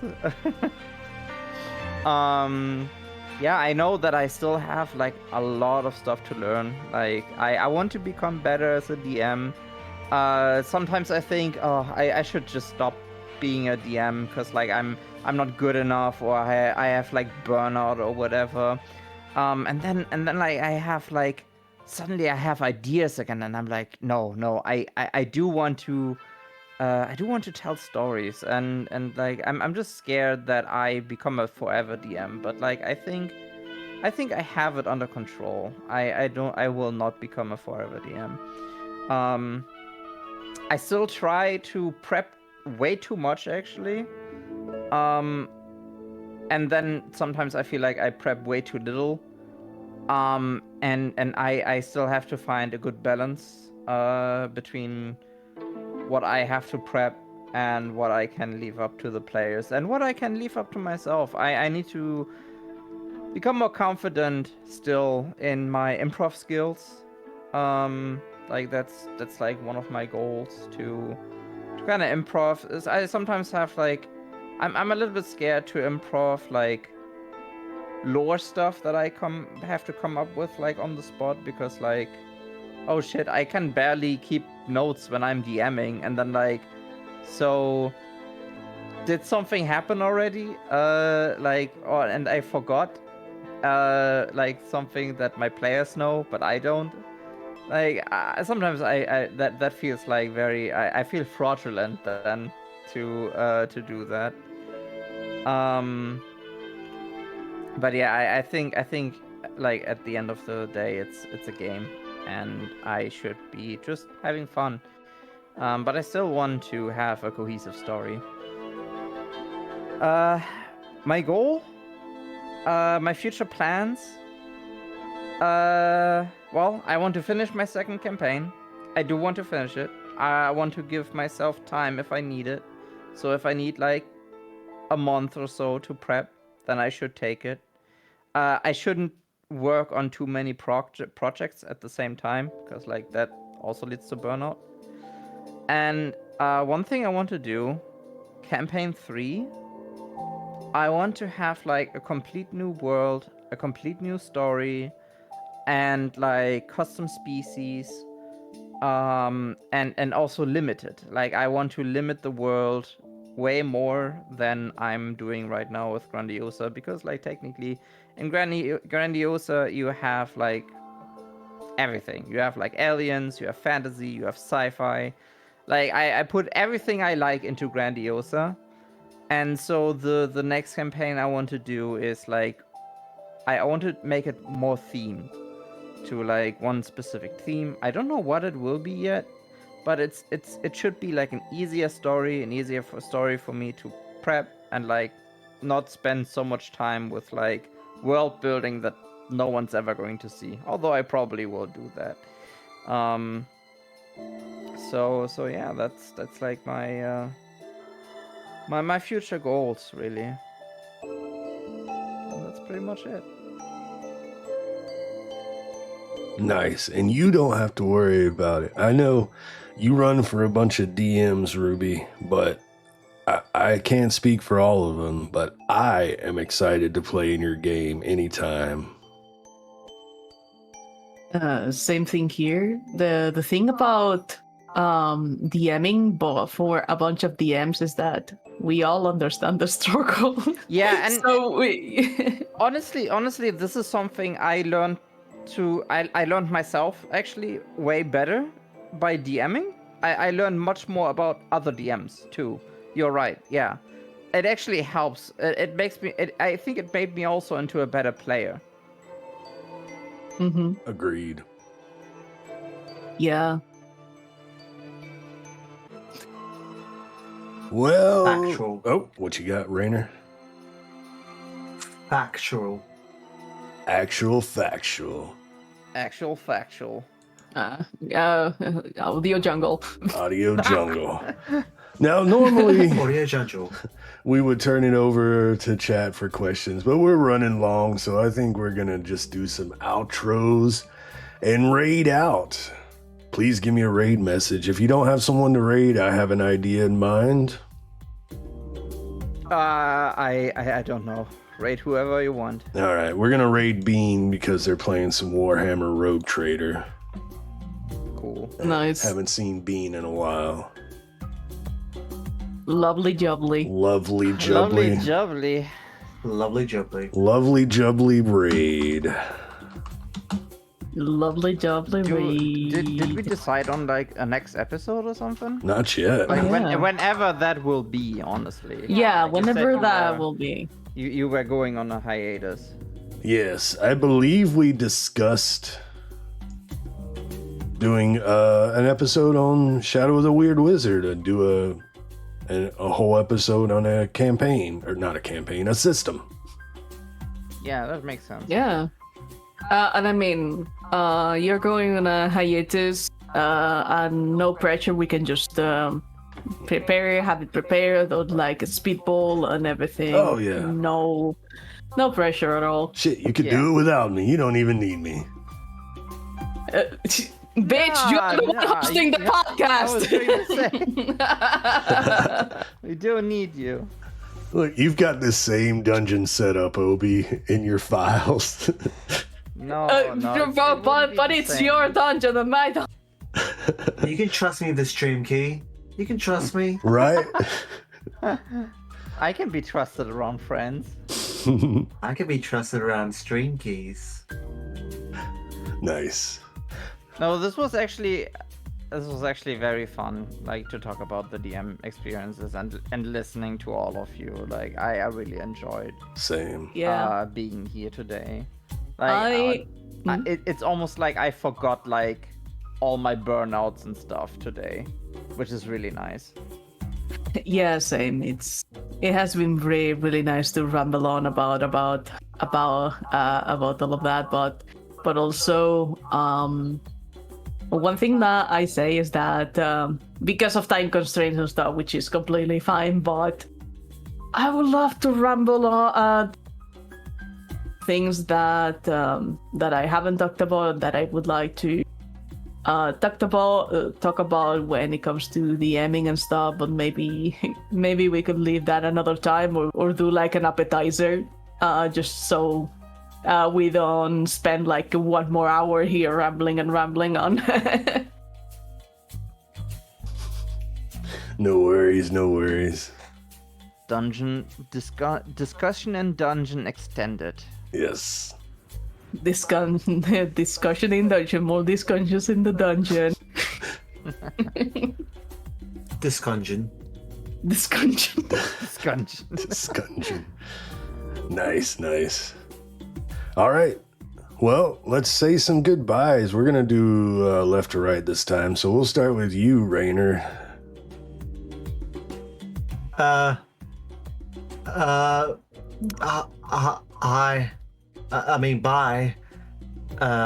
Maybe simply bullying on Sunday if I'm not too sleepy this time. Yeah, bye. Yeah, thank you everyone for joining today in this wonderful podcast. I had a blast today.